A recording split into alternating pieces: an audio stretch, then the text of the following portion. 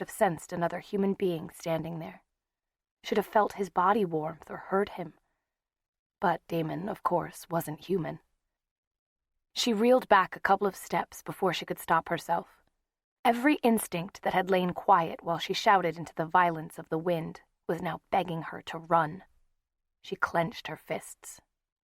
"Where's Stefan?" A line appeared between Damon's dark eyebrows. "Stefan who?" Elena stepped forward and slapped him. She had no thought of doing it before she did it. And afterward, she could scarcely believe what she had done. But it was a good, hard slap, with the full force of her body behind it, and it snapped Damon's head to one side. Her hand stung. She stood, trying to calm her breath, and watched him. He was dressed as she had first seen him, in black. Soft black boots, black jeans, black sweater, and leather jacket. And he looked like Stefan. She didn't know how she could have missed that before. He had the same dark hair, the same pale skin, the same disturbing good looks. But his hair was straight, not wavy, and his eyes were black as midnight, and his mouth was cruel. He turned his head slowly back to look at her, and she saw blood rising in the cheek she'd slapped. "Don't lie to me," she said, her voice shaking. "I know who you are. I know what you are. You killed Mr. Tanner last night, and now Stefan's disappeared." "Has he?" "You know he has." Damon smiled and then turned it off instantly. "I'm warning you, if you've hurt him, then what?" he said. "What will you do, Elena? What can you do against me?" Elena fell silent. For the first time, she realized that the wind had died away. The day had gone deadly quiet around them, as if they stood motionless at the center of some great circle of power. It seemed as if everything, the leaden sky, the oaks and the purple beaches, the ground itself, was connected to him, as if he drew power from all of it. He stood with his head tilted back slightly, his eyes fathomless and full of strange lights. "I don't know," she whispered, "but I'll find something. Believe me." He laughed suddenly, and Elena's heart jerked and began pounding hard. God, he was beautiful. Handsome was too weak and colorless a word. As usual, the laughter lasted only a moment, but even when his lips had sobered, it left traces in his eyes. "I do believe you," he said, relaxing, looking around the graveyard. Then he turned back and held out a hand to her. "You're too good for my brother," he said casually. Elena thought of slapping the hand away, but she didn't want to touch him again. "Tell me where he is." "Later. Possibly. For a price." He withdrew his hand, just as Elena realized that on it he wore a ring like Stefan's. Silver and lapis lazuli. Remember that, she thought fiercely. It's important. "My brother," he went on, "is a fool. He thinks that because you look like Catherine, you're weak and easily led like her. But he's wrong. I could feel your anger from the other side of town. I can feel it now. A white light like the desert sun. You have strength, Elena, even as you are. But you could be so much stronger."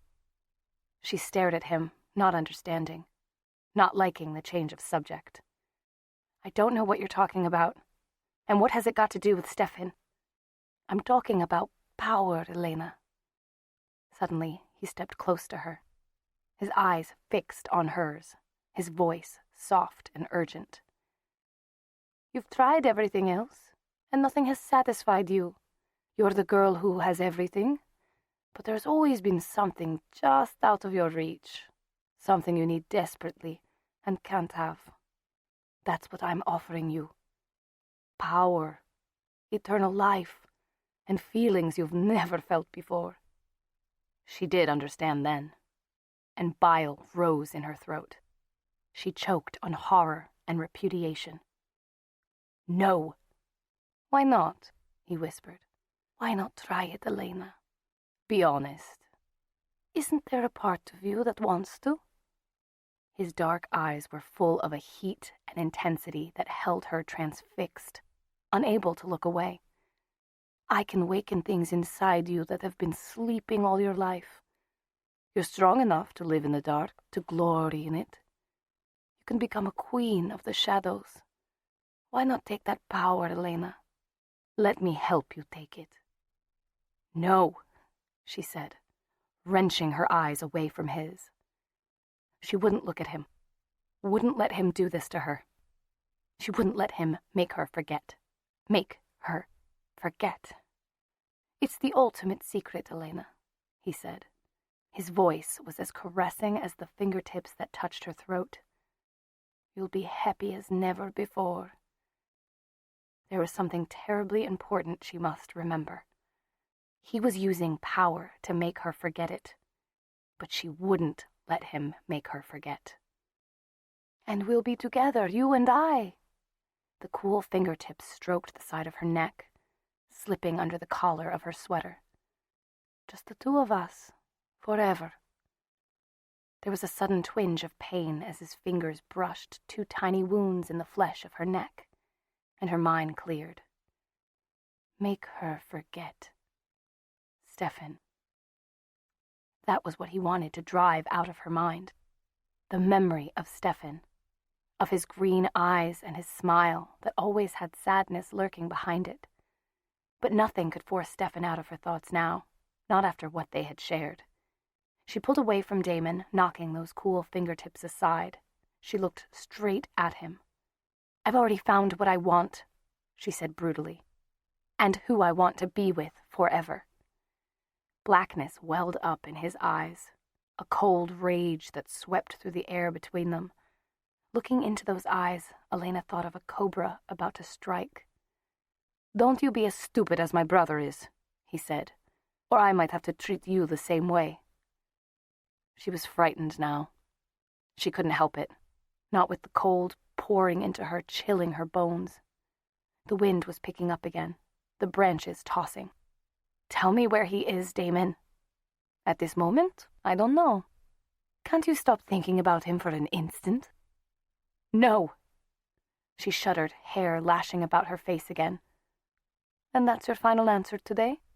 Be very sure you want to play this game with me, Elena. The consequences are nothing to laugh about. I am sure. She had to stop him before he got to her again. And you can't intimidate me, Damon. Or haven't you noticed? The moment Stefan told me what you were, what you'd done, you lost any power you might have had over me. I hate you. You disgust me. And there's nothing you can do to me. Not anymore. His face altered, the sensuousness twisting and freezing, becoming cruel and bitterly hard. He laughed, but this laugh went on and on. Nothing, he said. I can do anything to you, and to the ones you love. You have no idea, Elena, of what I can do. But you'll learn. He stepped back, and the wind cut through Elena like a knife. Her vision seemed to be blurring. It was as if flecks of brightness filled the air in front of her eyes. Winter is coming, Elena, he said, and his voice was clear and chilling, even over the howl of the wind. An unforgiving season. Before it comes, you'll have learned what I can and can't do. Before winter is here, you'll have joined me. You'll be mine. The swirling whiteness was blinding her, and she could no longer see the dark bulk of his figure. Now even his voice was fading. She hugged herself with her arms, head bent down, her whole body shaking. She whispered, Stefan. Oh, and one more thing, Damon's voice came back. You asked earlier about my brother. Don't bother looking for him, Elena. I killed him last night. Her head jerked up, but there was nothing to see. Only the dizzying whiteness which burned her nose and cheeks and clogged her eyelashes. It was only then, as the fine grains settled on her skin, that she realized what they were. Snowflakes. It was snowing on the 1st of November. Overhead, the sun was gone. Chapter 2. An unnatural twilight hung over the abandoned graveyard. Snow blurred Elena's eyes, and the wind numbed her body as if she'd stepped into a current of ice water. Nevertheless, stubbornly, she did not turn around toward the modern cemetery and the road beyond it. As best she could judge, Wickery Bridge was straight in front of her. She headed for that. The police had found Stefan's abandoned car by Old Creek Road. That meant he'd left it somewhere between Drowning Creek and the woods.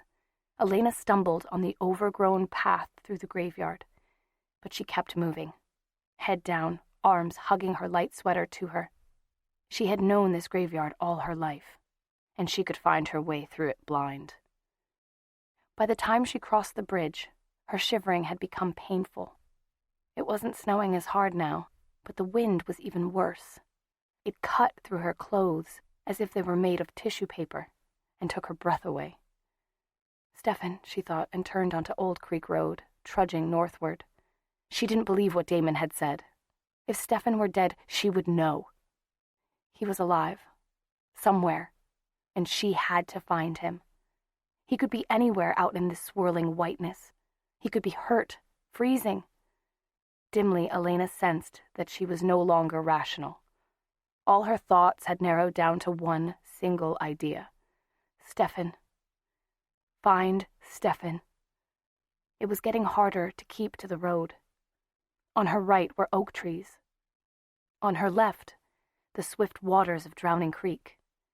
She staggered and slowed. The wind didn't seem quite so bad anymore, but she did feel very tired.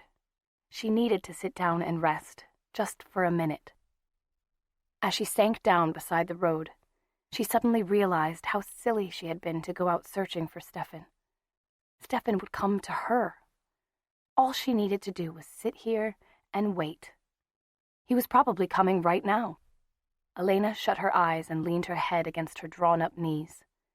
She felt much warmer now. Her mind drifted, and she saw Stefan. Saw him smile at her.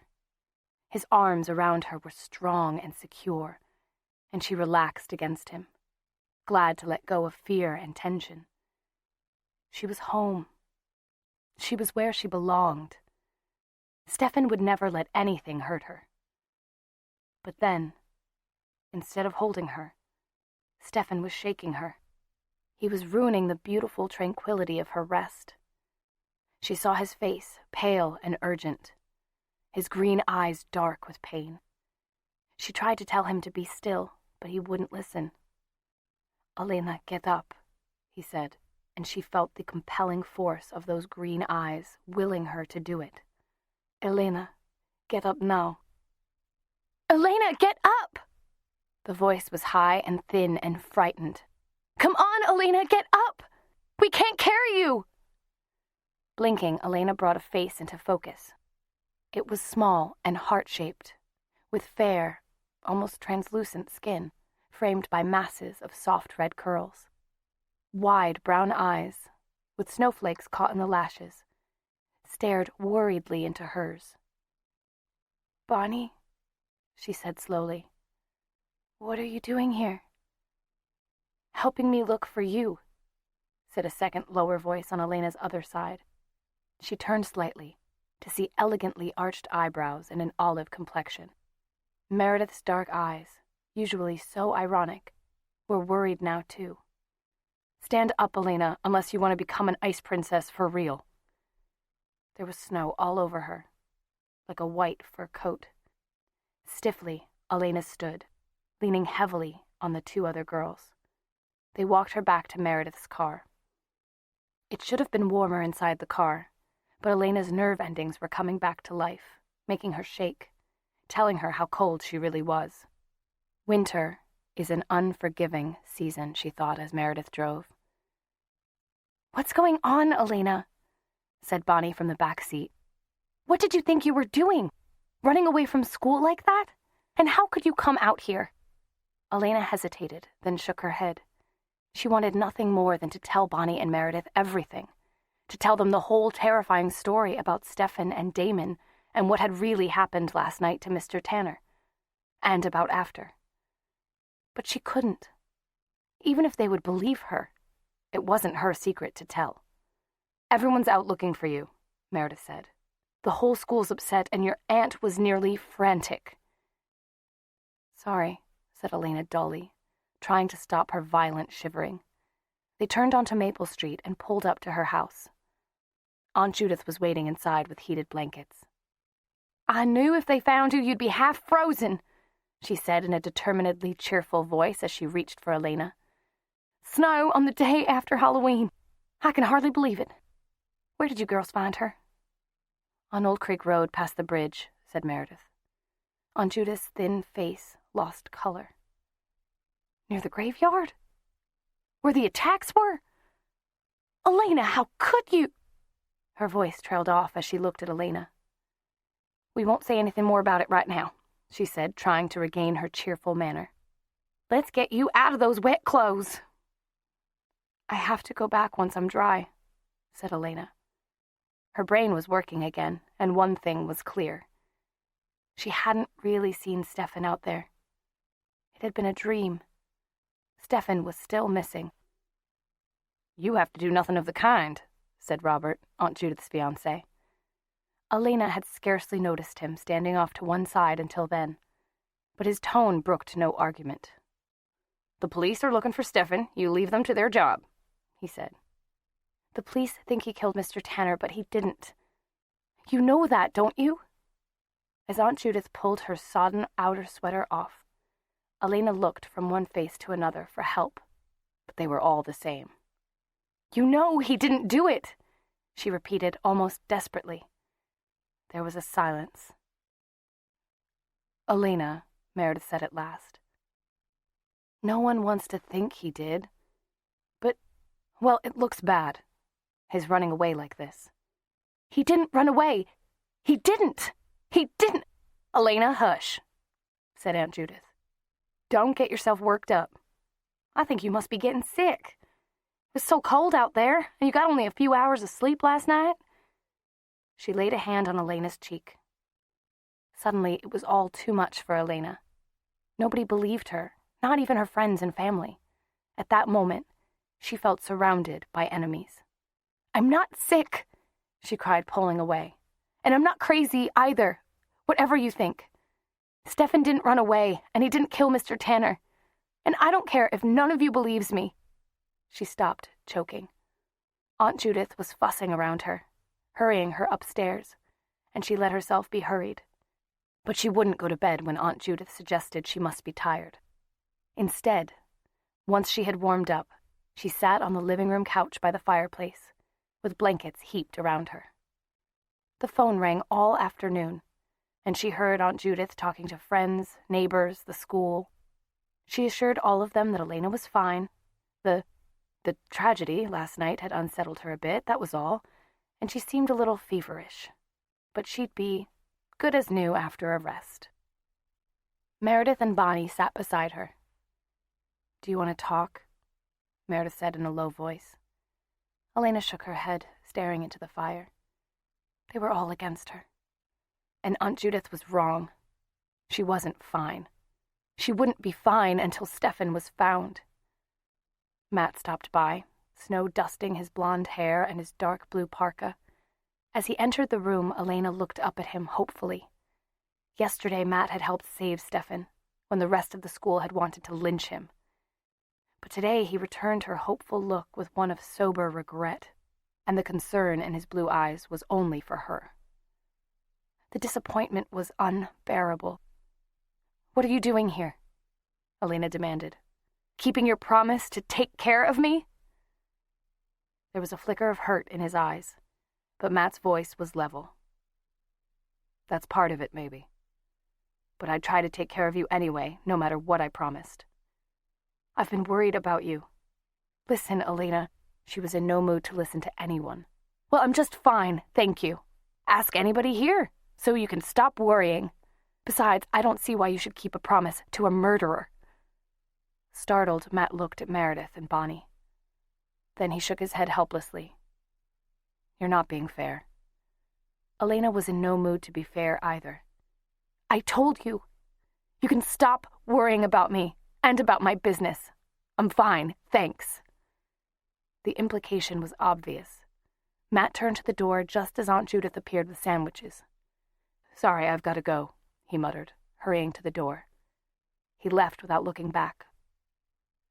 Meredith and Bonnie and Aunt Judith and Robert tried to make conversation while they ate an early supper by the fire. Elena couldn't eat and wouldn't talk. The only one who wasn't miserable was Elena's little sister, Margaret. With 4-year-old optimism, she cuddled up to Elena and offered her some of her Halloween candy. Elena hugged her sister hard, her face pressed into Margaret's white blonde hair for a moment. If Stefan could have called her or gotten a message to her, he would have done it by now. Nothing in the world would have stopped him, unless he were badly hurt, or trapped somewhere, or... She wouldn't let herself think about that last or. Stefan was alive. He had to be alive. Damon was a liar. But Stefan was in trouble, and she had to find him somehow. She worried about it all through the evening, desperately trying to come up with a plan. One thing was clear. She was on her own. She couldn't trust anyone. It grew dark. Elena shifted on the couch and forced a yawn. I'm tired, she said quietly. Maybe I am sick after all. I think I'll go to bed. Meredith was looking at her keenly. I was just thinking, Miss Gilbert, she said, turning to Aunt Judith, that maybe Bonnie and I should stay the night to keep Elena company. What a good idea, said Aunt Judith, pleased. As long as your parents don't mind, I'd be glad to have you. It's a long drive back to Heron. I think I'll stay too, Robert said. I can just stretch out on the couch here. Aunt Judith protested that there were plenty of guest bedrooms upstairs, but Robert was adamant. The couch would do just fine for him, he said. After looking once from the couch to the hall where the front door stood plainly in view, Elena sat stonily. They'd planned this between them. Or at least they were all in on it now. They were making sure she didn't leave the house. When she emerged from the bathroom a little while later, wrapped in her red silk kimono, she found Meredith and Bonnie sitting on her bed. Well, hello, Rosencrantz and Guildenstern, she said bitterly. Bonnie, who had been looking depressed, now looked alarmed. She glanced at Meredith doubtfully. She knows who we are. She means she thinks we're spies for her aunt, Meredith interpreted. Elena, you should realize that isn't so. Can't you trust us at all? I don't know. Can I? Yes, because we're your friends. Before Elena could move, Meredith jumped off the bed and shut the door. Then she turned to face Elena. Now, for once in your life, listen to me, you little idiot. It's true we don't know what to think about Stefan. But don't you see? That's your own fault. Ever since you and he got together, you've been shutting us out. Things have been happening that you haven't told us about. At least you haven't told us the whole story. But in spite of that, in spite of everything, we still trust you. We still care about you. We're still behind you, Elena, and we want to help. And if you can't see that, then you are an idiot. Slowly, Elena looked from Meredith's dark, intense face to Bonnie's pale one. Bonnie nodded. It's true, she said, blinking hard as if to keep back tears. Even if you don't like us, we still like you. Elena felt her own eyes fill and her stern expression crumple.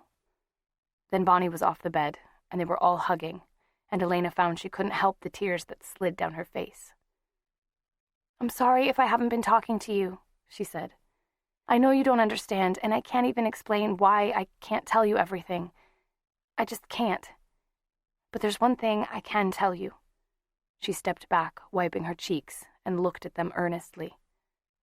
No matter how bad the evidence against Stefan looks, he didn't kill Mr. Tanner. I know he didn't, because I know who did. And it's the same person who attacked Vicky and the old man under the bridge. And...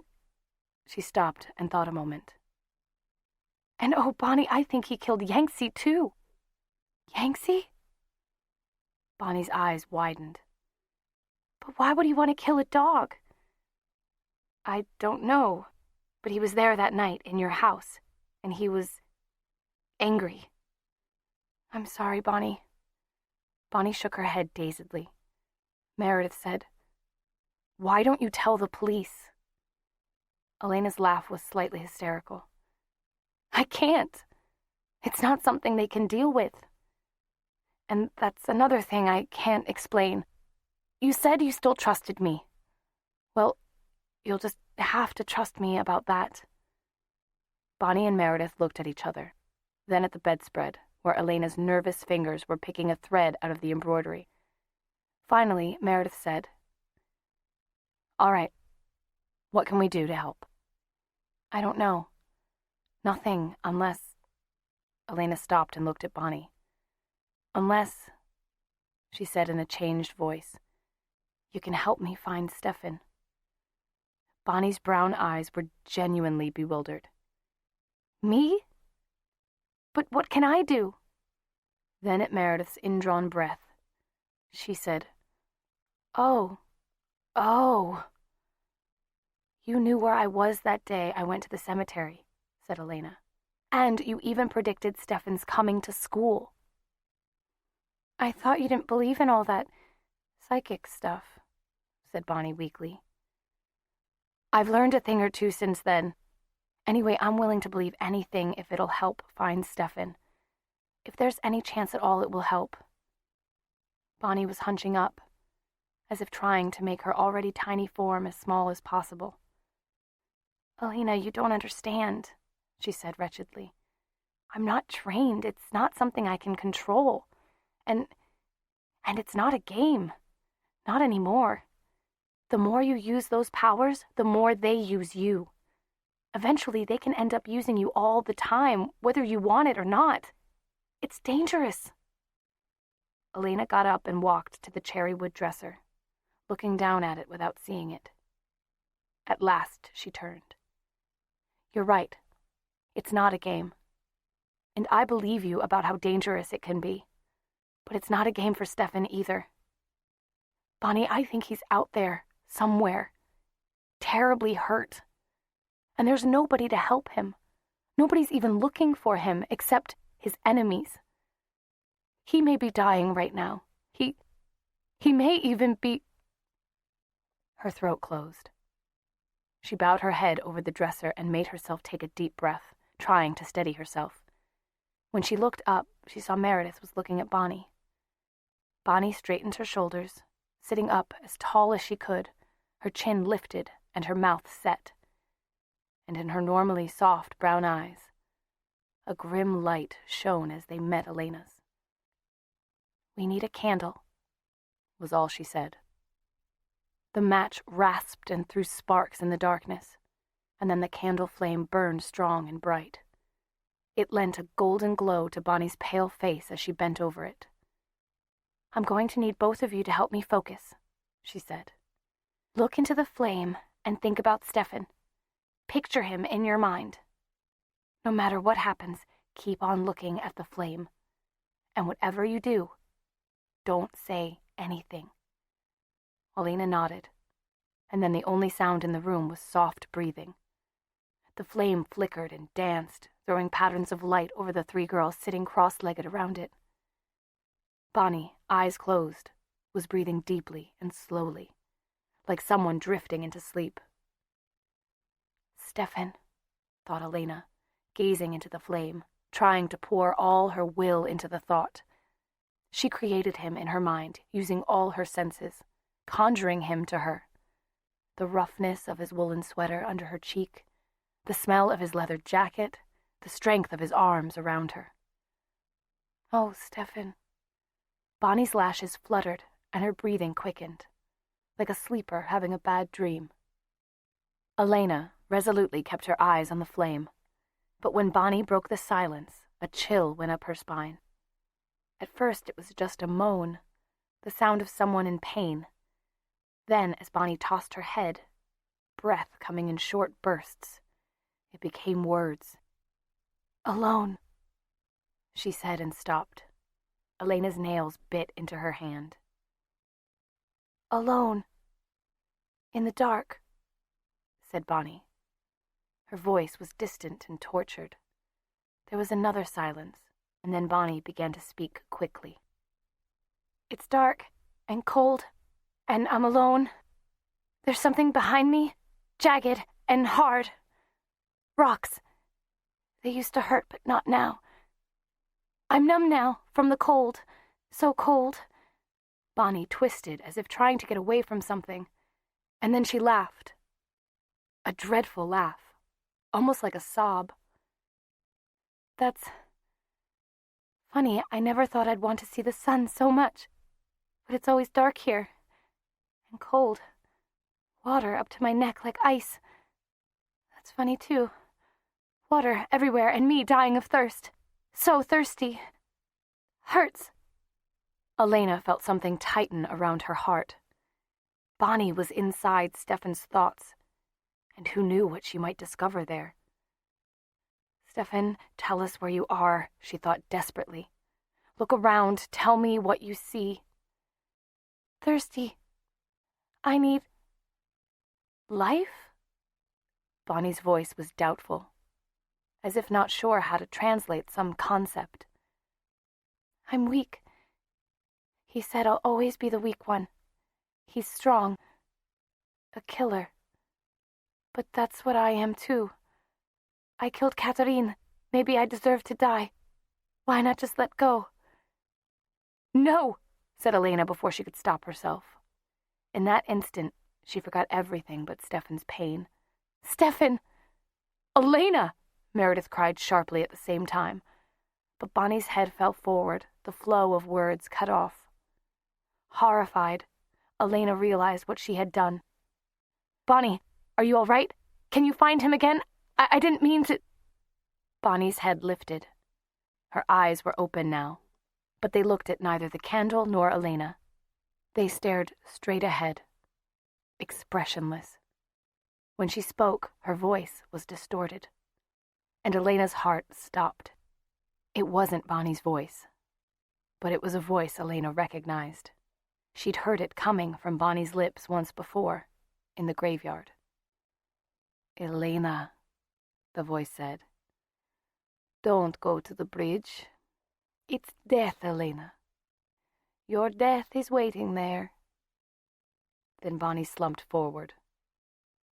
Elena grabbed her shoulders and shook. Bonnie! She almost screamed. Bonnie! What? Oh, don't. Let go. Bonnie's voice was weak and shaken, but it was her own. Still bent over, she put a hand to her forehead. Bonnie, are you all right? I think so. Yes, but it was so strange. Her tone sharpened and she looked up, blinking. What was that, Elena? About being a killer. You remember that? I remember everything. I can't describe it. It was awful. But what did that mean? Nothing, said Elena. He's hallucinating, that's all. Meredith broke in. He? Then you really think she tuned in to Stefan? Elena nodded, her eyes sore and burning as she looked away. Yes, I think that was Stefan. It had to be. And I think she even told us where he is. Under Wickery Bridge. In the water. Chapter 3. Bonnie stared. I don't remember anything about the bridge. It didn't feel like a bridge. But you said it yourself at the end. I thought you remembered. Elena's voice died away. You don't remember that part, she said flatly. It was not a question. I remember being alone, somewhere cold and dark, and feeling weak and thirsty. Or was it hungry? I don't know, but I needed something, and I almost wanted to die. And then you woke me up. Elena and Meredith exchanged a glance. And after that, Elena said to Bonnie, you said one more thing in a strange voice. You said not to go near the bridge. She told you not to go near the bridge, Meredith corrected. You, in particular, Elena. She said death was waiting. I don't care what's waiting, said Elena. If that's where Stefan is, That's where I'm going." "Then that's where we're all going," said Meredith. Elena hesitated. "I can't ask you to do that," she said slowly. "There might be danger, of a kind you don't know about. It might be best for me to go alone." "Are you kidding?" Bonnie said, sticking her chin out. "We love danger. I want to be young and beautiful in my grave, remember?" "Don't," said Elena quickly. "You were the one who said it wasn't a game. And not for Stefan either," Meredith reminded them. "We're not doing him much good standing around here." Elena was already shrugging out of her kimono, moving toward the closet. "We'd better all bundle up. Borrow anything you want to keep warm," she said. When they were more or less dressed for the weather, Elena turned to the door. Then she stopped. "Robert," she said. "There's no way we can get past him to the front door, even if he's asleep." Simultaneously, the three of them turned to look at the window. "Oh, wonderful," said Bonnie. As they climbed out into the quince tree, Elena realized that it had stopped snowing, but the bite of the air on her cheek made her remember Damon's words. Winter is an unforgiving season, she thought, and shivered. All the lights in the house were out, including those in the living room. Robert must have gone to sleep already. Even so, Elena held her breath as they crept past the darkened windows. Meredith's car was a little way down the street. At the last minute, Elena decided to get some rope, and she soundlessly opened the back door to the garage. There was a swift current in Drowning Creek, and waiting would be dangerous. The drive to the end of town was tense. As they passed the outskirts of the woods, Elena remembered the way the leaves had blown at her in the cemetery, particularly oak leaves. "Bonnie, do oak trees have any special significance? Did your grandmother ever say anything about them?" "Well, they were sacred to the Druids. All trees were, but oak trees were the most sacred. They thought the spirit of the trees brought them power." Elena digested that in silence.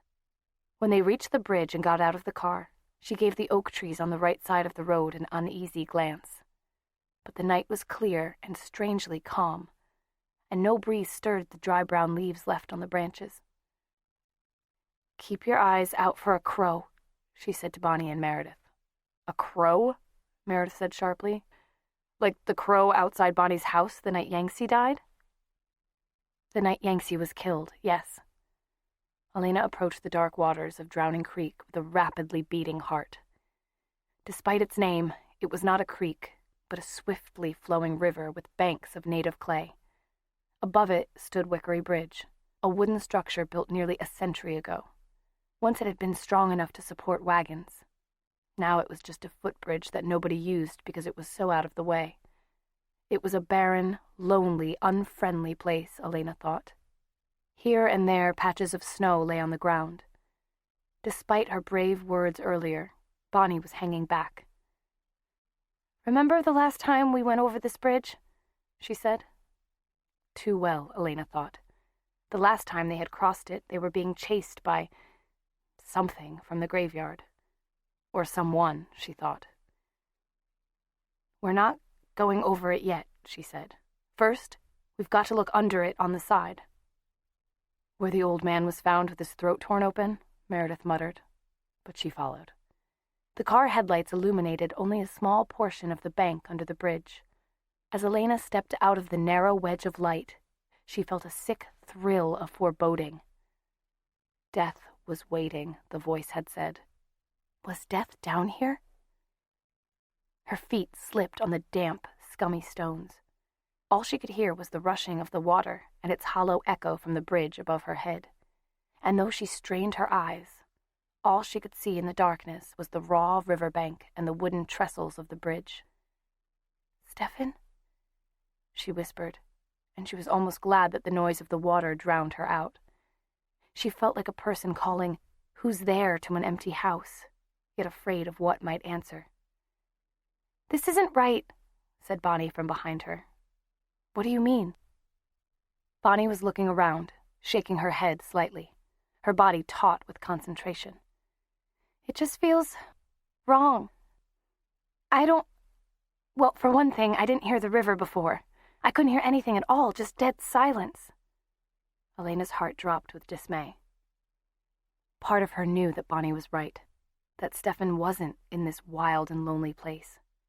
But part of her was too scared to listen. "We've got to make sure," she said through the constriction in her chest, and she moved farther into the darkness, feeling her way along because she couldn't see. But at last she had to admit that there was no sign that any person had recently been here. No sign of a dark head in the water either. She wiped cold, muddy hands on her jeans. "We can check the other side of the bridge," said Meredith, and Elena nodded mechanically. But she didn't need to see Bonnie's expression to know what they'd find. This was the wrong place. "Let's just get out of here," she said, climbing through vegetation toward the wedge of light beyond the bridge. Just as she reached it, Elena froze. Bonnie gasped. "Oh, God!" "Get back!" hissed Meredith. "Up against the bank!" Clearly silhouetted against the car headlights above was a black figure. Elena, staring with a wildly beating heart, could tell nothing about it except that it was male. The face was in darkness, but she had a terrible feeling. It was moving toward them. Ducking out of sight, Elena cowered back against the muddy riverbank under the bridge, pressing herself as flat as possible. She could feel Bonnie shaking behind her, and Meredith's fingers sank into her arm. They could see nothing from here, but suddenly there was a heavy footfall on the bridge. Scarcely daring to breathe, they clung to one another, faces turned up. The heavy footsteps rang across the wooden planks, moving away from them. "Please, let him keep going," thought Elena. "Oh, please." She sank her teeth into her lip, and then Bonnie whimpered softly, her icy hand clutching Elena's. The footsteps were coming back. "I should go out there," Elena thought. "It's me he wants, not them. He said as much. I should go out there and face him, and maybe he'll let Bonnie and Meredith leave." But the fiery rage that had sustained her that morning was in ashes now. With all her strength of will, she could not make her hand let go of Bonnie's, could not tear herself away. The footsteps sounded right above them. Then there was silence, followed by a slithering sound on the bank. No, thought Elena, her body charged with fear. He was coming down. Bonnie moaned and buried her head against Elena's shoulder, and Elena felt every muscle tense as she saw movement. Feet, legs, appear out of the darkness. "No. What are you doing down there?" Elena's mind refused to process this information at first. It was still panicking, and she almost screamed as Matt took another step down the bank, peering under the bridge. "Elena, what are you doing?" he said again. Bonnie's head flew up. Meredith's breath exploded in relief. Elena herself felt as if her knees might give way. "Matt," she said. It was all she could manage. Bonnie was more vocal. "What do you think you're doing?" she said in rising tones. "Trying to give us a heart attack? What are you out here for this time of night?" Matt thrust a hand into his pocket, rattling change. As they emerged from under the bridge, he stared out over the river. "I followed you." "You what?" said Elena. Reluctantly, he swung to face her. "I followed you," he repeated, shoulders tense. "I figured you'd find a way to get around your aunt and go out again, so I sat in my car across the street and watched your house. Sure enough, you three came climbing out the window, so I followed you here." Elena didn't know what to say. She was angry, and, of course, he had probably done it only to keep his promise to Stefan. But the thought of Matt sitting out there in his battered old Ford, probably freezing to death and without any supper, it gave her a strange pang she didn't want to dwell on. He was looking out at the river again. She stepped closer to him and spoke quietly. "I'm sorry, Matt," she said, "about the way I acted back at the house and about—" She fumbled for a minute and then gave up. "About everything," she thought hopelessly. "Well, I'm sorry for scaring you just now." He turned back briskly to face her, as if that settled the matter. "Now could you please tell me what you think you're doing?" "Bonnie thought Stefan might be here." "Bonnie did not," said Bonnie. "Bonnie said right away that it was the wrong place. We're looking for somewhere quiet, no noises, and closed in. I felt surrounded, she explained to Matt. Matt looked back at her warily, as if she might bite. Sure you did, he said. There were rocks around me, but not like these river rocks. No, of course they weren't. He looked sideways at Meredith, who took pity on him. Bonnie had a vision, she said. Matt backed up a little, and Elena could see his profile in the headlights. From his expression, she could tell he didn't know whether to walk away or to round them all up and cart them to the nearest insane asylum. It's no joke, she said. Bonnie's psychic, Matt. I know I've always said I didn't believe in that sort of thing, but I've been wrong. You don't know how wrong. Tonight she tuned in to Stefan somehow and got a glimpse of where he is. Matt drew a long breath. I see. Okay. Don't patronize me. I'm not stupid, Matt. And I'm telling you, this is for real. She was there, with Stefan. She knew things only he would know. And she saw the place he's trapped in. Trapped, said Bonnie. That's it. It was definitely nothing open like a river. But there was water up to my neck, his neck, and rock walls around, covered with thick moss. The water was ice cold and still, and it smelled bad. But what did you see? Elena said. Nothing. It was like being blind. Somehow I knew that if there was even the faintest ray of light, I would be able to see. But I couldn't. It was as black as a tomb. As a tomb. Thin chills went through Elena. She thought about the ruined church on the hill above the graveyard. There was a tomb there. A tomb she thought had opened once. But a tomb wouldn't be that wet, Meredith was saying. No, but I don't get any sense of where it could be then, Bonnie said. Stefan wasn't really in his right mind. He was so weak and hurt and so thirsty. Elena opened her mouth to stop Bonnie from going on, but just then Matt broke in. I'll tell you what it sounds like to me, he said. The three girls looked at him, standing slightly apart from their group like an eavesdropper. They had almost forgotten about him.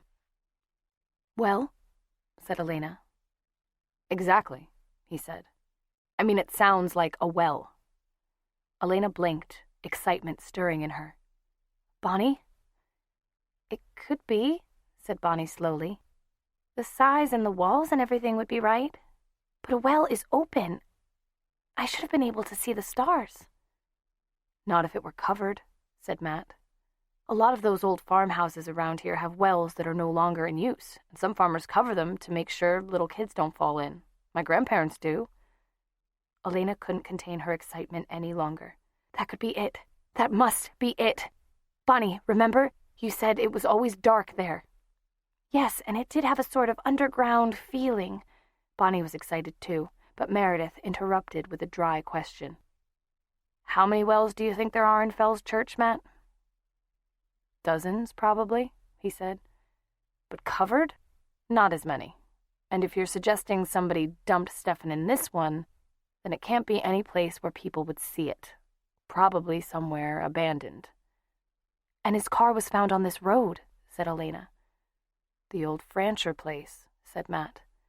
They all looked at one another. The Francher farmhouse had been ruined and deserted for as long as anybody could remember. It stood in the middle of the woods, and the woods had taken it over nearly a century ago. Let's go, added Matt simply. Elena put a hand on his arm. You believe? He looked away a moment. I don't know what to believe, he said at last. But I'm coming. They split up and took both cars, Matt with Bonnie in the lead and Meredith following with Elena. Matt took a disused little cart track into the woods until it petered out. From here we walk, he said. Elena was glad she thought of bringing rope. They'd need it if Stefan were really in the Francher well. And if he wasn't, she wouldn't let herself think about that. It was hard going through the woods, especially in the dark. The underbrush was thick, and dead branches reached out to snatch at them. Moths fluttered around them, brushing Elena's cheek with unseen wings. Eventually they came to a clearing. The foundations of the old house could be seen, building stones tied to the ground now by weeds and brambles. For the most part, the chimney was still intact, with hollow places where concrete had once held it together, like a crumbling monument. The well would be somewhere out back, Matt said. It was Meredith who found it and called the others. They gathered around and looked at the flat, square block of stone almost level with the ground. Matt stooped and examined the dirt and weeds around it. "It's been moved recently," he said. That was when Elena's heart began pounding in earnest. She could feel it reverberating in her throat and her fingertips. "Let's get it off," she said in a voice barely above a whisper. The stone slab was so heavy that Matt couldn't even shift it. Finally, all four of them pushed, bracing themselves against the ground behind it, until, with a groan, the block moved a fraction of an inch. Once there was a tiny gap between stone and well, Matt used a dead branch to lever the opening wider. Then they all pushed again. When there was an aperture large enough for her head and shoulders, Elena bent down, looking in. She was almost afraid to hope. "Stefan?" The seconds afterward, hovering over that black opening, looking down into darkness, hearing only the echoes of pebbles disturbed by her movement, were agonizing. Then, incredibly, there was another sound. "Who? Elena? Oh, Stefan!" Relief made her wild. "Yes, I'm here. We're here and we're going to get you out. Are you all right? Are you hurt?" The only thing that stopped her from tumbling in herself was Matt grabbing her from behind. "Stefan, hang on, we've got a rope. Tell me you're all right." There was a faint, almost unrecognizable sound, but Elena knew what it was. A laugh.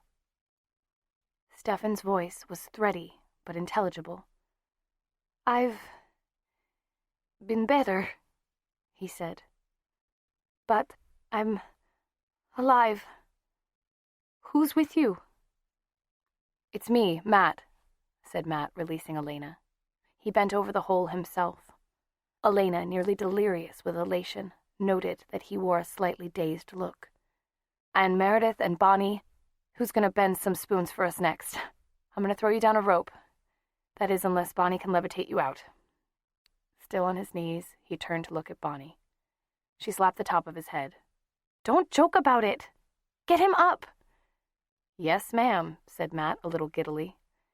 "Here, Stefan. You're going to have to tie this around you." "Yes," said Stefan.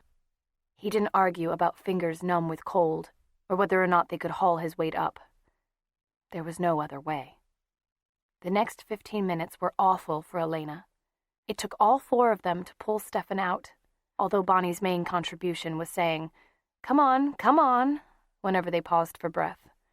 But at last, Stefan's hands gripped the edge of the dark hole, and Matt reached forward to grab him under the shoulders.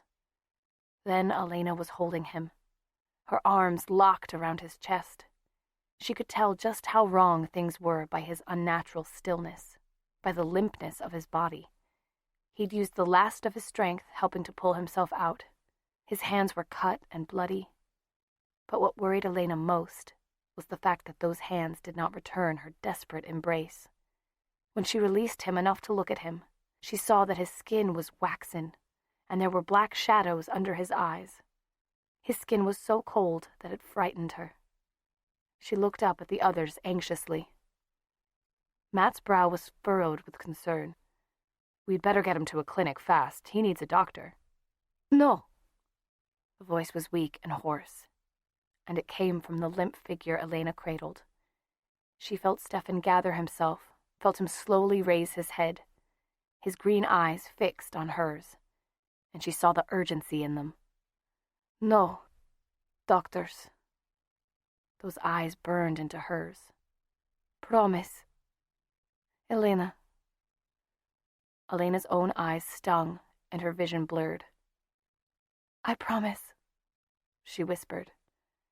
Then she felt whatever had been holding him up, the current of sheer willpower and determination, collapse. He slumped in her arms, unconscious. Chapter 4. "But he's got to have a doctor. He looks like he's dying," said Bonnie. "He can't. I can't explain right now. Let's just get him home, all right? He's wet and freezing out here. Then we can discuss it." The job of getting Stefan through the woods was enough to occupy everyone's mind for a while. He remained unconscious, and when they finally laid him out in the back seat of Matt's car, they were all bruised and exhausted, in addition to being wet from the contact with his soaking clothes. Elena held his head in her lap as they drove to the boarding house. Meredith and Bonnie followed. "I see lights on," Matt said, pulling in front of the large rust-red building. "She must be awake, but the door's probably locked." Elena gently eased Stefan's head down and slipped out of the car, and saw one of the windows in the house brighten as a curtain was pushed aside. Then she saw a head and shoulders appear at the window, looking down. "Mrs. Flowers!" she called, waving. "It's Elena Gilbert, Mrs. Flowers! We found Stefan and we need to get in." The figure at the window did not move or otherwise acknowledge her words. Yet, from its posture, Elena could tell it was still looking down on them. "Mrs. Flowers! We have Stefan!" she called again, gesturing to the lighted interior of the car. "Please!" "Elena, it's unlocked already!" Bonnie's voice floated to her from the front porch, distracting Elena from the figure at the window. When she looked back up, she saw the curtains falling into place, and then the light in the upstairs room snapped off. It was strange, but she had no time to puzzle over it. She and Meredith helped Matt lift Stefan and carry him up the front steps. Inside, the house was dark and still. Elena directed the others up the staircase that stood opposite the door and onto the second-floor landing. From there, they went into a bedroom, and Elena had Bonnie open the door of what looked like a closet. It revealed another stairway, very dim and narrow. Who would leave their front door unlocked after all that's happened recently? Matt grunted as they hauled their lifeless burden. "She must be crazy." "She is crazy," Bonnie said from above, pushing the door at the top of the staircase open. "Last time we were here, she talked about the weirdest—" Her voice broke off in a gasp. "What is it?" said Elena. But as they reached the threshold of Stefan's room, she saw for herself. She'd forgotten the condition the room had been in the last time she'd seen it. Trunks filled with clothing were upended or lying on their sides, as if they'd been thrown by some giant hand from wall to wall. Their contents were strewn about the floor, along with articles from the dresser and tables. Furniture was overturned, and a window was broken, allowing a cold wind to blow in. There was only one lamp on in a corner, and grotesque shadows loomed against the ceiling. "What happened?" said Matt. Elena didn't answer until they had stretched Stefan out on the bed. "I don't know for certain," she said, and that was true, if just barely. "But it was already this way last night. Matt, will you help me? He needs to get dry." "I'll find another lamp," said Meredith, but Elena spoke quickly. "No, we can see all right. Why don't you try to get a fire going?" Spilling from one of the gaping trunks was a terry cloth robe of some dark color. Elena took it, and she and Matt began to strip off Stefan's wet and clinging clothes. She worked on getting his sweater off, but one glimpse of his neck was enough to freeze her in place. "Matt, could you hand me that towel?" As soon as he turned, she tugged the sweater over Stefan's head and quickly wrapped the robe around him. When Matt turned back and handed her the towel, she wound it around Stefan's throat like a scarf. Her pulse was racing, her mind working furiously. No wonder he was so weak, so lifeless. Oh, God. She had to examine him to see how bad it was. But how could she with Matt and the others here? "I'm going to get a doctor," Matt said in a tight voice, his eyes on Stefan's face. "He needs help, Elena." Elena panicked. "Matt, no. Please, he's afraid of doctors. I don't know what would happen if you brought one here." Again, it was the truth, if not the whole truth. She had an idea of what might help Stefan, but she couldn't do it with the others there. She bent over Stefan, rubbing his hands between her own, trying to think. What could she do? Protect Stefan's secret at the cost of his life? Or betray him in order to save him? Would it save him to tell Matt and Bonnie and Meredith? She looked at her friends, trying to picture their response if they were to learn the truth about Stefan Salvatore. It was no good. She couldn't risk it. The shock and horror of the discovery had nearly sent Elena herself reeling into madness. If she, who loved Stefan, had been ready to run from him screaming, what would these three do? And then there was Mr. Tanner's murder. If they knew what Stefan was, would they ever be able to believe him innocent? Or in their heart of hearts, would they always suspect him? Elena shut her eyes. It was just too dangerous. Meredith and Bonnie and Matt were her friends, but this was one thing she couldn't share with them. In all the world, there was no one she could trust with this secret. She would have to keep it alone. She straightened up and looked at Matt. He's afraid of doctors, but a nurse might be all right. She turned to where Bonnie and Meredith were kneeling before the fireplace. Bonnie, what about your sister? Mary?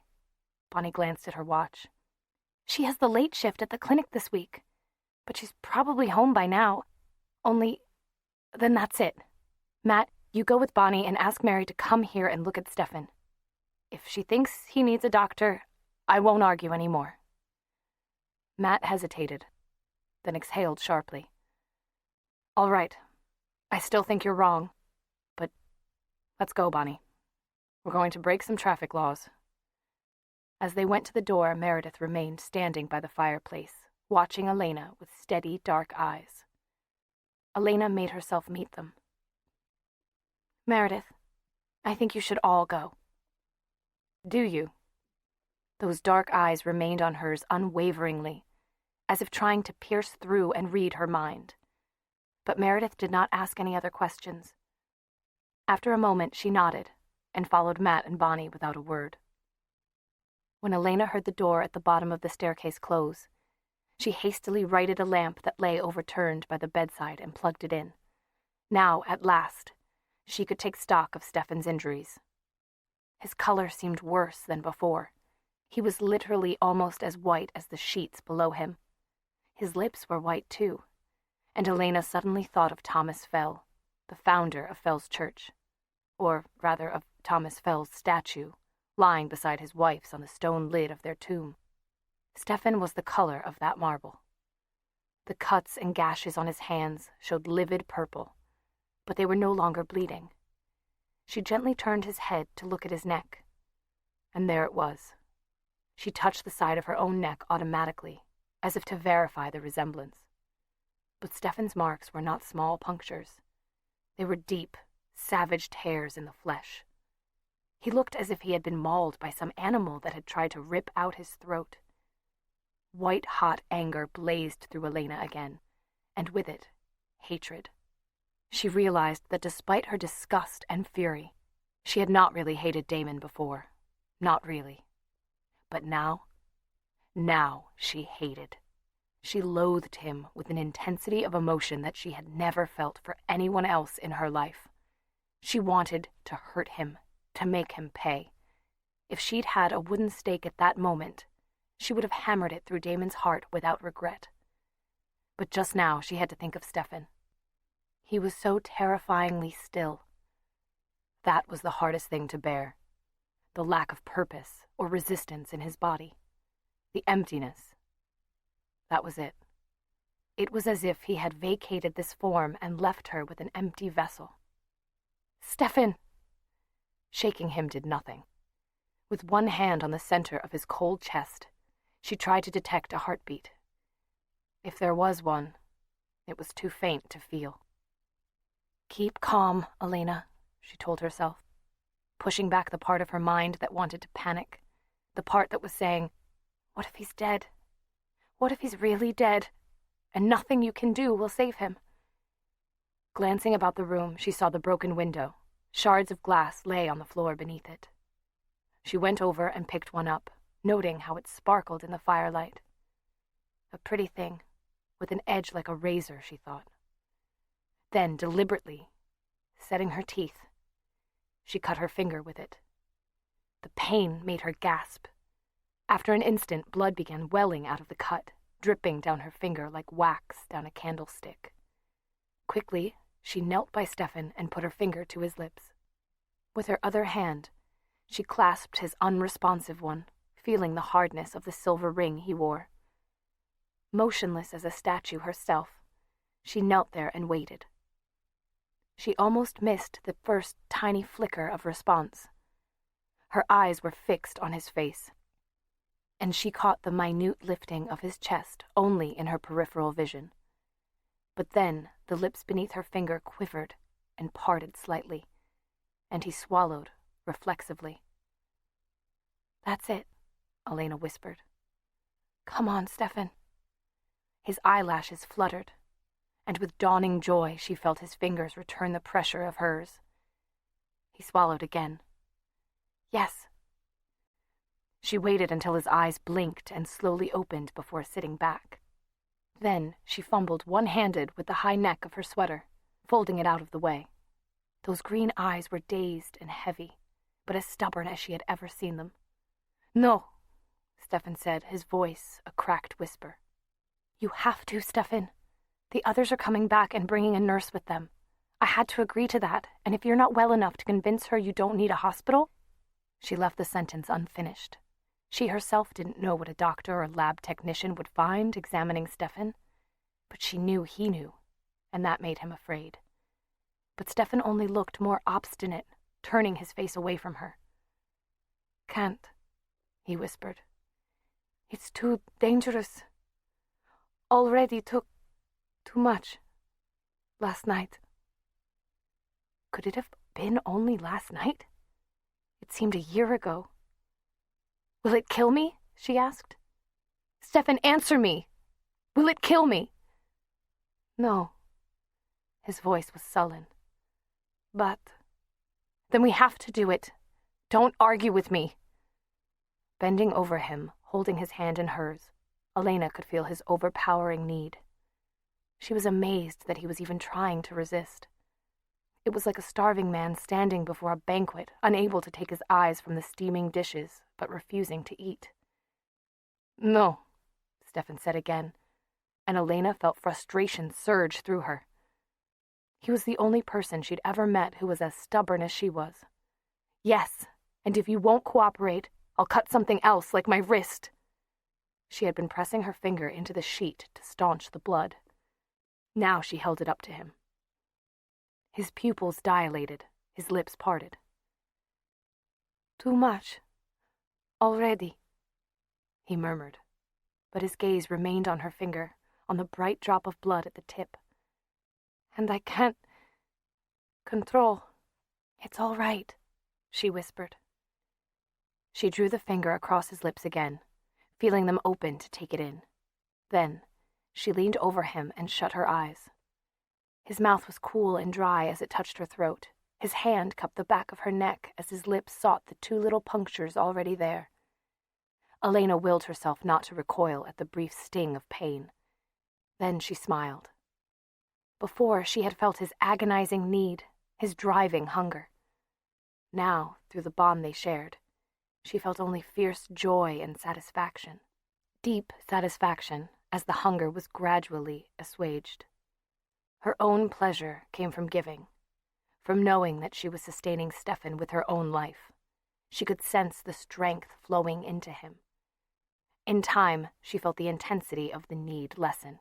Still, it was by no means gone, and she could not understand when Stefan tried to push her away. "That's enough," he grated, forcing her shoulders up. Elena opened her eyes, her dreamy pleasure broken. His own eyes were green as mandrake leaves, and in his face she saw the fierce hunger of the predator. "It isn't enough. You're still weak. It's enough for you." He pushed at her again, and she saw something like desperation spark in those green eyes. "Elena, if I take much more, you will begin to change. And if you don't move away from me right now—" Elena withdrew to the foot of the bed. She watched him sit up and adjust the dark robe. In the lamplight, she saw that his skin had regained some color, a slight flush glazing its pallor. His hair was drying into a tumbled sea of dark waves. "I missed you," she said softly. Relief throbbed within her suddenly, an ache that was almost as bad as the fear and tension had been. Stefan was alive. He was talking to her. Everything was going to be all right after all. "Elena." Their eyes met, and she was held by green fire. Unconsciously, she moved toward him and then stopped as he laughed aloud. "I've never seen you look like this before," he said, and she looked down at herself. Her shoes and jeans were caked with red mud, which was also liberally smeared over the rest of her. Her jacket was torn and leaking its down stuffing. She had no doubt that her face was smudged and dirty, and she knew her hair was tangled and straggly. Elena Gilbert, immaculate fashion plate of Robert E. Lee, was a mess. "I like it," Stefan said, and this time she laughed with him. They were still laughing as the door opened. Elena stiffened alertly, twitching at her turtleneck, glancing around the room for evidence that might betray them. Stefan sat up straighter and licked his lips. "He's better!" Bonnie caroled out as she stepped into the room and saw Stefan. Matt and Meredith were right behind her, and their faces lit with surprise and pleasure. The fourth person who came in was only a little older than Bonnie, but she had an air of brisk authority that belied her youth. Mary McCullough went straight over to her patient and reached for his pulse. "So you're the one afraid of doctors," she said. Stefan looked disconcerted for a moment. Then he recovered. "It's sort of a childhood phobia," he said, sounding embarrassed. He glanced sideways at Elena, who smiled nervously and gave a tiny nod. "Anyway, I don't need one now, as you can see." "Why don't you let me be the judge of that? Your pulse is all right. In fact, it's surprisingly slow, even for an athlete.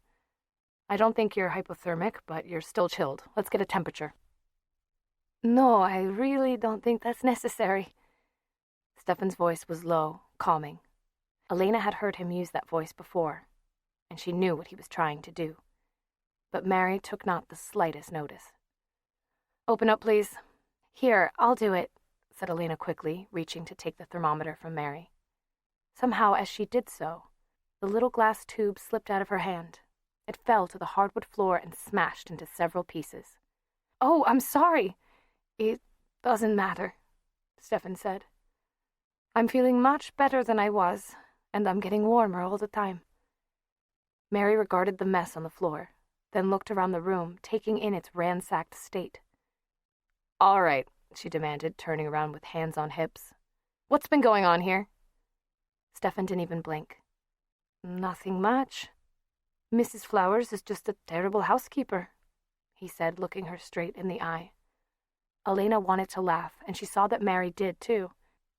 The older girl grimaced and crossed her arms over her chest instead. "I suppose it's useless to hope for a straight answer," she said. "And it's clear you're not dangerously ill. I can't make you go to the clinic, but I'd strongly suggest you get a checkup tomorrow." "Thank you," said Stefan, which Elena noticed was not the same as agreeing. "Elena, you look as if you could use a doctor," said Bonnie. "You're white as a ghost." "I'm just tired," Elena said. "It's been a long day." "My advice is to go home and go to bed. And stay there," Mary said. "You're not anemic, are you?" Elena resisted the impulse to put a hand to her cheek. Was she so pale? "No, I'm just tired," she repeated. "We can go home now, if Stefan's all right." He nodded reassuringly, the message in his eyes for her alone. "Give us a minute, will you?" he said to Mary and the others, and they stepped back to the staircase. "Goodbye. Take care of yourself," Elena said aloud as she hugged him. She whispered, "Why didn't you use your powers on Mary?"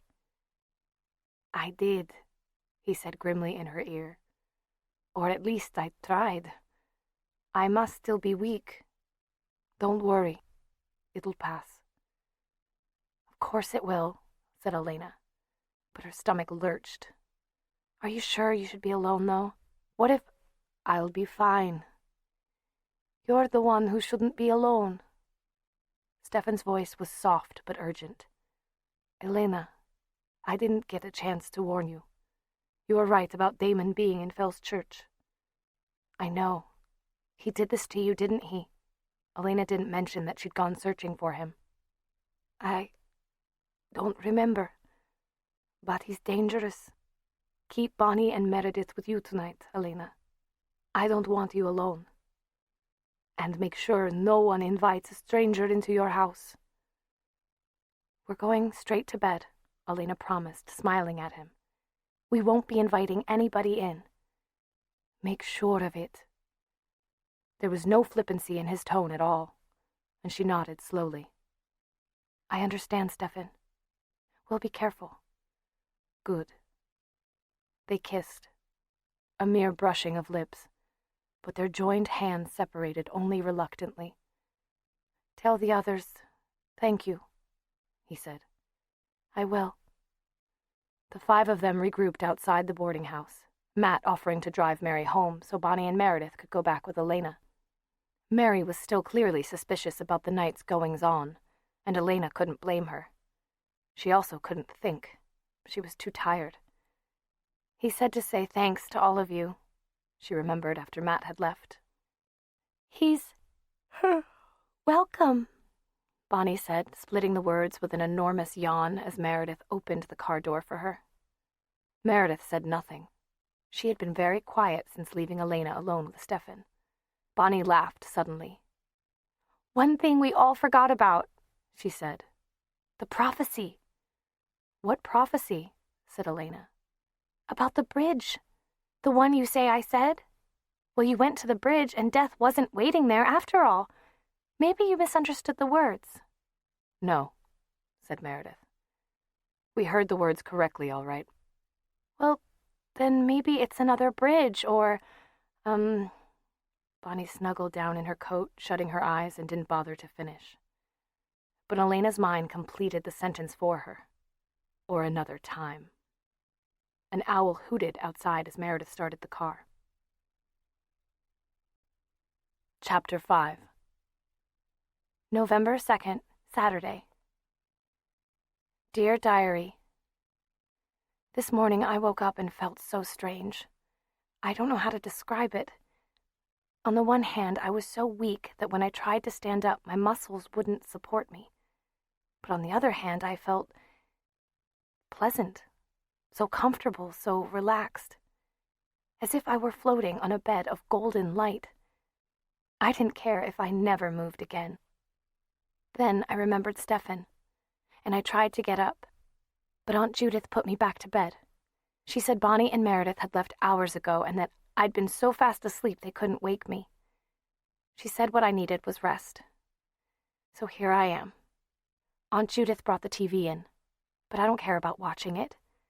I'd rather lie here and write, or just lie here. I'm expecting Stefan to call. He told me he would, or maybe he didn't. I can't remember. When he does call, I have to... November 3rd, Sunday, 10:30 p.m. I've just read over yesterday's entry, and I'm shocked. What's wrong with me? I broke off in the middle of a sentence, and now I don't even know what I was going to say. And I didn't explain about my new diary or anything. I must have completely spaced out. Anyway, this is the official start of my new diary. I bought this blank book at the drugstore. It's not as beautiful as the other one, but it will have to do. I've given up hope of ever seeing my old one again. Whoever stole it isn't going to bring it back. But when I think of them reading it, all my inner thoughts and my feelings about Stefan, I want to kill them, while simultaneously dying of humiliation myself. I'm not ashamed of the way I feel about Stefan, but it's private. And there are things in there about the way it is when we kiss and when he holds me that I know he wouldn't want anybody else to read. Of course, it hasn't got anything about his secret in it. I hadn't found that out yet. It wasn't until I did that I really understood him, and we got together, really together, at last. Now we're part of each other. I feel as if I've been waiting for him all my life. Maybe you think I'm terrible for loving him, considering what he is.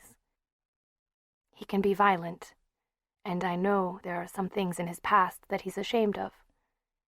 But he could never be violent toward me, and the past is over. He has so much guilt, and he hurts so much inside. I want to heal him. I don't know what will happen now. I'm just so glad that he's safe. I went to the boarding house today and found out that the police had been there yesterday. Stefan was still weak and couldn't use his powers to get rid of them, but they didn't accuse him of anything. They just asked questions. Stefan says they acted friendly, which makes me suspicious. What all the questions really boil down to is, where were you on the night the old man was attacked under the bridge, and the night Vicki Bennett was attacked in the ruined church, and the night Mr. Tanner was killed at school? They don't have any evidence against him, so the crime started right after he came to Fell's church. So what? That's not proof of anything. So he argued with Mr. Tanner that night. Again, so what? Everybody argued with Mr. Tanner. So he disappeared after Mr. Tanner's body was found. He's back now, and it's pretty clear that he was attacked himself by the same person who committed the other crimes. Mary told the police about the condition he was in, and if they ever ask us, Matt and Bonnie and Meredith and I can all testify how we found him. There's no case against him at all. Stefan and I talked about that, and about other things. It was so good to be with him again, even if he did look white and tired. He still doesn't remember how Thursday night ended, but most of it is just as I suspected. Stefan went to find Damon Thursday night after he took me home. They argued. Stefan ended up half dead in a well. Doesn't take a genius to figure out what happened in between. I still haven't told him that I went looking for Damon in the graveyard Friday morning. I suppose I'd better do it tomorrow. I know he's going to be upset, especially when he hears what Damon said to me. Well, that's all. I'm tired. This diary is going to be well hidden for obvious reasons. Elena paused and looked at the last line on the page. Then she added, P.S. I wonder who our new European history teacher will be. She tucked the diary under her mattress and turned out the light. Elena walked down the hallway in a curious vacuum. At school, she was usually peppered with greetings from all sides. It was, "Hi, Elena," after "Hi, Elena," wherever she went. But today, eyes slid away furtively as she approached, or people suddenly became very busy doing something that required them to keep their backs to her. It had been happening all day long. She paused in the doorway of the European history classroom. There were several students already sitting down, and at the chalkboard was a stranger. He looked almost like a student himself. He had sandy hair, worn a little long, and the build of an athlete. Across the board he had written, Alaric K. Saltzman. As he turned around, Elena saw that he also had a boyish smile. He went on smiling as Elena sat down and other students filed in. Stefan was among them, and his eyes met Elena's as he took his seat beside her, but they didn't speak. No one was talking. The room was dead silent. Bonnie sat down on Elena's other side. Matt was only a few desks away, but he was looking straight ahead. The last two people to come in were Caroline Forbes and Tyler Smallwood. They walked in together, and Elena didn't like the look on Caroline's face. She knew that cat-like smile and those narrowed green eyes all too well. Tyler's handsome, rather fleshy features were shining with satisfaction. The discoloration under his eyes caused by Stefan's fist was almost gone. Okay, to start off, why don't we put all these desks in a circle? Elena's attention snapped back to the stranger at the front of the room. He was still smiling. Come on, let's do it. That way we can all see each other's faces when we talk, he said. Silently, the students obeyed. The stranger didn't sit at Mr. Tanner's desk. Instead, he pulled a chair to the circle and straddled it backward. Now, he said, I know you all must be curious about me. My name's on the board. Alaric K. Saltzman, but I want you to call me Alaric. I'll tell you a little more about me later, but first, I want to give you a chance to talk. Today's probably a difficult day for most of you. Someone you cared about is gone, and that must hurt. I want to give you a chance to open up and share those feelings with me and your classmates. I want you to try to get in touch with the pain. Then we can start to build our own relationship on trust. Now, who would like to go first? They stared at him. No one so much as moved an eyelash. Well, let's see. What about you? Still smiling, he gestured encouragingly to a pretty, fair-haired girl.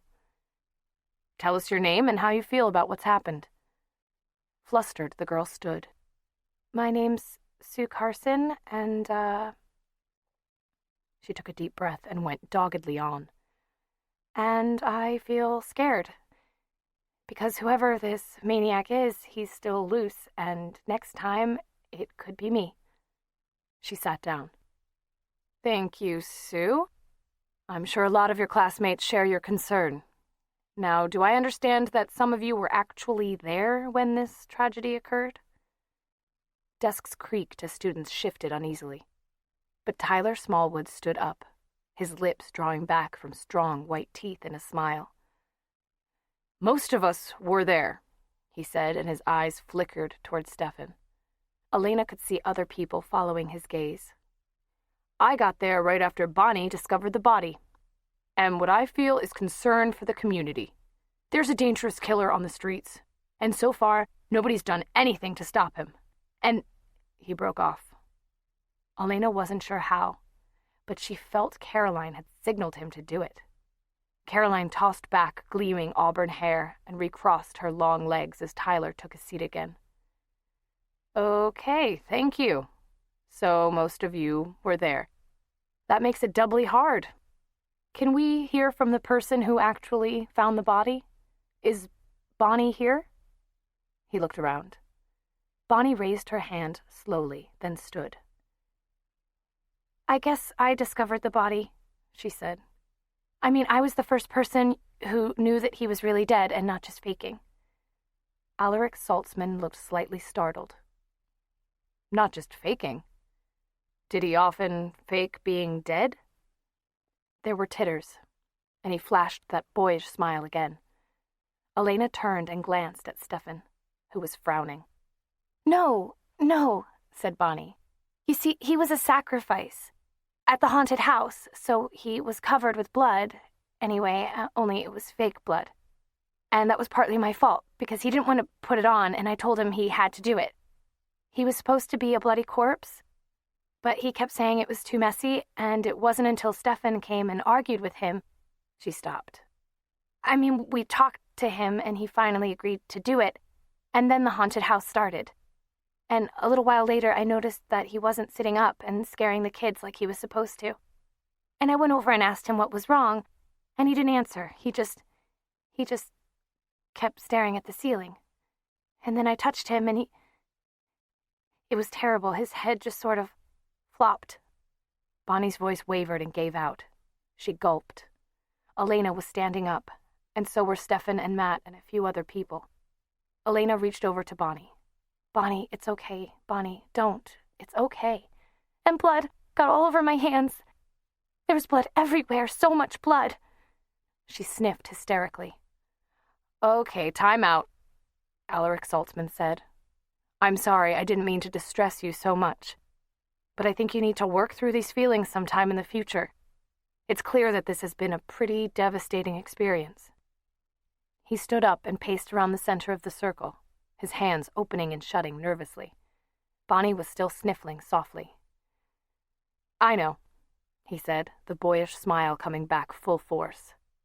I'd like to get our student-teacher relationship off to a good start, away from this whole atmosphere. How about if you all come around to my place this evening and we can all talk informally? Maybe just get to know each other, maybe talk about what happened. You can even bring a friend if you want. How about it? There was another 30 seconds or so of staring. Then someone said, Your place? Yes. Oh, I'm forgetting. Stupid of me. I'm staying at the Ramsey house on Magnolia Avenue. He wrote the address on the board. The Ramseys are friends of mine, and they loaned me the house while they're on vacation. I come from Charlottesville, and your principal called me Friday to ask if I could take over here. I jumped at the chance. This is my first real teaching job. Oh, that explains it, said Elena under her breath. Does it? Said Stefan. Anyway, what do you think? Is it a plan? Alaric Saltzman looked around at them. No one had the heart to refuse. There were scattered yeses and sures. Great, then it's settled. I'll provide the refreshments, and we'll all get to know each other. Oh, by the way, he opened a gradebook and scanned it. In this class, participation makes up half your final grade. He glanced up and smiled.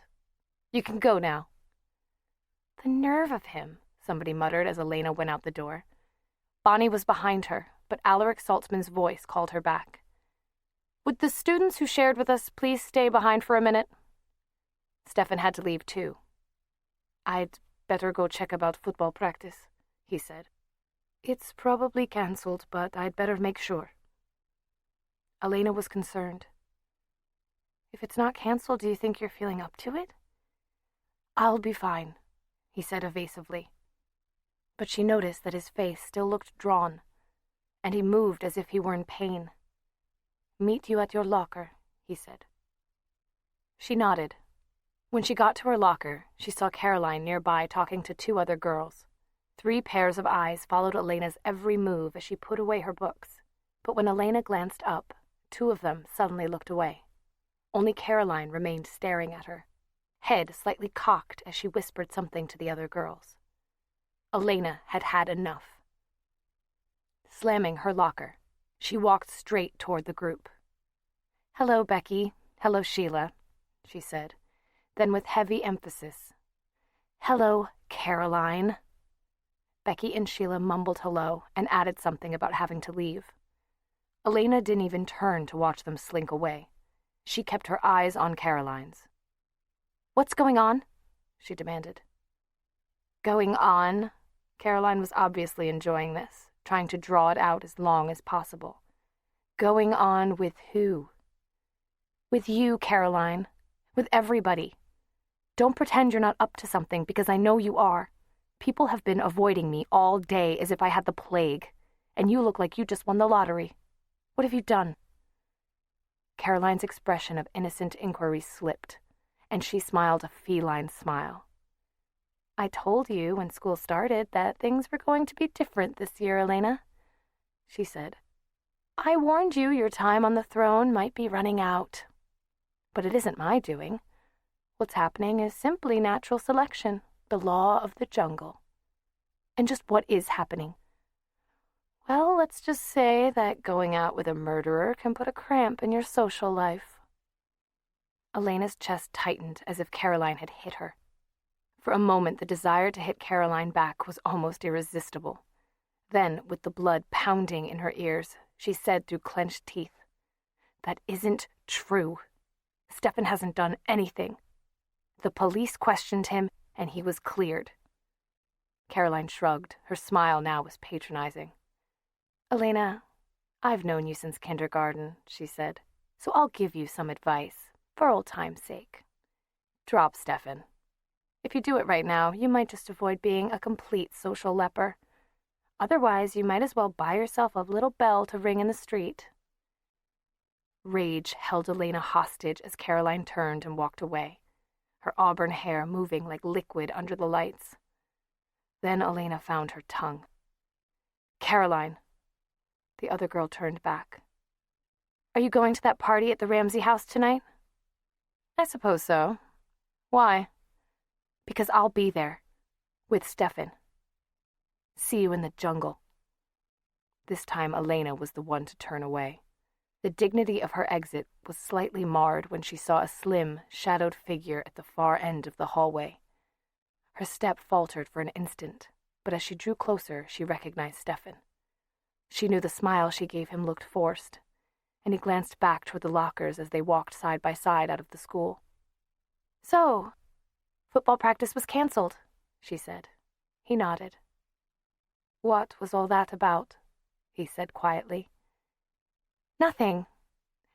I asked Caroline if she was going to the party tonight. Elena tilted back her head to look at the gray and dismal sky.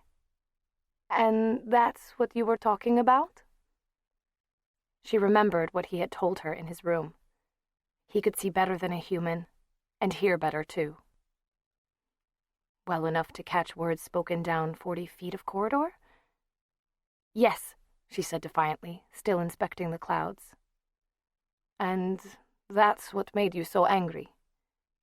Yes, she said again in the same tone. She could feel his eyes on her. Elena, that's not true. Well, if you can read my mind, you don't need to ask me questions, do you? They were facing each other now. Stefan was tense, his mouth set in a grim line. You know I wouldn't do that. But I thought you were the one who was so big on honesty in relationships. All right. Caroline was being her usual bitchy self and shooting her mouth off about the murder. So what? Why do you care? Because, said Stefan simply, brutally. She might be right. Not about the murder, but about you. About you and me. I should have realized this would happen. It's not just her, is it? I've been sensing hostility and fear all day, but I was too tired to try and analyze it. They think I'm the killer, and they're taking it out on you. What they think doesn't matter. They're wrong, and they'll realize that eventually. Then everything will be the way it was again. A wistful smile tugged at the corner of Stefan's mouth.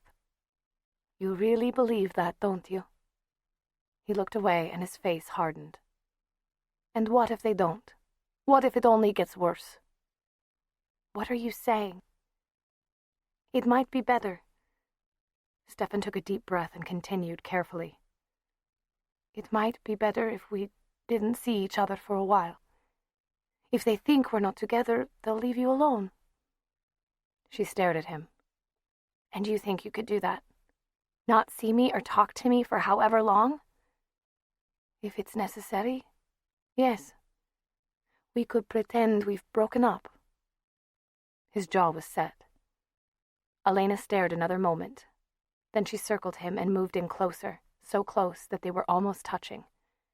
He had to look down at her, his eyes only a few inches from her own. There is, she said, only one way I'm going to announce to the rest of the school that we've broken up. And that's if you tell me that you don't love me and you don't want to see me. Tell me that, Stefan, right now. Tell me that you don't want to be with me anymore. He stopped breathing. He stared down at her, those green eyes striated like a cat's in shades of emerald and malachite and holly green. Say it, she told him.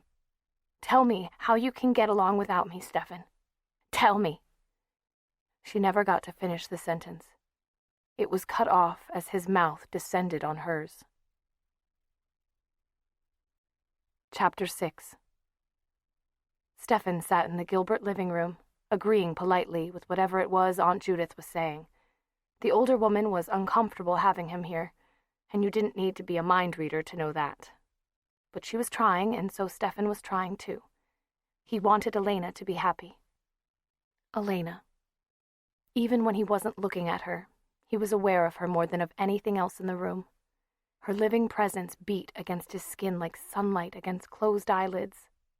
When he actually let himself turn to face her, it was a sweet shock to all his senses. He loved her so much. He never saw her as Catherine anymore. He had almost forgotten how much she looked like the dead girl. In any case, there were so many differences. Elena had the same pale gold hair and creamy skin, the same delicate features as Catherine, but there the resemblance ended. Her eyes, looking violet in the firelight just now, but normally a blue as dark as lapis lazuli, were neither timid nor childlike as Catherine's had been. On the contrary, they were windows to her soul, which shone like an eager flame behind them. Elena was Elena, and her image had replaced Catherine's gentle ghost in his heart. But her very strength made their love dangerous. He hadn't been able to resist her last week when she'd offered him her blood. Granted, he might have died without it, but it had been far too soon for Elena's own safety. For the 100th time, his eyes moved over Elena's face, searching for the telltale signs of change. Was that creamy skin a little paler? Was her expression slightly more remote? They would have to be careful from now on. He would have to be more careful, make sure to feed often, satisfy himself with animals so he wouldn't be tempted. Never let the need get too strong. Now that he thought of it, he was hungry right now. The dry ache, the burning, was spreading along his upper jaw, whispering through his veins and capillaries. He should be out in the woods, senses alert to catch the slightest crackle of dry twigs, muscles ready for the chase. Not here by a fire watching the tracery of pale blue veins in Elena's throat. That slim throat turned as Elena looked at him. "Do you want to go to that party tonight? We can take Aunt Judith's car," she said. "But you ought to stay for dinner first," said Aunt Judith quickly. "We can pick up something on the way." Elena meant they could pick up something for her, Stefan thought. He himself could chew and swallow ordinary food if he had to, though it did him no good, and he had long since lost any taste for it. No, his appetites were more particular now, he thought, and if they went to this party, it would mean hours more before he could feed. But he nodded agreement to Elena. "If you want to," he said. She did want to. She was set on it. He'd seen that from the beginning. "All right then, I'd better change." He followed her to the base of the stairway. "Wear something with a high neck, a sweater," he told her in a voice too low to carry. She glanced through the doorway to the empty living room and said, "It's all right, they're almost healed already. See?" She tugged her lacy collar down, twisting her head to one side. Stefan stared, mesmerized, at the 2 round marks on the fine-grained skin. They were a very light, translucent burgundy color, like much-watered wine. He set his teeth and forced his eyes away. Looking much longer at that would drive him crazy. "That wasn't what I meant," he said brusquely. The shining veil of her hair fell over the marks again, hiding them. "Oh." "Come in!" As they did, walking into the room, conversation stopped. Elena looked at the faces turned toward them, at the curious, furtive eyes and the wary expressions. Not the kind of look she was used to getting when she made an entrance. It was another student who'd opened the door for them. Alaric Saltzman was nowhere in sight, but Caroline was, seated on a bar stool, which showed off her legs to their best advantage. She gave Elena a mocking look and then made some remark to a boy on her right. He laughed. Elena could feel her smile start to go, painful, while a flush crept up toward her face. Then a familiar voice came to her. "Elena! Stefan, over here!" Gratefully, she spotted Bonnie sitting with Meredith and Ed Goff on a love seat in the corner. She and Stefan settled on a large ottoman opposite them, and she heard conversation start to pick up again around the room. By tacit agreement, no one mentioned the awkwardness of Elena and Stefan's arrival. Elena was determined to pretend that everything was as usual, and Bonnie and Meredith were backing her. "You look great," said Bonnie warmly. "I just love that red sweater." "She does look nice, doesn't she, Ed?" said Meredith, and Ed, looking vaguely startled, agreed. "So your class was invited to this too?" Elena said to Meredith. "I thought maybe it was just 7th period." "I don't know if invited is the word," replied Meredith dryly, "considering that participation is half our grade." "Do you think he was serious about that?" "He couldn't be serious," put in Ed. Elena shrugged. "He sounded serious to me." "Where's Ray?" she asked Bonnie. "Ray? Oh, Ray. I don't know, around somewhere, I suppose. There's a lot of people here." That was true. The Ramsey living room was packed, and from what Elena could see, the crowd flowed into the dining room, the front parlor, and probably the kitchen as well. Elbows kept brushing Elena's hair as people circulated behind her. "What did Saltzman want with you after class?" Stefan was saying.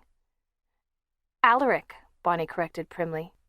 "He wanted us to call him Alaric. Oh, he was just being nice. He felt awful for making me relive such an agonizing experience. He didn't know exactly how Mr. Tanner died, and he hadn't realized I was so sensitive. Of course, he's incredibly sensitive himself, so he understands what it's like. He's an Aquarius.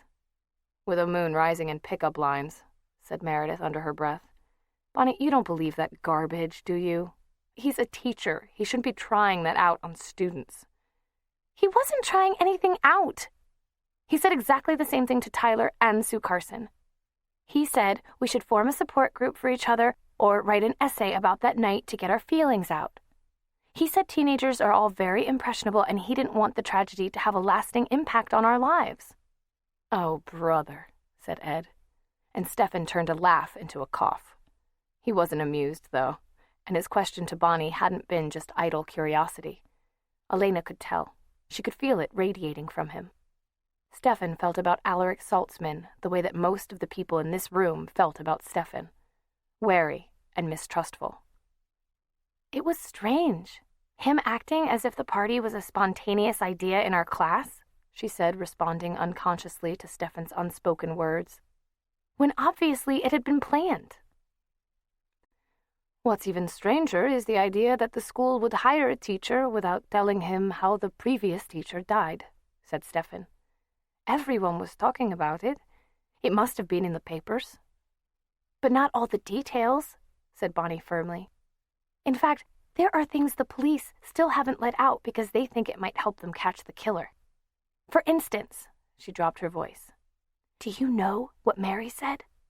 Dr. Feinberg was talking to the guy who did the autopsy, the medical examiner, and he said that there was no blood left in the body at all. Not a drop. Elena felt an icy wind blow through her, as if she stood once again in the graveyard. She couldn't speak. But Ed said, Where'd it go? Well, all over the floor, I suppose, said Bonnie calmly. All over the altar and everything. That's what the police are investigating now. But it's unusual for a corpse not to have any blood left. Usually there's some that settles down on the underside of the body. Post-mortem lividity, it's called. It looks like big purple bruises. What's wrong? Your incredible sensitivity has me ready to throw up, said Meredith in a strangled voice. Could we possibly talk about something else? You weren't the one with blood all over you, Bonnie began, but Stefan interrupted her. Have the investigators come to any conclusions from what they've learned? Are they any closer to finding the killer? I don't know, said Bonnie, and then she brightened. That's right, Elena, you said you knew— Shut up, Bonnie, said Elena desperately. If there ever were a place not to discuss this, it was in a crowded room surrounded by people who hated Stefan. Bonnie's eyes widened, and then she nodded, subsiding. Elena could not relax, though. Stefan hadn't killed Mr. Tanner, and yet the same evidence that would lead to Damon could as easily lead to him, and would lead to him because no one but she and Stefan knew of Damon's existence. He was out there, somewhere in the shadows, waiting for his next victim, maybe waiting for Stefan, or for her. I'm hot, she said abruptly. I think I'll go see what kind of refreshments Alaric has provided. Stefan started to rise, but Elena waved him back down. He wouldn't have any use for potato chips and punch, and she wanted to be alone for a few minutes, to be moving instead of sitting, to calm herself. Being with Meredith and Bonnie had given her a false sense of security. Leaving them, she was once again confronted by sidelong glances and suddenly turned backs. This time it made her angry. She moved through the crowd with deliberate insolence, holding any eye she accidentally caught. I'm already notorious, she thought. I might as well be brazen, too. She was hungry. In the Ramsey dining room, someone had set up an assortment of finger foods that looked surprisingly good. Elena took a paper plate and dropped a few carrot sticks on it, ignoring the people around the bleached oak table. She wasn't going to speak to them unless they spoke first. She gave her full attention to the refreshments, leaning past people to select cheese wedges and Ritz crackers, reaching in front of them to pluck grapes, ostentatiously looking up and down the whole array to see if there was anything she'd missed. She'd succeeded in riveting everyone's attention, something she knew without raising her eyes. She bit delicately down on a breadstick, holding it between her teeth like a pencil, and turned from the table. Mind if I have a bite? Shock snapped her eyes wide open and froze her breath. Her mind jammed, refusing to acknowledge what was going on and leaving her helpless, vulnerable in the face of it. But though rational thought had disappeared, her senses went right on recording mercilessly. Dark eyes dominating her field of vision, a whiff of some kind of cologne in her nostrils, 2 long fingers tilting her chin up. Damon leaned in, and neatly and precisely bit off the other end of the breadstick. In that moment, their lips were only inches apart. He was leaning in for a second bite before Elena's wits revived enough to throw her backward, her hand grabbing the bit of crisp bread and tossing it away. He caught it in mid-air, a virtuoso display of reflex. His eyes were still on hers. Elena got in a breath at last and opened her mouth. She wasn't sure what for. To scream, probably, to warn all these people to run out into the night. Her heart was pounding like a trip hammer, her vision blurred. Easy, easy. He took the plate from her and then somehow got hold of her wrist. He was holding it lightly, the way Mary had felt for Stefan's pulse. As she continued to stare and gasp, he stroked it with his thumb, as if comforting her. Easy. It's all right. What are you doing here? She thought. The scene around her seemed eerily bright and unnatural. It was like one of those nightmares when everything is ordinary, just like waking life, and then suddenly something grotesque happens. He was going to kill them all. Elena? Are you okay? Sue Carson was talking to her, gripping her shoulder. I think she choked on something, Damon said, releasing Elena's wrist. But she's all right now. Why don't you introduce us? He was going to kill them all. Elena, this is Damon, Sue spread an apologetic hand, and Damon finished for her. Smith. He lifted a paper cup toward Elena. La Vita. What are you doing here? She whispered. He's a college student, Sue volunteered, when it became apparent that Damon wasn't going to answer. From University of Virginia, was it? William and Mary? Among other places, Damon said, still looking at Elena. He hadn't glanced at Sue once. I like to travel. The world had snapped into place again around Elena, but it was a chilling world. There were people on every side, watching this exchange with fascination, keeping her from speaking freely. But they were also keeping her safe. For whatever reason, Damon was playing a game, pretending to be one of them. And while the masquerade went on, he wouldn't do anything to her in front of a crowd. She hoped. A game, but he was making up the rules. He was standing here in the Ramseys' dining room playing with her. He's just down for a few days, Sue was continuing helpfully. Visiting friends, did you say? Or relatives? Yes, said Damon. You're lucky to be able to take off whenever you want, Elena said. She didn't know what was possessing her to make her try and unmask him. Luck has very little to do with it, said Damon. Do you like dancing? What's your major? He smiled at her. American folklore. Do you know, for instance, that a mole on the neck means you'll be wealthy? Do you mind if I check? I mind. The voice came from behind Elena. It was clear and cold and quiet. Elena had heard Stefan speak in that tone only once, when he had found Tyler trying to assault her in the graveyard. Damon's fingers stilled on her throat, and released from his spell, she stepped back. But do you matter? He said. The two of them faced each other under the faintly flickering yellow light of the brass chandelier. Elena was aware of layers of her own thoughts, like a parfait. Everyone's staring. This must be better than the movies. I didn't realize Stefan was taller. There's Bonnie and Meredith wondering what's going on. Stefan's angry, but he's still weak, still hurting. If he goes for Damon now, he'll lose. And in front of all these people. Her thoughts came to a clattering halt as everything fell into place. That was what Damon was here for, to make Stefan attack him, apparently unprovoked. No matter what happened after that, he won. If Stefan drove him away, it would just be more proof of Stefan's tendency toward violence, more evidence for Stefan's accusers. And if Stefan lost the fight, it would mean his life, thought Elena. Oh, Stefan, he's so much stronger right now. Please don't do it. Don't play into his hands. He wants to kill you. He's just looking for a chance. She made her limbs move, though they were stiff and awkward as a marionette's. Stefan, she said, taking his cold hand in hers. Let's go home. She could feel the tension in his body, like an electric current running underneath his skin. At this moment, he was completely focused on Damon, and the light in his eyes was like fire reflecting off a dagger blade. She didn't recognize him in this mood, didn't know him. He frightened her. Stefan, she said, calling to him as if she were lost in fog and couldn't find him. Stefan, please. And slowly she felt him respond. She heard him breathe and felt his body go off alert, clicking down to some lower energy level. The deadly concentration of his mind was diverted, and he looked at her and saw her.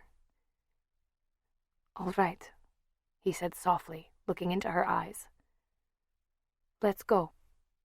She kept her hands on him as they turned away, one clasping his hand, the other tucked inside his arm. By sheer force of will, she managed not to look over her shoulder as they walked away, but the skin on her back tingled and crawled as if expecting the stab of a knife. Instead, she heard Damon's low, ironical voice. And have you heard that kissing a red-headed girl cures fever blisters? And then Bonnie's outrageous, flattered laughter. On the way out, they finally ran into their host. Leaving so soon? Alaric said. But I haven't even had a chance to talk to you yet. He looked both eager and reproachful, like a dog that knows perfectly well it's not going to be taken on a walk but wags anyway. Elena felt worry blossom in her stomach for him and everyone else in the house. She and Stefan were leaving them to Damon. She'd just have to hope her earlier assessment was right, and he wanted to continue the masquerade. Right now, she had enough to do getting Stefan out of here before he changed his mind. I'm not feeling very well, she said as she picked up her purse where it lay by the ottoman. Sorry. She increased the pressure on Stefan's arm. It would take very little to get him to turn back and head for the dining room right now. I'm sorry, said Alaric. Goodbye. They were on the threshold before she saw the little slip of violet paper stuck into the side pocket of her purse. She pulled it out and unfolded it almost by reflex, her mind on other things. There was writing on it, plain and bold and unfamiliar. Just 3 lines. She read them and felt the world rock. This was too much. She couldn't deal with anything more. What is it? Said Stefan. Nothing. She thrust the bit of paper back into the side pocket, pushing it down with her fingers. It's nothing, Stefan. Let's get outside. They stepped out into the driving needles of rain. Chapter 7. Next time, Stefan said quietly, I won't leave. Elena knew he meant it, and it terrified her. But just now, her emotions were quietly coasting in neutral, and she didn't want to argue. He was there, she said, inside an ordinary house full of ordinary people, just as if he had every right to be. I wouldn't have thought he would dare. Why not? Stefan said briefly, bitterly. I was there in an ordinary house full of ordinary people, just as if I had every right to be. I didn't mean that the way it sounded. It's just that the only other time I've seen him in public was at the haunted house, when he was wearing a mask and costume, and it was dark. Before that, it was always somewhere deserted, like the gym that night I was there alone, or the graveyard. She knew as soon as she had said that last part that it was a mistake. She still hadn't told Stefan about going to find Damon 3 days ago. In the driver's seat, he stiffened. Or the graveyard? Yes. I meant that day Bonnie and Meredith and I got chased out.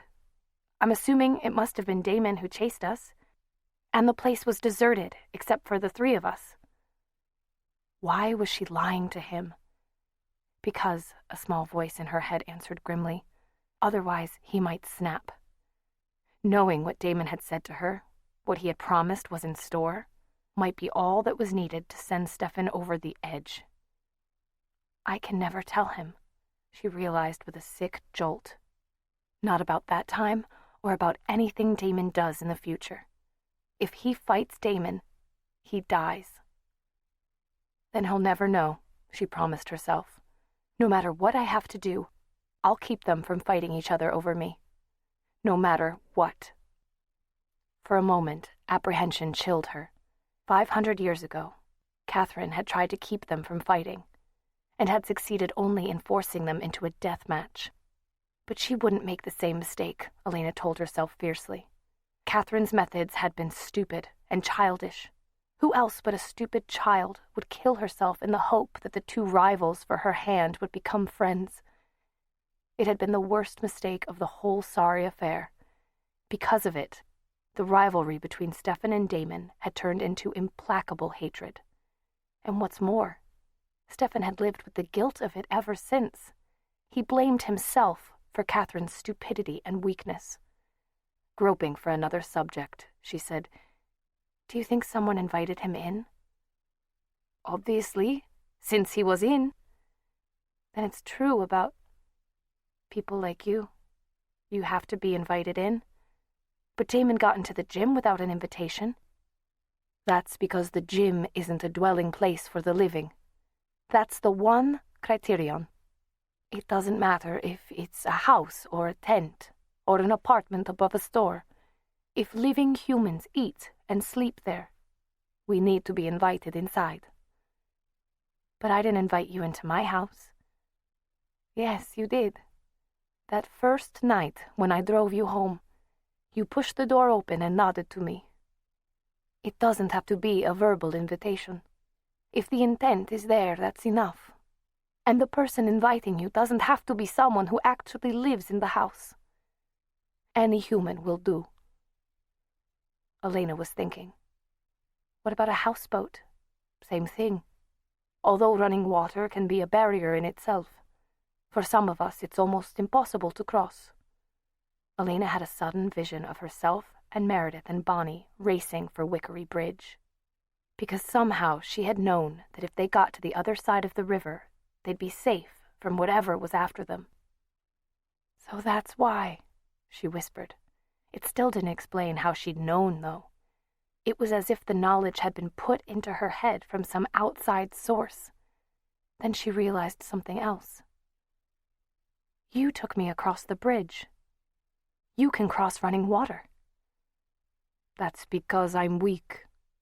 It was said flatly, with no emotion behind it. "It's ironic. But the stronger your powers are, the more you're affected by certain limitations. The more you belong to the dark, the more the rules of the dark bind you." "What other rules are there?" said Elena. She was beginning to see the glimmer of a plan, or at least of the hope of a plan. Stefan looked at her. "Yes," he said. "I think it's time you knew. The more you know about Damon, the more chance you'll have of protecting yourself." Of protecting herself? Perhaps Stefan knew more than she thought, but as he turned the car onto a side street and parked, she just said, "Okay. Should I be stocking up on garlic?" He laughed. "Only if you want to be unpopular. There are certain plants, though, that might help you. Like vervain. That's an herb that's supposed to protect you against bewitchment, and it can keep your mind clear even if someone is using powers against you. People used to wear it around their necks. Bonnie would love it. It was sacred to the druids." "Vervain," said Elena, tasting the unfamiliar word. "What else?"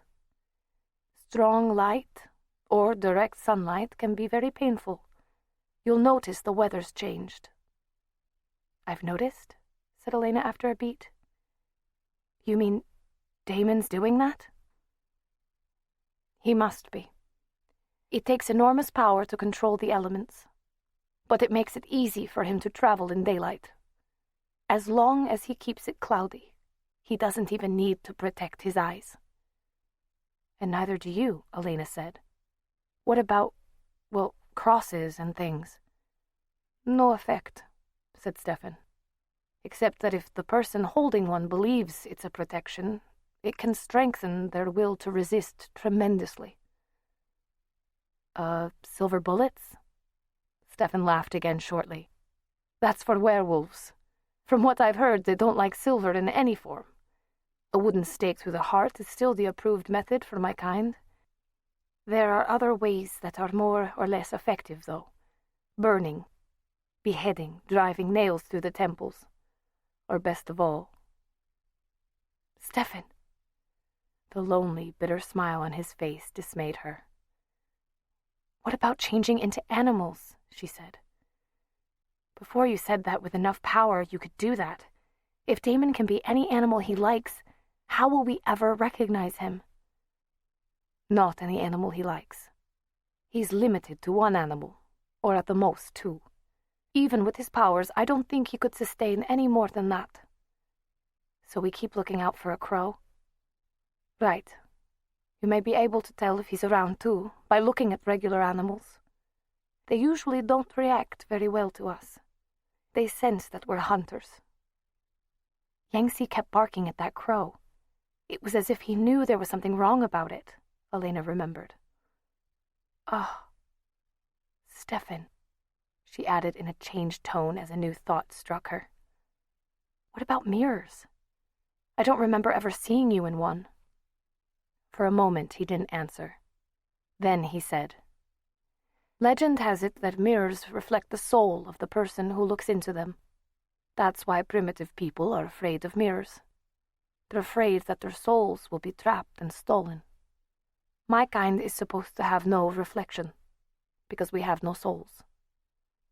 Slowly, he reached up to the rearview mirror and tilted it downward, adjusting it so that Elena could look into it. In the silvered glass, she saw his eyes, lost, haunted, and infinitely sad. There was nothing to do but hold on to him, and Elena did. I love you, she whispered. It was the only comfort she could give him. It was all they had. His arms tightened around her. His face was buried in her hair. You are the mirror, he whispered back. It was good to feel him relax. Tension flowing out of his body as warmth and comfort flowed in. She was comforted too, a sense of peace infusing her, surrounding her. It was so good that she forgot to ask him what he meant until they were at her front door saying goodbye. I'm the mirror, she said then, looking up at him. You've stolen my soul, he said. Lock the door behind you, and don't open it again tonight. Then he was gone. Elena, thank heavens, said Aunt Judith. When Elena stared at her, she added, Bonnie called from the party. She said you left unexpectedly, and when you didn't come home, I was worried. Stefan and I went for a ride. Elena didn't like the expression on her aunt's face when she'd said that. Is there a problem? No, it's just... Aunt Judith didn't seem to know how to finish her sentence. Elena, I wonder if it might be a good idea to not see quite so much of Stefan. Elena went still. You too? It isn't that I believe the gossip, Aunt Judith assured her. But for your own sake, it might be best to get a little distance from him, to dump him, to abandon him because people are spreading rumors about him, to keep myself away from the mudslinging in case any of it sticks on me. Anger was a welcome release, and the words crowded in Elena's throat, all trying to get out at once. No, I don't think that's a good idea, Aunt Judith. And if it were Robert we were talking about, you wouldn't either. Or maybe you would. Elena, I will not have you speaking to me in that tone. I'm finished anyway, Elena cried and whirled blindly for the stairs. She managed to keep the tears back until she was in her own room with the door locked. Then she threw herself on the bed and sobbed. She dragged herself up a while later to call Bonnie. Bonnie was excited and voluble. What on earth did Elena mean? Had anything unusual happened after she and Stefan left? The unusual thing was their leaving. No, that new guy Damon hadn't said anything about Stefan afterward. He just hung around for a while and then disappeared. No, Bonnie hadn't seen if he left with anybody. Why? Was Elena jealous? Yes, that was meant to be a joke. But really, he was gorgeous, wasn't he? Almost more gorgeous than Stefan. That is, assuming you liked dark hair and eyes. Of course, if you liked lighter hair and hazel eyes... Elena immediately deduced that Alaric Saltzman's eyes were hazel. She got off the phone at last, and only then remembered the note she'd found in her purse. She should have asked Bonnie if anyone had gone near her purse while she was in the dining room. But then, Bonnie and Meredith had been in the dining room part of the time themselves. Someone might have done it then. The very sight of the violet paper made her taste tin at the back of her mouth. She could hardly bear to look at it. But now that she was alone, she had to unfold it and read it again, all the time hoping that somehow this time the words might be different, that she might have been mistaken before. But they weren't different. The sharp, clean block letters stood out against the pale background as if they were 10 feet high. I want to touch him, more than any boy I've ever known, and I know he wants it too. But he's holding back on me. Her words, from her diary, the one that had been stolen. The next day, Meredith and Bonnie rang her doorbell. "Stefan called me last night," said Meredith. "He said he wanted to make sure you weren't walking to school alone. He's not going to be at school today, so he asked me if Bonnie and I could come over and walk with you." "Escort you," said Bonnie, who was clearly in a good mood. "Chaperone you. I think it's terribly sweet of him to be so protective." "He's probably an Aquarius, too," said Meredith. "Come on, Elena, before I kill her to shut her up about Alaric." Elena walked in silence, wondering what Stefan was doing that kept him from school. She felt vulnerable and exposed today, as if her skin were on inside out. One of those days when she was ready to cry at the drop of a hat. On the office bulletin board was tacked a piece of violet paper. She should have known. She had known somewhere deep inside. The thief wasn't satisfied with letting her know her private words had been read. He was showing her they could be made public. She ripped the note off the board and crumpled it, but not before she glimpsed the words. In one glance, they were seared onto her brain. "I feel as if someone has hurt him terribly in the past, and he's never gotten over it. But I also think there's something he's afraid of, some secret he's afraid I'll find out." "Elena, what is that? What's the matter? Elena, come back here!" Bonnie and Meredith followed her to the nearest girl's bathroom, where she stood over the wastebasket shredding the note into microscopic pieces, breathing as if she'd just run a race. They looked at each other and then turned to survey the bathroom stalls. "Okay," said Meredith loudly. "Seen your privilege. You," she rapped on the only closed door. "Come out." Some rustling, then a bewildered freshman emerged. "But I didn't even—" "Out! Outside!" Bonnie ordered. "And you," she said to the girl washing her hands, "stand out there and make sure nobody comes in." "But why? What are you—" "Move, chick! If anybody comes through that door, we're holding you responsible." When the door was closed again, they rounded on Elena. "Okay, this is a stick-up," said Meredith. "Come on, Elena, give." Elena ripped the last tiny shred of paper, caught between laughter and tears. She wanted to tell them everything, but she couldn't. She settled for telling them about the diary. They were as angry, as indignant as she was. "It had to be someone at the party," Meredith said at last, once they had each expressed their opinion of the thief's character, morals, and probable destination in the afterlife. "But anybody there could have done it. I don't remember anyone in particular going near your purse, but that room was wall-to-wall people, and it could have happened without my noticing." "But why would anyone want to do this?" Bonnie put in. "Unless... Elena, the night we found Stefan, you were hinting around at some things. You said you thought you knew who the killer was." "I don't think I know. I know. But if you're wondering if this might be connected, I'm not sure. I suppose it could be. The same person might have done it. Bonnie was horrified. But that means the killer is a student at this school? When Elena shook her head, she went on. The only people at that party who weren't students were that new guy and Alaric. Her expression changed. Alaric didn't kill Mr. Tanner. He wasn't even in Fell's church then. I know. Alaric didn't do it. She'd gone too far to stop now. Bonnie and Meredith already knew too much. Damon did. That guy was the killer? The guy that kissed me? Bonnie, calm down. As always, other people's hysteria made Elena feel more in control. Yes, he's the killer. And we all three have to be on guard against him. That's why I'm telling you. Never ask him into your house. Elena stopped, regarding the faces of her friends. They were staring at her, and for a moment she had the sickening feeling that they didn't believe her, that they were going to question her sanity. But all Meredith asked, in an even, detached voice, was, "Are you sure about this?"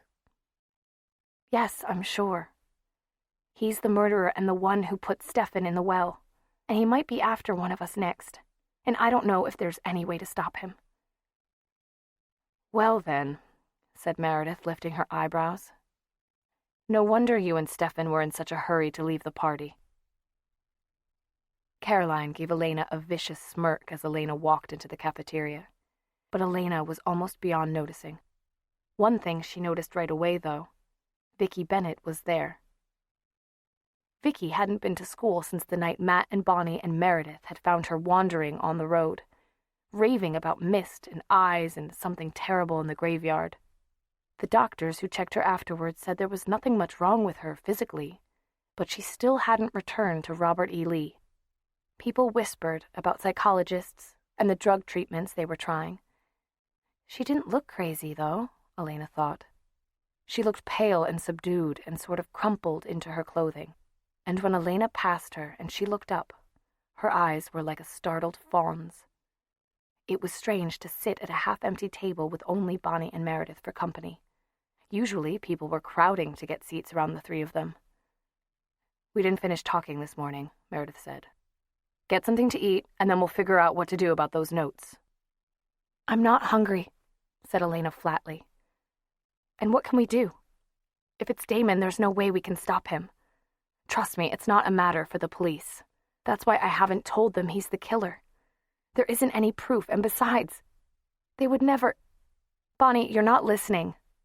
"Sorry," said Bonnie, who was staring past Elena's left ear. "But something weird is going on up there." Elena turned. Vicki Bennett was standing at the front of the cafeteria, but she no longer seemed crumpled and subdued. She was looking around the room in a sly and assessing manner, smiling. "Well, she doesn't look normal, but I wouldn't say she was being weird exactly," Meredith said. Then she added, "Wait a minute." Vicki was unbuttoning her cardigan, but it was the way she was doing it, with deliberate little flicks of her fingers, all the while looking around with that secretive smile. That was odd. When the last button was undone, she took the sweater daintily between forefinger and thumb and slid it down over first one arm and then the other. She dropped the sweater on the floor. "Weird is the word," confirmed Meredith.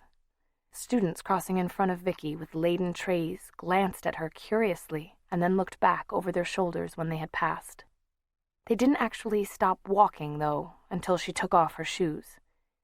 She did it gracefully, catching the heel of one pump on the toe of the other and pushing it off. Then she kicked off the second pump. "She can't keep going," murmured Bonnie, as Vicki's fingers moved to the simulated pearl buttons on her white silk blouse. Heads were turning. People were poking one another and gesturing. Around Vicki, a small group had gathered, standing far enough back that they didn't interfere with everyone else's view. The white silk blouse rippled off, fluttering like a wounded ghost to the floor. Vicki was wearing a lacy off-white slip underneath. There was no longer any sound in the cafeteria except the sibilance of whispers. No one was eating. The group around Vicky had gotten larger. Vicky smiled demurely and began to unfasten clasps at her waist. Her pleated skirt fell to the floor. She stepped out of it and pushed it to one side with her foot. Somebody stood up at the back of the cafeteria and chanted, "Take it off! Take it off!" Other voices joined in. "Isn't anybody going to stop her?" fumed Bonnie. Elena got up. The last time she'd gone near Vicky, the other girl had screamed and struck out at her. But now, as she got close, Vicky gave her the smile of a conspirator. Her lips moved, but Elena couldn't make out what she was saying over the chanting. "Come on, Vicky. Let's go," she said. Vicky's light brown hair tossed, and she plucked at the strap of her slip. Elena stooped to pick up the cardigan and wrap it around the girl's slender shoulders. As she did, as she touched Vicky, those half-closed eyes opened wide like a startled fawn's again. Vicky stared about her wildly, as if she'd just been awakened from a dream. She looked down at herself, and her expression turned to disbelief. Pulling the cardigan around her more tightly, she backed away, shivering. The room was quiet again. "It's okay," said Elena soothingly. "Come on." At the sound of her voice, Vicky jumped, as if touched by a live wire. She stared at Elena, and then she exploded into action. "You're one of them! I saw you! You're evil!" She turned and ran barefoot out of the cafeteria, leaving Elena stunned. Chapter 8. "Do you know what's strange about what Vicky did at school? I mean, aside from all the obvious things," Bonnie said, licking chocolate frosting off her fingers. "What?" said Elena dully. "Well, the way she ended up in her slip. She looked just like she did when we found her on the road. Only then she was all scratched up, too." "Cat scratches, we thought," said Meredith, finishing the last bite of her cake. She seemed to be in one of her quiet, thoughtful moods. Right now she was watching Elena closely. But that doesn't seem very likely. Elena looked straight back at her. "Maybe she fell in some brambles," she said. "Now, if you guys are finished eating, do you want to see that first note?" They left their dishes in the sink and climbed the stairs to Elena's room. Elena felt herself flush as the other girls read the note. Bonnie and Meredith were her best friends. Maybe her only friends now. She'd read them passages from her diary before, but this was different. It was the most humiliating feeling she'd ever had. "Well," she said to Meredith, "the person who wrote this is 5 feet 11 inches tall, walks with a slight limp, and wears a false mustache," Meredith intoned. "Sorry," she added, seeing Elena's face. "Not funny. Actually, there's not much to go on, is there? The writing looks like a guy's, but the paper looks feminine." "And the whole thing has sort of a feminine touch," put in Bonnie, bouncing slightly on Elena's bed. "Well, it does," she said defensively. "Quoting bits of your diary back at you is the kind of thing a woman would think of. Men don't care about diaries." "You just don't want it to be Damon," said Meredith. "I would think you'd be more worried about him being a psycho killer than a diary thief." "I don't know. Killers are sort of romantic. Imagine you're dying with his hands around your throat. He'd strangle the life out of you, and the last thing you'd see would be his face." Putting her own hands to her throat, Bonnie gasped and expired tragically, ending up draped across the bed. "He can have me any time," she said, eyes still closed. It was on Elena's lips to say, "Don't you understand this is serious?" But instead she hissed in a breath. "Oh, God," she said, and ran to the window. The day was humid and stifling, and the window had been opened. Outside, on the skeletal branches of the quince tree, was a crow. Elena threw the sash down so hard that the glass rattled and tinkled. The crow gazed at her through the trembling panes with eyes like obsidian. Rainbows glimmered in its sleek black plumage. "Why did you say that?" she said, turning to Bonnie. "Hey, there's nobody out there," said Meredith gently. "Unless you count the birds." Elena turned away from them. The tree was empty now. "I'm sorry," said Bonnie in a small voice after a moment. "It's just that it all doesn't seem real sometimes. Even Mr. Tanner's being dead doesn't seem real. And Damon did look, well, exciting. But dangerous. I can believe he's dangerous." "And besides, he wouldn't squeeze your throat. He'd cut it," Meredith said. "Or at least that was what he did to Tanner. But the old man under the bridge had his throat ripped open, as if some animal had done it." Meredith looked to Elena for clarification. "Damon doesn't have an animal, does he?" "No, I don't know." Suddenly Elena felt very tired. She was worried about Bonnie, about the consequences of those foolish words. "I can do anything to you and the ones you love," she remembered. What might Damon do now? She didn't understand him. He was different every time they met. In the gym, he'd been taunting, laughing at her. But the next time, she would swear that he'd been serious, quoting poetry to her, trying to get her to come away with him. Last week, with the icy graveyard wind lashing around him, he'd been menacing, cruel. And underneath his mocking words last night, she'd felt the same menace. She couldn't predict what he'd do next. But whatever happened, she had to protect Bonnie and Meredith from him, especially since she couldn't warn them properly. And what was Stefan up to? She needed him right now, more than anything. Where was he? It started that morning. "Let me get this straight," Matt said, leaning against the scarred body of his ancient Ford sedan when Stefan approached him before school. "You want to borrow my car?" "Yes," Stefan said. "And the reason you want to borrow it is flowers. You want to get some flowers for Elena?" "Yes." "And these particular flowers, these flowers you've just got to get, don't grow around here." "They might, but their blooming season is over this far north, and the frost would have finished them off anyway." "So you want to go down south, how far south you don't know, to find some of these flowers that you've just got to give to Elena. Or at least some of the plants," Stefan said. "I'd rather have the actual flowers, though. And since the police still have your car, you want to borrow mine for however long it takes you to go down south and find these flowers that you've just got to give to Elena. I figure driving is the least conspicuous way to leave town," Stefan explained. "I don't want the police to follow me." "Uh-huh. And that's why you want my car?" "Yes. Are you going to give it to me?"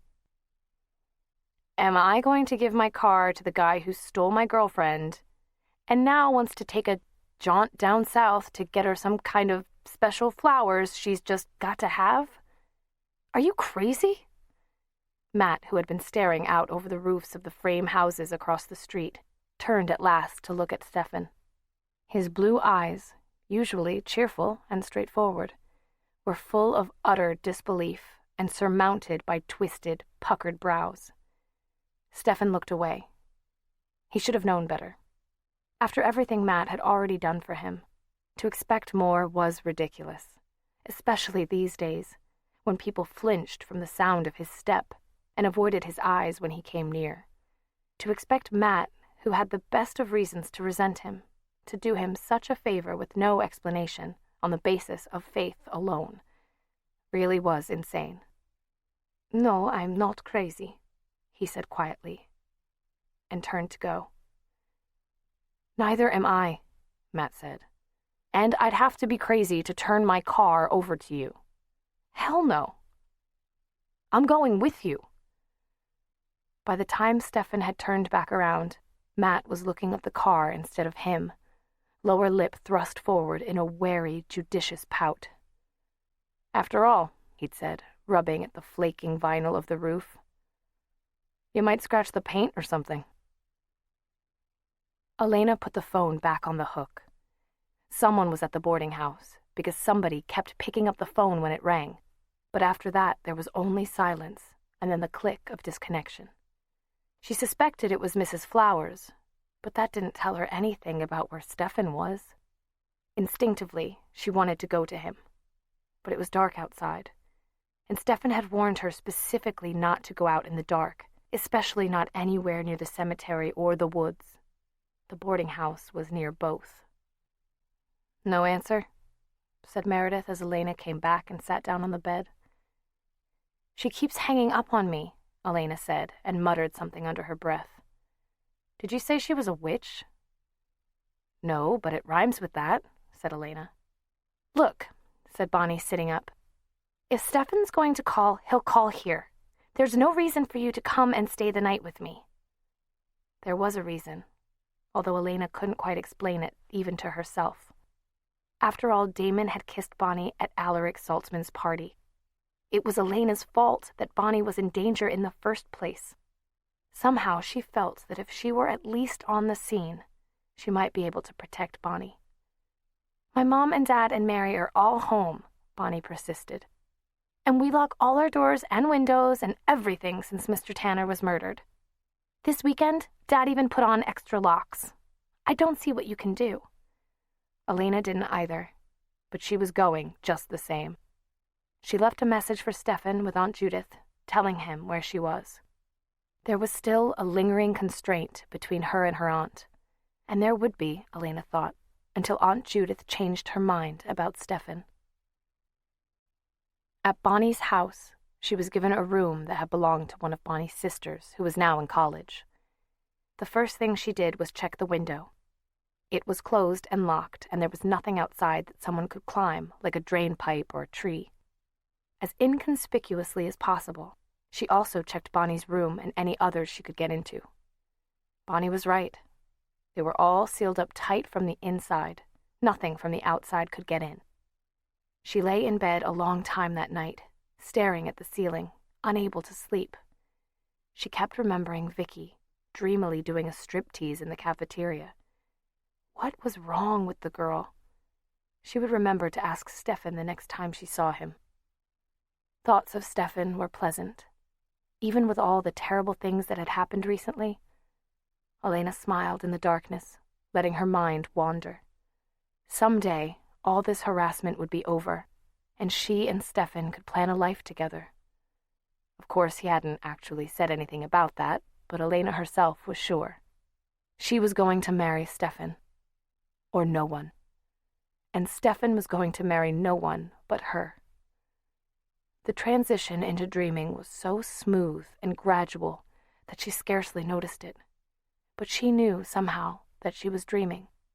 It was as if a little part of her was standing aside and watching the dream like a play. She was sitting in a long hallway, which was covered with mirrors on one side and windows on the other. She was waiting for something. Then she saw a flicker of movement, and Stefan was standing outside the window. His face was pale, and his eyes were hurt and angry. She went over to the window, but she couldn't hear what he was saying because of the glass. In one hand, he was holding a book with a blue velvet cover, and he kept gesturing to it and asking her something. Then he dropped the book and turned away. "Stefan, don't go! Don't leave me!" she cried, her fingers flattened whitely on the glass. Then she noticed that there was a latch on one side of the window, and she opened it, calling to him. But he had disappeared, and outside she saw only swirling white mist. Disconsolately, she turned away from the window and began walking down the hall. Her own image glimmered in mirror after mirror as she went by them. Then something about one of the reflections caught her eye. The eyes were her eyes, but there was a new look in them, a predatory, sly look. Vicky's eyes had also looked that way when she was undressing, and there was something disturbing and hungry about her smile. As she watched, standing still, the image suddenly whirled around and around as if dancing. Horror swept over Elena. She began to run down the hall, but now all the reflections had a life of their own, dancing, beckoning to her, laughing at her. Just when she thought her heart and lungs would burst with terror, she reached the end of the corridor and flung open a door. She was standing in a large and beautiful room. The lofty ceiling was intricately carved and inlaid with gold. The doorways were faced with white marble. Classical statues stood in niches along the wall. Elena had never seen a room of such splendor, but she knew where she was. In Renaissance Italy, when Stefan had been alive. She looked down at herself and saw she was wearing a dress like the one she had made for Halloween, the ice blue Renaissance ball gown. But this dress was a deep ruby red, and around her waist she wore a thin chain set with brilliant red stones. The same stones were in her hair. When she moved, the silk shimmered like flames in the light of hundreds of torches. At the far end of the room, 2 huge doors swung inward. A figure appeared between them. It walked toward her, and she saw that it was a young man dressed in Renaissance clothing, doublet and hose and fur-trimmed jerkin. "Stefan!" She started toward him eagerly, feeling the weight of her dress swing from the waist. But when she got closer, she stopped, drawing in a sharp breath. It was Damon. He kept on walking toward her, confident, casual. He was smiling, a smile of challenge. Reaching her, he put one hand over his heart and bowed. Then he held out the hand to her as if daring her to take it. "Do you like dancing?" he said, except that his lips didn't move. The voice was in her mind. Her fear drained away, and she laughed. What was wrong with her to have ever been afraid of him? They understood each other very well, but instead of taking his hand, she turned away, the silk of the dress turning after her. She moved lightly toward one of the statues along the wall, not glancing back to see if he was following her. She knew he would. She pretended to be absorbed in the statue, moving away again just as he reached her, biting her lip to hold in the laughter. She felt wonderful right now, so alive, so beautiful. Dangerous? Of course this game was dangerous, but she had always enjoyed danger. The next time he drew near her, she glanced at him teasingly as she turned. He reached out but caught only the jeweled chain at her waist. He let go quickly, and looking back, she saw that the pronged setting on one of the gems had cut him. The drop of blood on his finger was just the color of her dress. His eyes flashed at her sideways, and his lips curved in a taunting smile as he held the wounded finger up. "You wouldn't dare," those eyes said. "Oh, wouldn't I?" Elena told him with her own eyes. Boldly, she took his hand and held it a moment, teasing him. Then she brought the finger to her lips. After a few moments, she released it and looked up at him. "I do like dancing," she said, and found that, like him, she could speak with her mind. It was a thrilling sensation. She moved to the center of the room and waited. He followed her, graceful as a stalking beast. His fingers were warm and hard when they clasped hers. There was music, although it faded in and out and sounded far away. Damon placed his other hand on her waist. She could feel the warmth of his fingers there, the pressure. She picked up her skirts, and they began dancing. It was lovely, like flying, and her body knew every move to make. They danced around and around that empty room in perfect timing together. He was laughing down at her, his dark eyes glittering with enjoyment. She felt so beautiful, so poised and alert and ready for anything. She couldn't remember when she'd had this much fun. Gradually, though, his smile faded, and their dancing slowed. At last she stood unmoving in the circle of his arms. His dark eyes were not amused any longer, but fierce and heated. She looked up at him soberly, unafraid, And then, for the first time, she felt as if she were dreaming. She felt slightly dizzy and very languid and weak. The room around her was blurring. She could see only his eyes, and they were making her feel more and more sleepy. She allowed her own eyes to half close, her head to fall back. She sighed. She could feel his gaze now, on her lips, on her throat. She smiled to herself and let her eyes close completely. He was supporting her weight now, keeping her from falling down. She felt his lips on the skin of her neck, burning hot as if he had a fever. Then she felt the sting, like the jabs of 2 needles.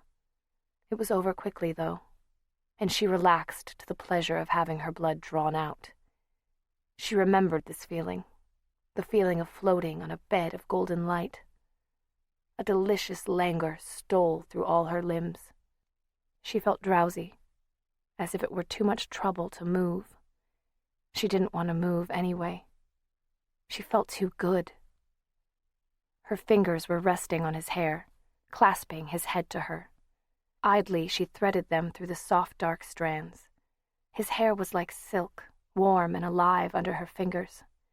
When she opened her eyes a slit, she saw that it reflected rainbows in the candlelight, red and blue and purple, just like the feathers. And then everything shattered. There was a pain at her throat suddenly, as if her soul was being torn out of her. She was pushing at Damon, clawing at him, trying to force him away. Screams rang in her ears. Damon was fighting her. But it wasn't Damon. It was a crow.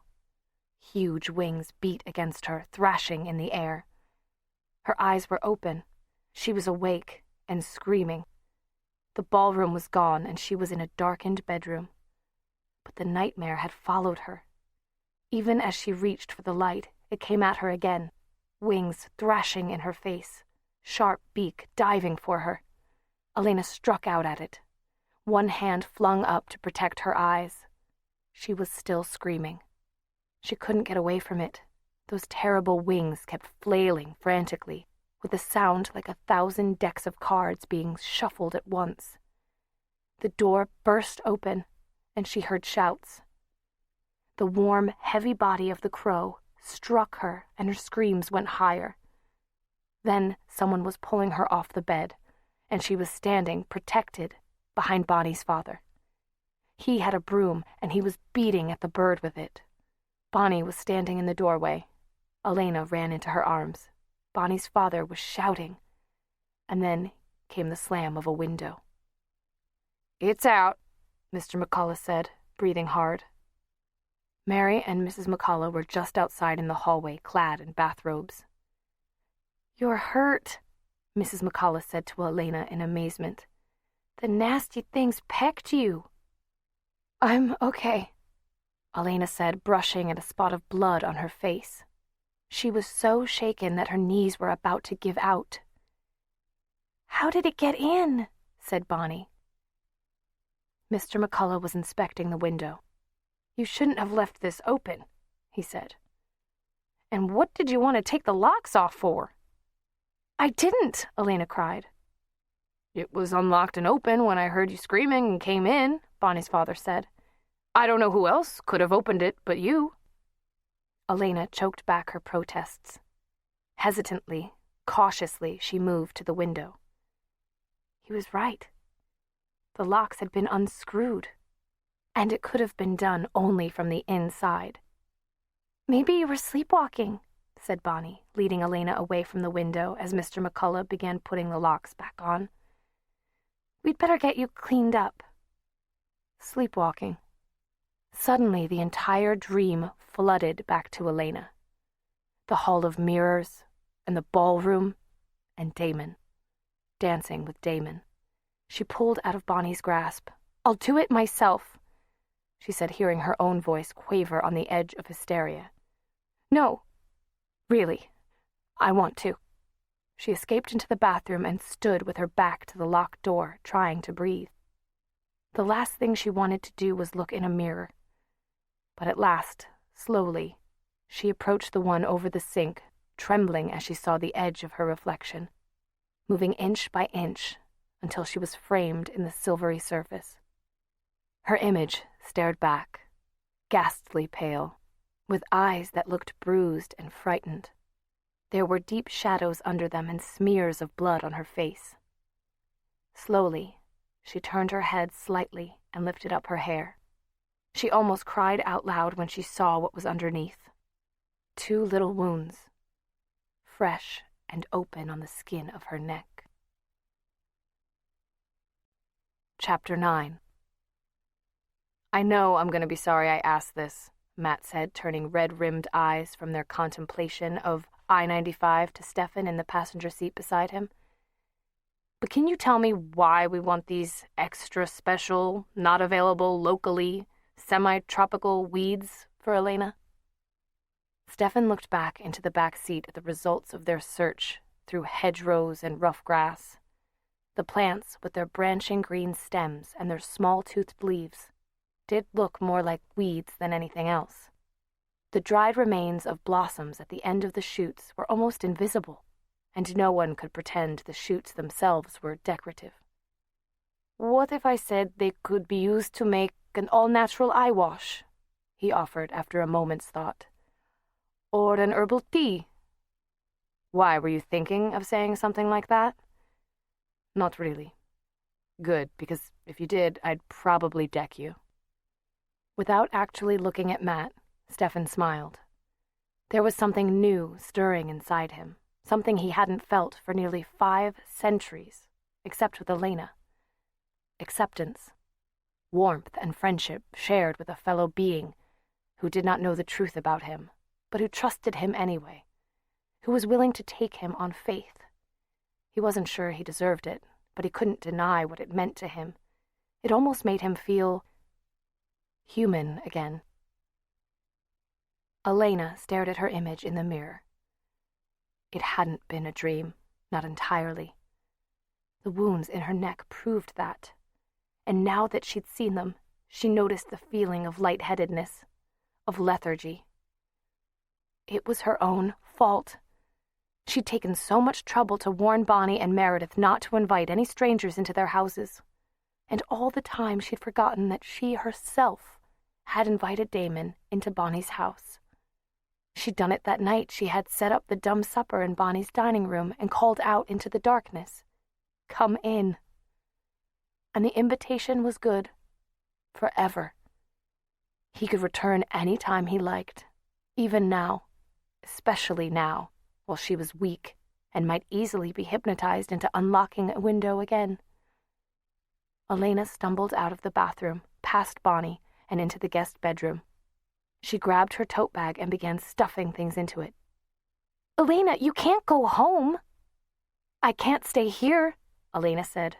She looked around for her shoes, spotted them by the bed, and started forward. Then she stopped, with a strangled sound. Lying on the dainty crumpled linen of the bed, there was a single black feather.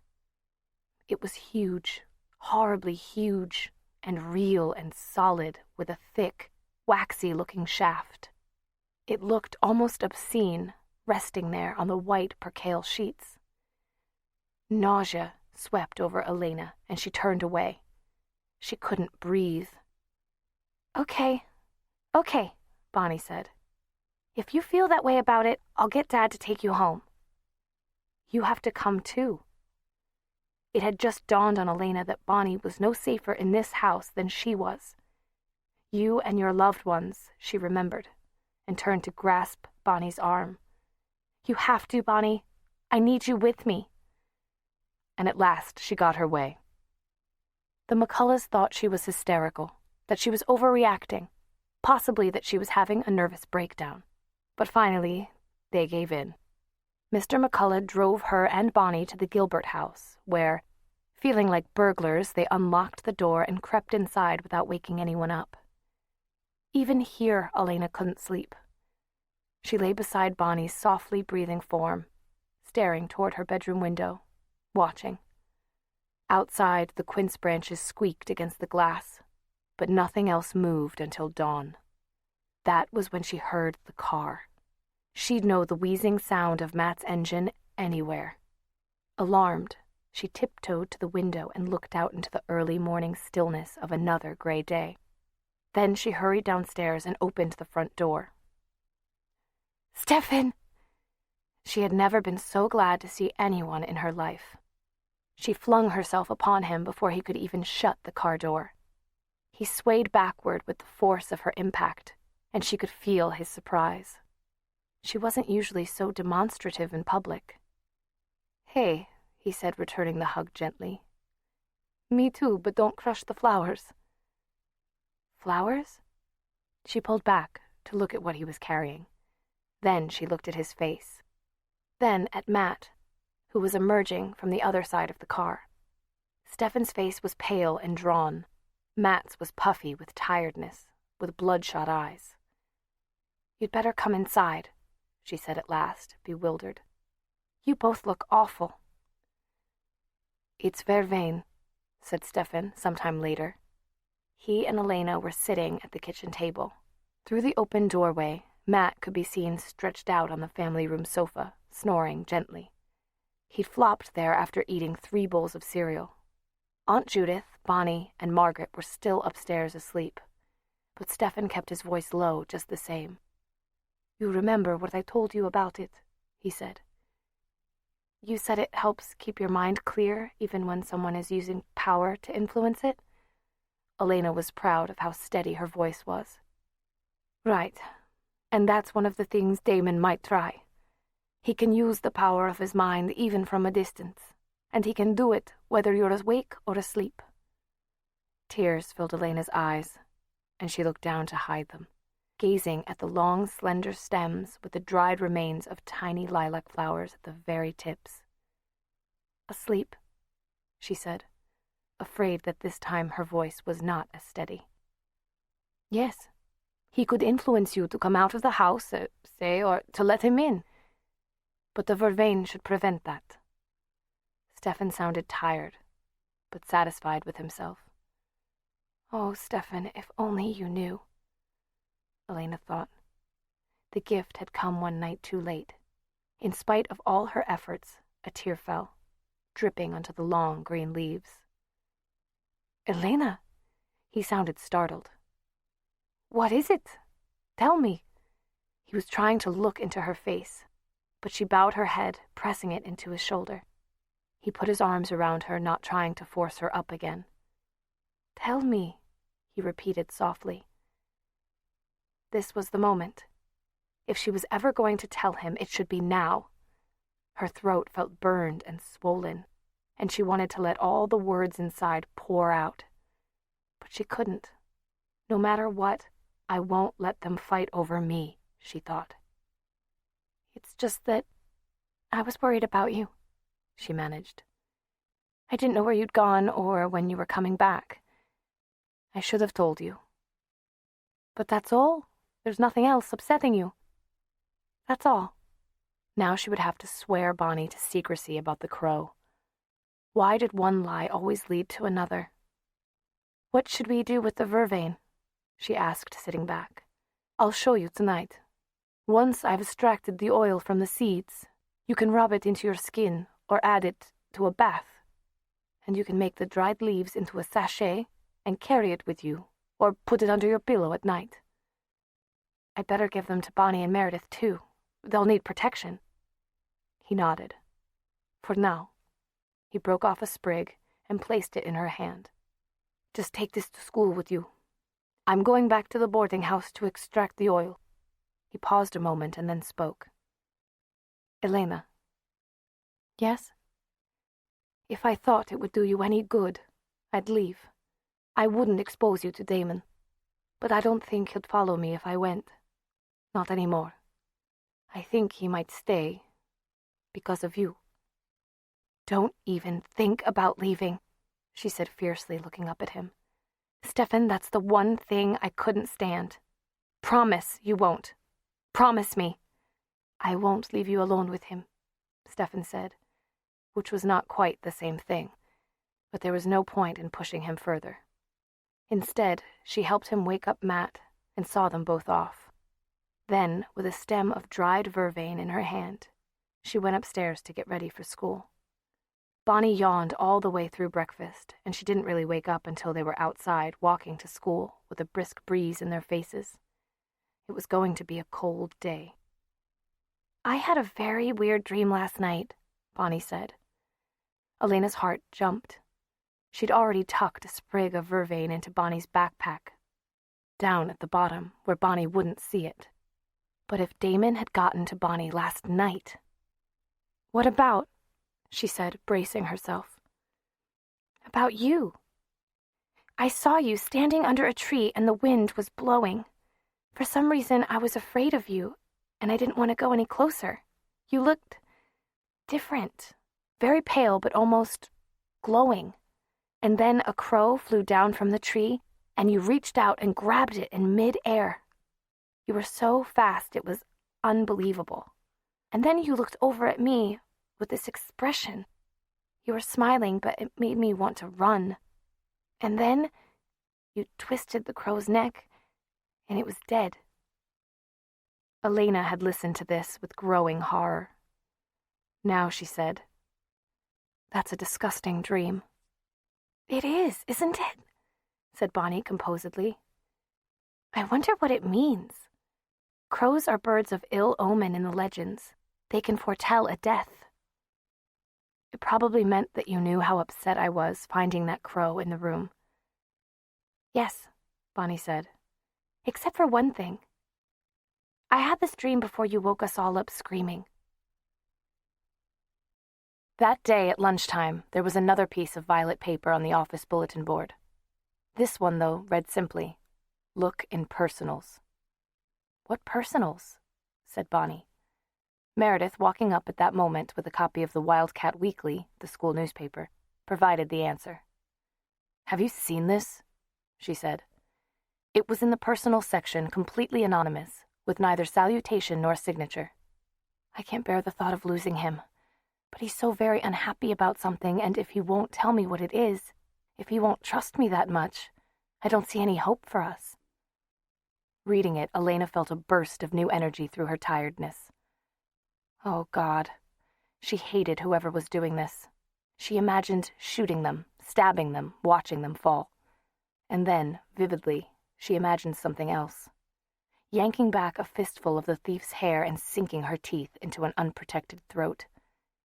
It was a strange, unsettling vision, but for a moment, it almost seemed real. She became aware that Bonnie and Meredith were looking at her. "Well?" she said, feeling slightly uncomfortable.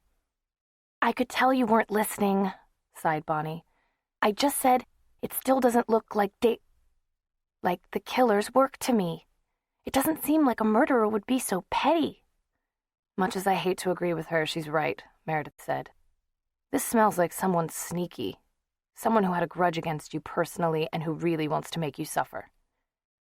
Saliva had collected in Elena's mouth, and she swallowed. "Also someone who's familiar with the school. They had to fill out a form for a personals message in one of the journalism classes," she said. "And somebody who knew you kept a diary, assuming they stole it on purpose. Maybe they were in one of your classes that day and you took it to school. Remember, when Mr. Tanner almost caught you?" Bonnie added. "Miss Halpern did catch me. She even read some of it aloud, a bit about Stefan. That was right after Stefan and I got together." "Wait a minute, Bonnie. That night at your house when the diary was stolen, how long were you two out in the living room?" "Just a few minutes. Yangtze had stopped barking and I went to the door to let him in, and..." Bonnie pressed her lips together and shrugged. "So the thief had to be familiar with your house," said Meredith swiftly. "Or he or she wouldn't have been able to get in, get the diary, and get out again before we saw them. All right, then, we're looking for someone sneaky and cruel, probably in one of your classes, Elena, and most likely familiar with Bonnie's house. Someone who has a personal grudge and will stoop to anything to get you..." Oh, my God. The three of them stared at one another. "It has to be," whispered Bonnie. "It has to." "We're so stupid. We should have seen it right away," said Meredith. For Elena, it meant the sudden realization that all the anger she'd felt about this before was nothing to the anger she was capable of feeling. A candle flame to the sun. "Caroline," she said, and clenched her teeth so hard her jaw hurt. Caroline. Elena actually felt she could kill the green-eyed girl right now, and she might have rushed out to try if Bonnie and Meredith hadn't stopped her. "After school," said Meredith firmly, "when we can take her somewhere private. Just wait that long, Elena." But as they headed for the cafeteria, Elena noticed an auburn head disappearing down the art and music corridor, and she remembered something Stefan had said earlier this year about Caroline taking him into the photography room at lunchtime. For privacy, Caroline had told him. "You two go on, I forgot something," she said as soon as Bonnie and Meredith both had food on their cafeteria trays. Then she pretended to be deaf as she walked rapidly out and backtracked to the art wing. All the rooms were dark, but the photography room's door was unlocked. Something made Elena turn the knob cautiously and move quietly once she was inside, rather than marching in to start a confrontation as she'd planned. Was Caroline in here? If so, what was she doing alone in the dark? The room appeared at first to be deserted. Then Elena heard the murmur of voices from a small alcove at the back, and she saw that the dark room door was ajar. Silently, stealthily, she made her way until she stood just outside the doorway, and the murmur of sound resolved itself into words. "But how can we be sure she'll be the one they pick?" That was Caroline. "My father's on the school board. They'll pick her, all right?" And that was Tyler Smallwood. His father was a lawyer, and on every board there was. "Besides, who else would it be?" he continued. "The spirit of Fell's church is supposed to be brainy as well as built." "And I don't have brains, I suppose." "Did I say that? Look, if you want to be the one to parade in a white dress on Founder's Day, fine. But if you want to see Stefan Salvatore run out of town on the evidence of his own girlfriend's diary—" "But why wait so long?" Tyler sounded impatient. "Because this way it'll ruin the celebration too. The Fells celebration. Why should they get the credit for founding this town? The Smallwoods were here first." "Oh, who cares about who founded the town? All I want is to see Elena humiliated in front of the entire school. And Salvatore." Pure hatred and malice in Tyler's voice made Elena's flesh crawl. "He'll be lucky if he doesn't end up hanging from a tree. You're sure the evidence is there?" "How many times do I have to tell you?" "First, it says she lost the ribbon on September 2nd in the cemetery. Then it says Stefan picked it up that day and kept it. Wickory Bridge is right beside the cemetery. That means Stefan was near the bridge on September 2nd, the night the old man was attacked there. Everybody already knows he was on hand for the attacks on Vicky and Tanner. What more do you want?" "It would never stand up in court. Maybe I should get some corroborating evidence, like ask old Mrs. Flowers what time he got home that night." "Oh, who cares? Most people think he's guilty already. The diary talks about some big secret he's hiding from everyone. People will get the idea." "You're keeping it in a safe place." "No, Tyler, I'm keeping it out on the coffee table. How stupid do you think I am?" "Stupid enough to send Elena notes tipping her off." There was a crackle, as of newspaper. "Look at this. This is unbelievable, and it's got to stop now. What if she figures out who's doing it?" "What's she gonna do about it? Call the police?" "I still want you to lay off. Just wait until Founder's Day, then you'll get to watch the Ice Princess melt." "And to say ciao to Stefan." "Tyler, nobody's really going to hurt him, are they?" "Who cares?" Tyler mocked her earlier tone. "You leave that to me and my friends, Caroline. You just do your part, okay?" Caroline's voice dropped to a throaty murmur. "Convince me." After a pause, Tyler chuckled. There was movement, rustling sounds, a sigh. Elena turned and slipped out of the room as quietly as she had come in. She got into the next hallway, and then she leaned against the lockers there, trying to think.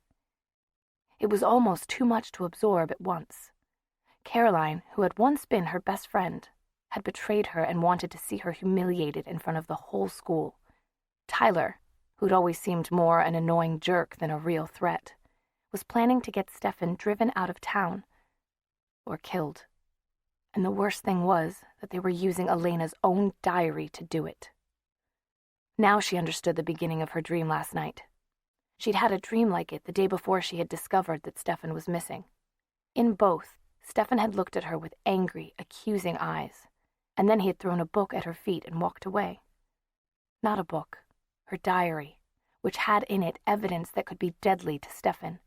3 times people in Fell's Church had been attacked, and 3 times Stefan had been on the scene. What would that look like to the town, to the police? And there was no way to tell the truth.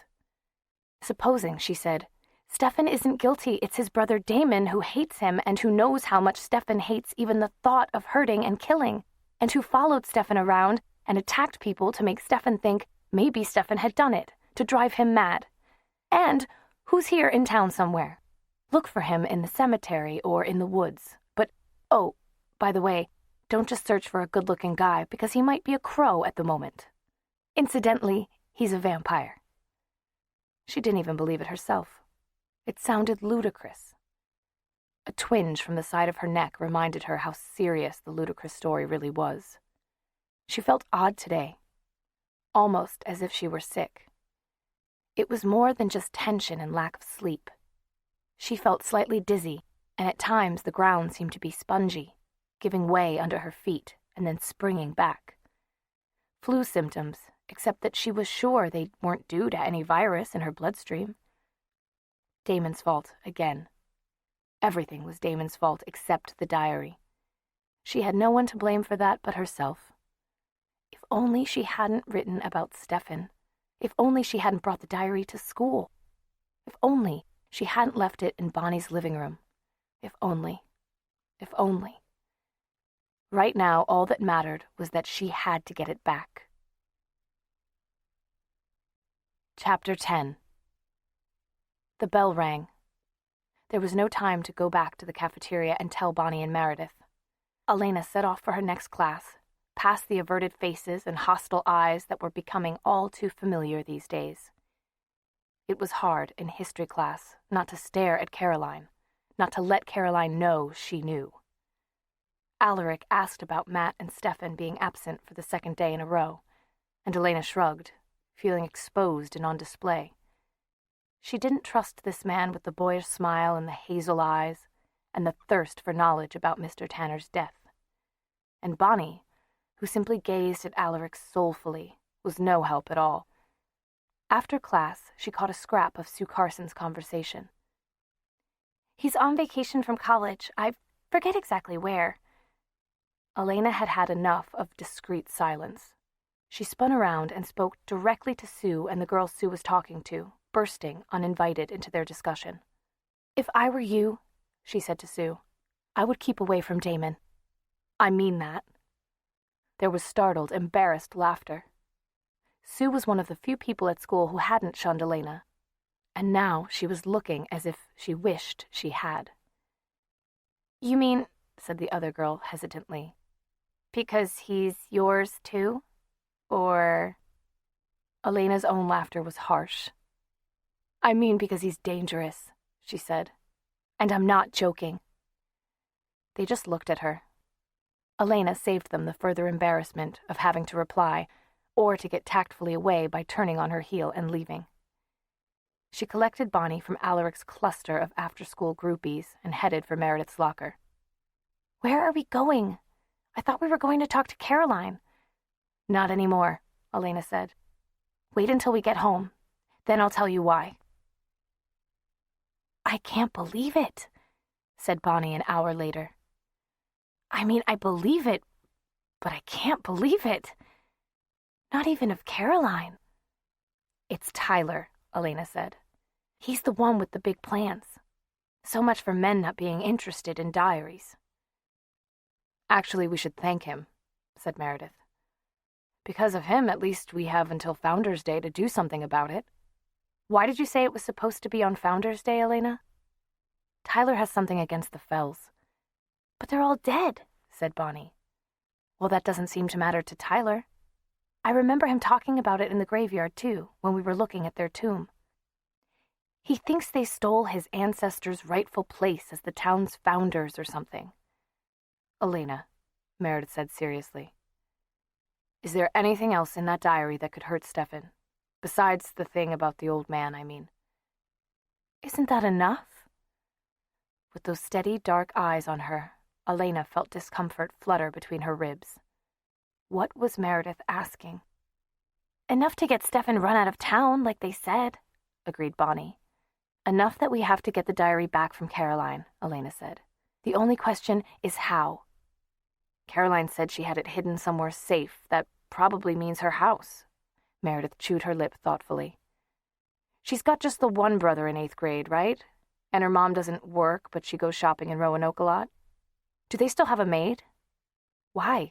Said Bonnie. What difference does it make? Well, we don't want anyone walking in while we're burglarizing the house. While we're what? Bonnie's voice rose to a squeak. You can't be serious. What are we supposed to do, just sit back and wait until Founder's Day? And let her read Elena's diary in front of the town? She stole it from your house. We've just got to steal it back, Meredith said, maddeningly calm. We'll get caught. We'll get expelled from school, if we don't end up going to jail. Bonnie turned to Elena in appeal. Tell her, Elena. Well, in all honesty, the prospect made Elena herself a little queasy. It wasn't so much the idea of expulsion, or even jail, as just the thought of being caught in the act. Mrs. Forbes's haughty face floated before her eyes, full of righteous indignation. Then it changed to Caroline's, laughing spitefully as her mother pointed an accusing finger right at Elena. Besides, it seemed such a violation to go into somebody's house when they were not there, to search their possessions. She would hate it if someone did that to her. But of course, someone had. Caroline had violated Bonnie's house, and right now had Elena's most private possession in her hands. Let's do it, Elena said quietly, but let's be careful. Can't we talk about this? Said Bonnie weakly, looking from Meredith's determined face to Elena's. There's nothing to talk about, you're coming, Meredith told her. You promised, she added, as Bonnie took a breath to object afresh, and she held up her index finger. The blood oath was only to help Elena get Stefan, Bonnie cried. Think again, said Meredith. You swore you would do whatever Elena asked in relation to Stefan. There wasn't anything about a time limit or about only until Elena gets him. Bonnie's mouth dropped open. She looked at Elena, who was almost laughing in spite of herself. It's true, Elena said solemnly. And you said it yourself. Swearing with blood means you have to stick to your oath no matter what happens. Bonnie shut her mouth and thrust her chin out. Right, she said grimly. Now I'm stuck for the rest of my life doing whatever Elena wants me to do about Stefan. Wonderful. This is the last thing I'll ever ask, Elena said. And I promise that. I swear. Don't, said Meredith, suddenly serious. Don't, Elena. You might be sorry later. Now you're taking up prophecy too? Elena said. And then she asked, so how are we going to get hold of Caroline's house key for an hour or so? November 9th, Saturday. Dear Diary, I'm sorry it's been so long. Lately I've been too busy or too depressed, or both, to write you. Besides, with everything that's happened, I'm almost afraid to keep a diary at all anymore. But I need someone to turn to, because right now there's not a single human being, not a single person on Earth that I'm not keeping something from. Bonnie and Meredith can't know the truth about Stefan. Stefan can't know the truth about Damon. Aunt Judith can't know about anything. Bonnie and Meredith know about Caroline and the diary. Stefan doesn't. Stefan knows about the vervain I use every day now. Bonnie and Meredith don't. Even though I've given both of them sachets full of the stuff. One good thing, it seems to work. Or at least I haven't been sleepwalking again since that night. But it would be a lie to say I haven't been dreaming about Damon. He's in all my nightmares. My life is full of lies right now, and I need someone to be completely honest with. I'm going to hide this diary under the loose floorboard in the closet, so that no one will find it, even if I drop dead and they clean out my room. Maybe one of Margaret's grandchildren will be playing in there someday and will pry up the board and pull it out. But until then, nobody. This diary is my last secret. I don't know why I'm thinking about death and dying. That's Bonnie's craze. She's the one who thinks it would be so romantic. I know what it's really like. There was nothing romantic about it when Mom and Dad died. Just the worst feelings in the world. I want to live for a good, long time, marry Stefan, and be happy. And there's no reason why I can't, once all these problems are behind us. Except that there are times when I get scared and I don't believe that. And there are little things that shouldn't matter, but they bother me. Like why Stefan still wears Catherine's ring around his neck, even though I know he loves me. Like why he's never said he loves me, even though I know it's true. It doesn't matter. Everything will work out. It has to work out. And then we'll be together and be happy. There's no reason why we can't. There's no reason why we can't. There's no reason. Elena stopped writing, trying to keep the letters on the page in focus, but they only blurred further, and she shut the book before a betraying teardrop could fall on the ink. Then she went over to the closet, pried up the loose board with the nail file, and put the diary there. She had the nail file in her pocket a week later as the three of them, she and Bonnie and Meredith, stood outside Caroline's back door. "Hurry up!" hissed Bonnie in agony, looking around the yard as if she expected something to jump out at them. "Come on, Meredith!" "There," said Meredith, as the key finally went the right way into the deadbolt lock and the doorknob yielded to her turning fingers. "We're in." "Are you sure they're not in? Elena, what if they come back early? Why couldn't we do this in the daytime at least? Bonnie, will you get inside? We've been through all this. The maid's always here in the daytime, and they won't be back early tonight unless someone gets sick at Chez Louis. Now come on," said Elena. "Nobody would dare get sick at Mr. Forbes's birthday dinner," Meredith said comfortingly to Bonnie as the smaller girl stepped in. "We're safe."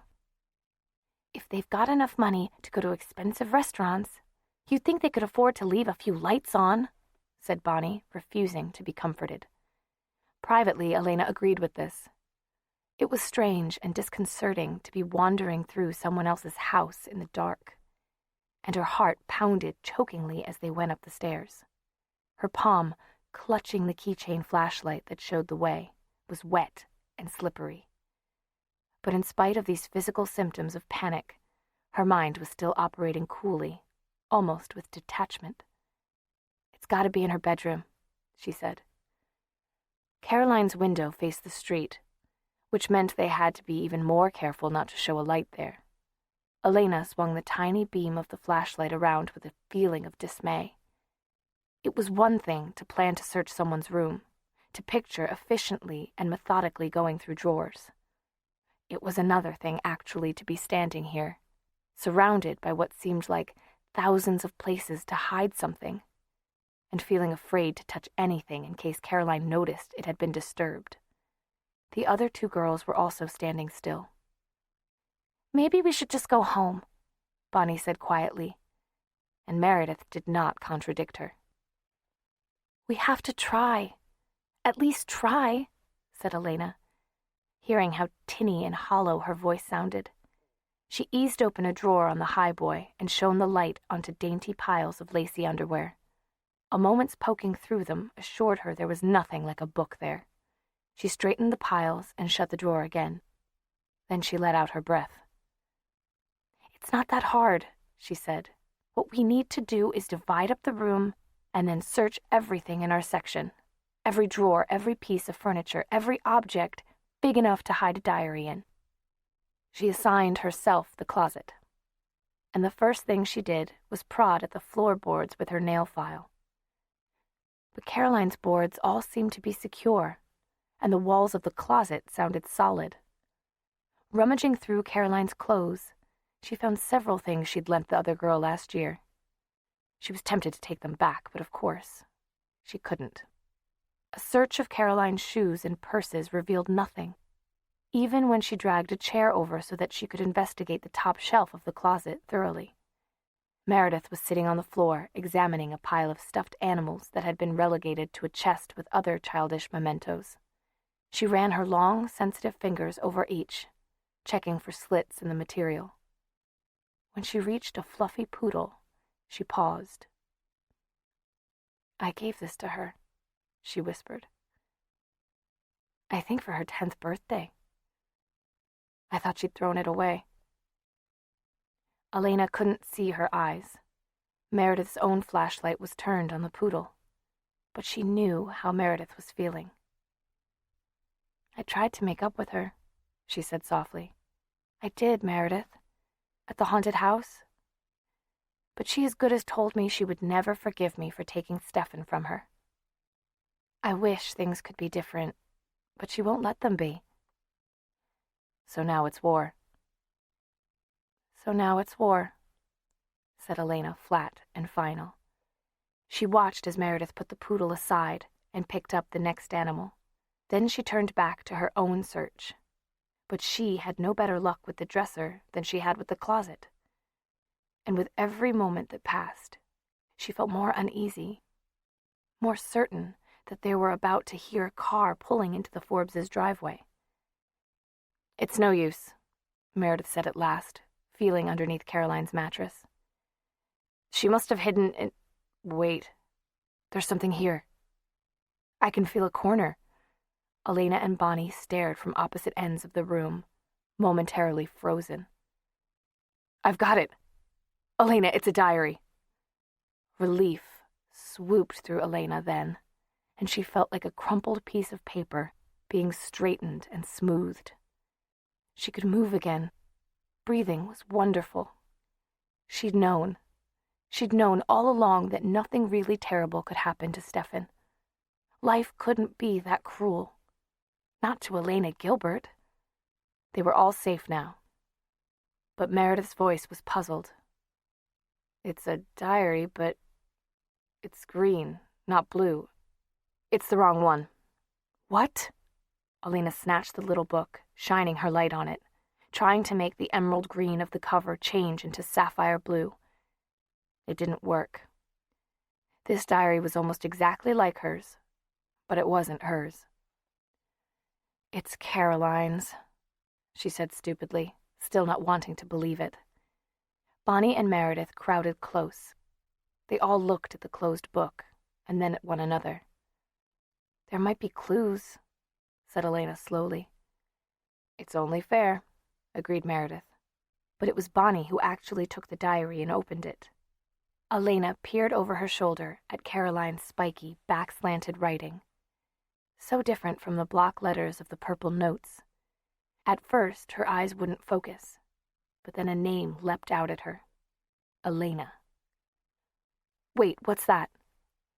Bonnie, who was the only one actually in a position to read more than one or two words, was silent a moment, her lips moving. Then she snorted. "Listen to this," she said, and read. "Elena's the most selfish person I've ever known. Everyone thinks she's so together, but it's really just coldness. It's sickening the way people suck up to her, never realizing that she doesn't give a damn about anyone or anything except Elena." "Caroline says that? She should talk." But Elena could feel the heat in her face. It was practically what Matt had said about her when she was after Stefan. "Go on, there's more," said Meredith, poking at Bonnie, who continued in an offended voice. "Bonnie's almost as bad these days. Always trying to make herself important. The newest thing is pretending she's psychic so people will pay attention to her. If she was really psychic, she'd figure out that Elena is just using her." There was a heavy pause, and then Elena said, "Is that all?" "No, there's a bit about Meredith. Meredith doesn't do anything to stop it. In fact, Meredith doesn't do anything. She just watches. It's as if she can't act. She can only react to things. Besides, I've heard my parents talking about her family. No wonder she never mentions them." "What's that supposed to mean?" Meredith hadn't moved, and Elena could see only her neck and chin in the dim light. But she spoke quietly and steadily. "It doesn't matter. Keep on looking, Bonnie, for something about Elena's diary." "Try around October 18th. That was when it was stolen," said Elena, putting her questions aside. She'd ask Meredith about it later. There was no entry for October 18th or the weekend after. In fact, there were only a few entries for the following weeks. None of them mentioned the diary. "Well, that's it then," said Meredith, sitting back. "This book is useless. Unless we want to blackmail her with it. You know, like we won't show her hers if she won't show yours." It was a tempting idea, but Bonnie spotted the flaw. "There's nothing bad about Caroline in here. It's all just complaints about other people, mostly us. I'll bet Caroline would love to have it read out loud in front of the whole school. It'd make her day." "So what do we do with it?" "Put it back," said Elena tiredly. She swung her light around the room, which seemed to her eyes to be filled with subtle differences from when they'd come in. "We'll just have to keep on pretending we don't know she has my diary and hope for another chance." "All right," said Bonnie. But she went on thumbing through the little book, occasionally giving vent to an indignant snort or hiss. "Will you listen to this?" she exclaimed. "There isn't time," Elena said. She would have said something else, but at that moment, Meredith spoke, her tone commanding everyone's immediate attention. A car. It took only a second to ascertain that the vehicle was pulling up into the Forbes' driveway. Bonnie's eyes and mouth were wide and round, and she seemed to be paralyzed, kneeling by the bed. Go on," said Elena, snatching the diary from her. "Turn the flashlights off and get out the back door." They were already moving, Meredith urging Bonnie forward. Elena dropped to her knees and lifted the bedspread, pulling up at Caroline's mattress. With her other hand, she pushed the diary forward, wedging it between the mattress and the dust ruffle. The thinly covered box springs bit into her arm from below, but even worse was the weight of the queen-size mattress bearing down from above. She gave the book a few more nudges with her fingertips and then pulled her arm out, tugging the bedspread back in place. She gave one wild glance back at the room as she left. There was no time to fix anything more now. As she moved swiftly and silently toward the stairs, she heard a key in the front door. What followed was a sort of dreadful game of tag. Elena knew they were not deliberately chasing her. The Forbes family seemed determined to corner her in their house.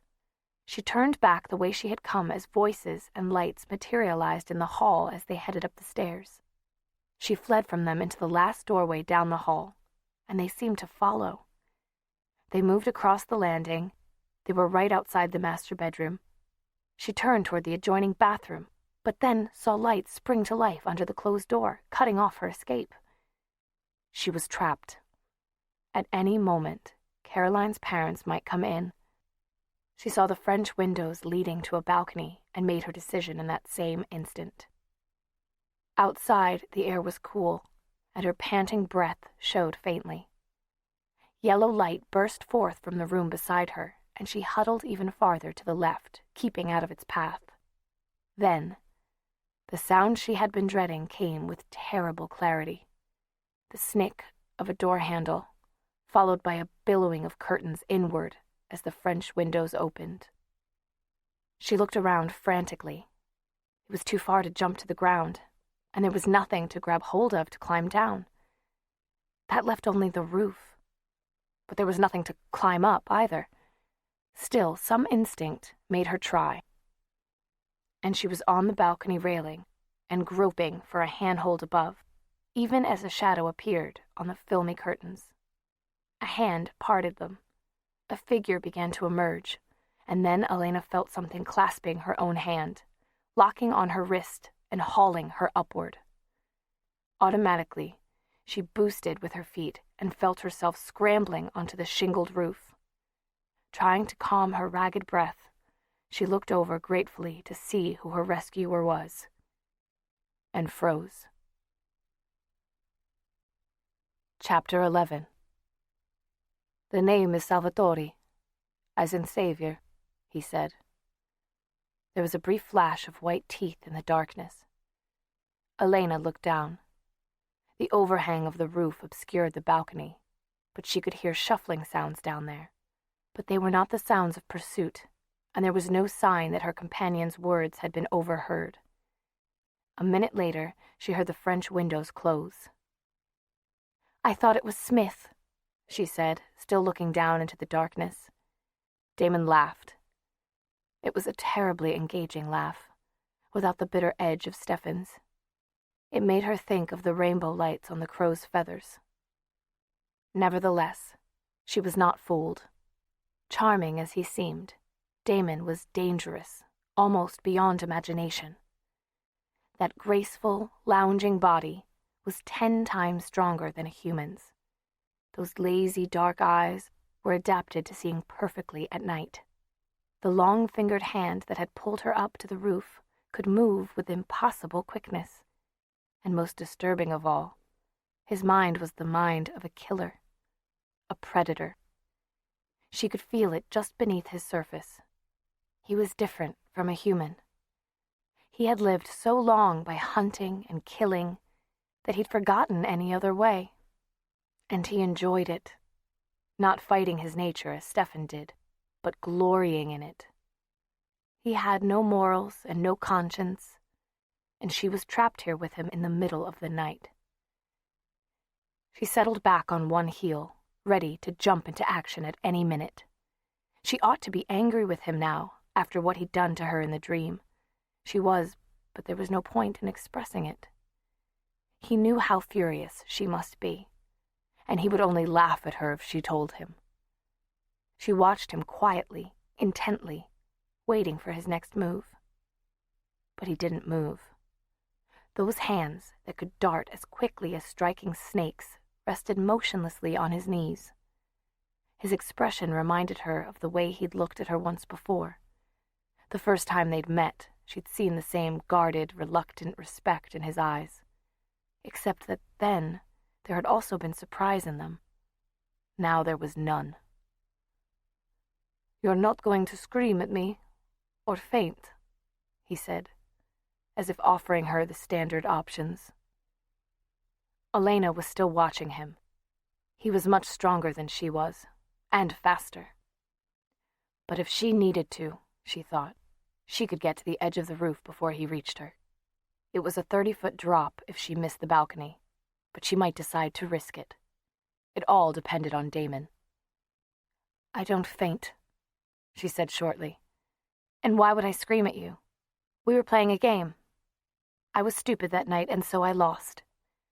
You warned me in the graveyard about the consequences." His lips parted in a quick breath, and he looked away. "I may just have to make you my Queen of Shadows," he said. And speaking almost to himself, he continued. "I've had many companions, girls as young as you and women who were the beauties of Europe. But you're the one I want at my side. Ruling, taking what we want when we want it, feared and worshipped by all the weaker souls. Would that be so bad?" "I am one of the weaker souls," Elena said. "And you and I are enemies, Damon.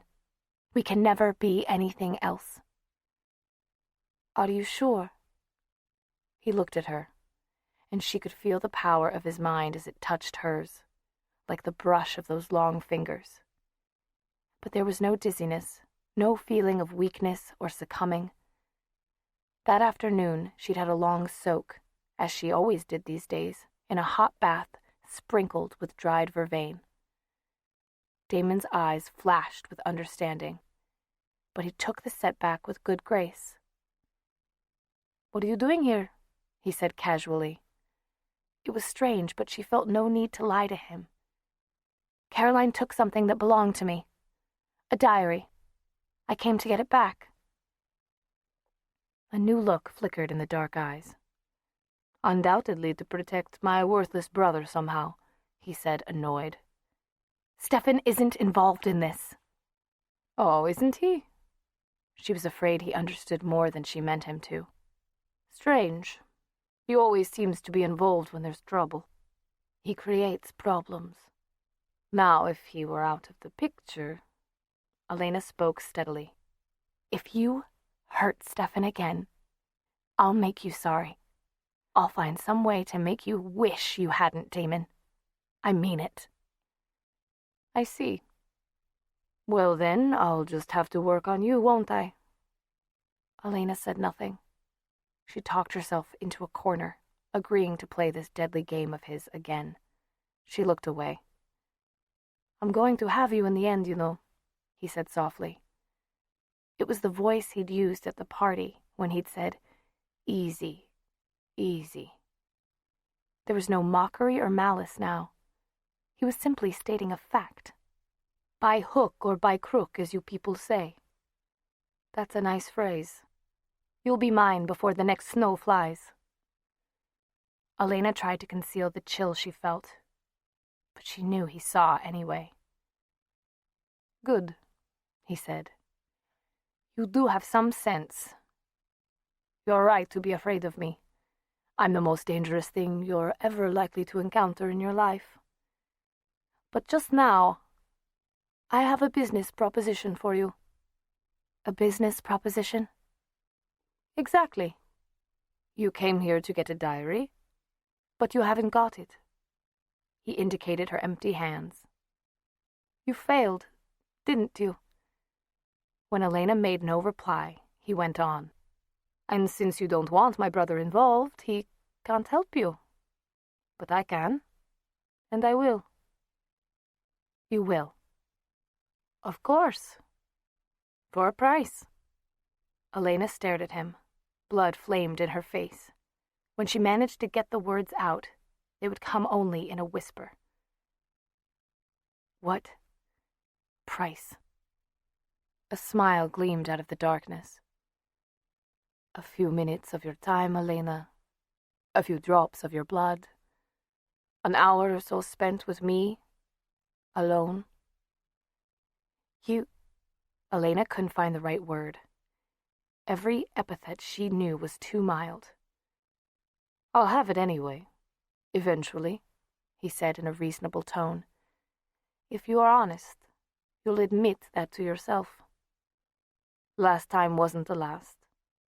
Why not accept that? His voice dropped to a warm, intimate timbre. Remember, I'd rather cut my throat, she said.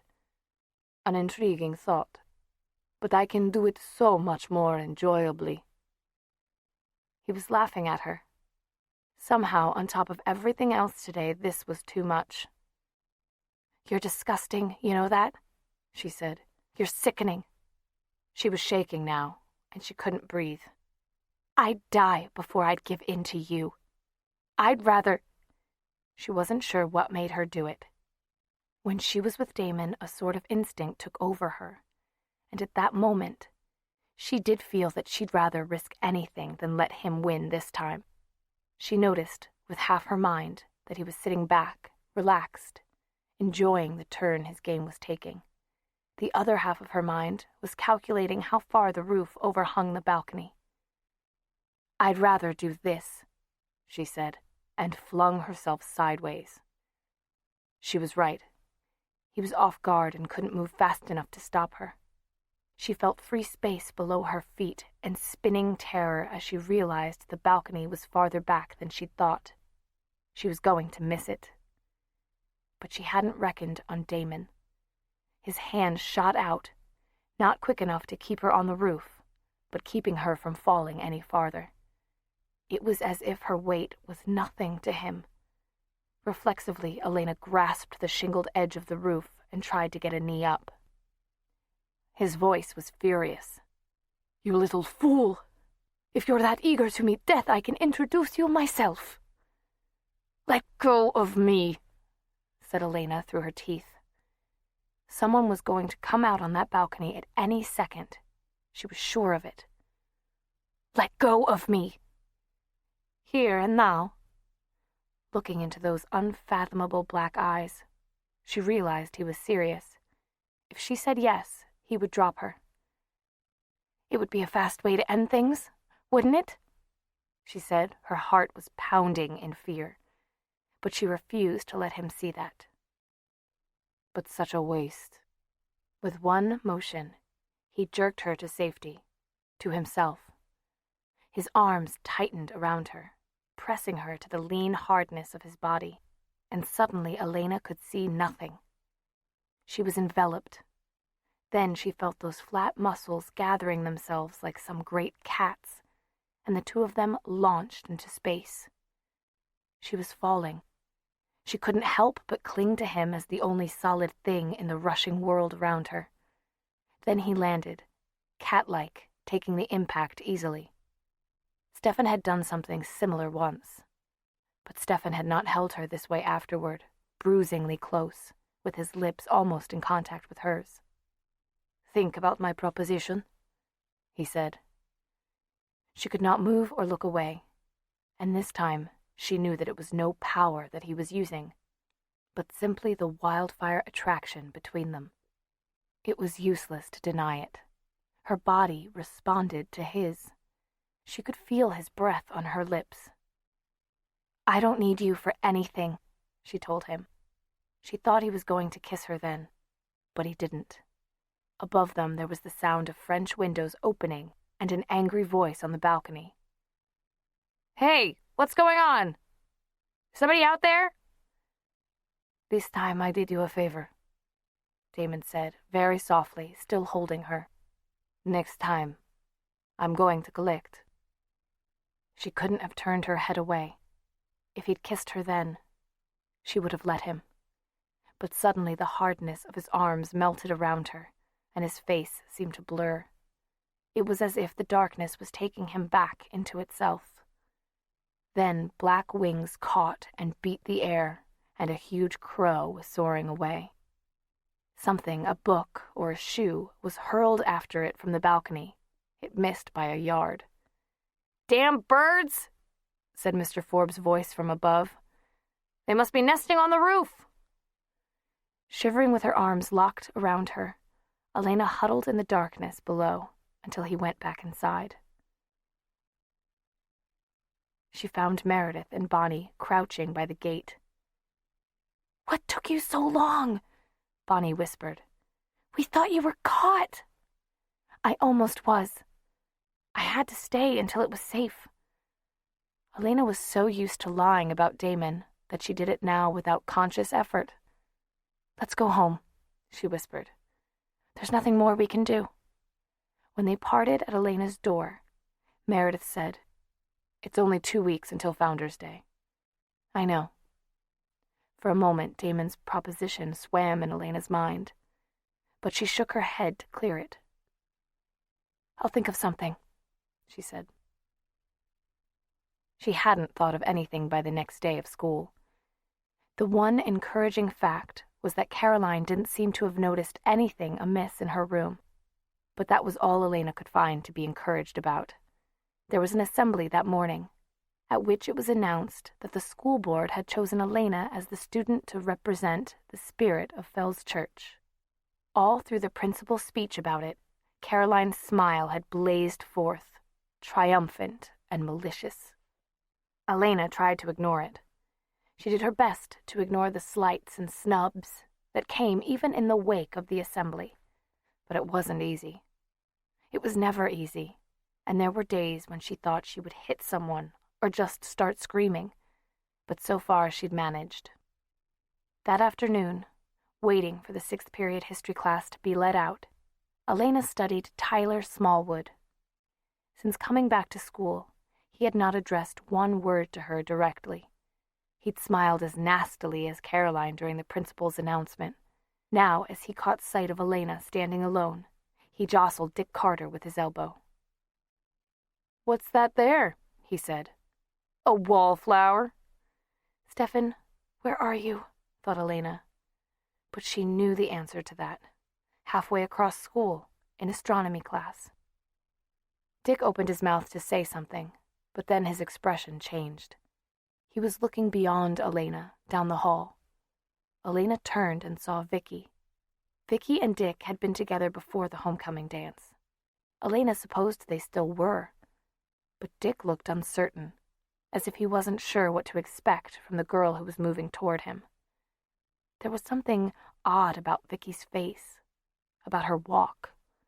She was moving as if her feet didn't touch the floor. Her eyes were dilated and dreamy. "Hi there," Dick said tentatively, and he stepped in front of her. Vicky passed him without a glance and went on to Tyler. Elena watched what happened next with growing uneasiness. It should have been funny, but it wasn't. It started with Tyler looking somewhat taken aback. Then Vicky put a hand on his chest. Tyler smiled, but there was a forced look about it. Vicky slid her hand under his jacket. Tyler's smile wavered. Vicky put her other hand on his chest. Tyler looked at Dick. "Hey, Vicky, lighten up," said Dick hastily, but he didn't move any closer. Vicky slid her two hands upward, pushing Tyler's jacket off his shoulders. He tried to shrug it back on without letting go of his books or seeming too concerned. He couldn't. Vicky's fingers crept under his shirt. "Stop that! Stop her, will you?" said Tyler to Dick.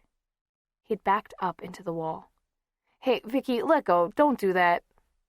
But Dick remained at a safe distance. Tyler shot him an enraged glare and tried to shove Vicky away. A noise had begun. At first it seemed to be at a frequency almost too low for human hearing, but it grew louder and louder. A growl eerily menacing that sent ice down Elena's spine.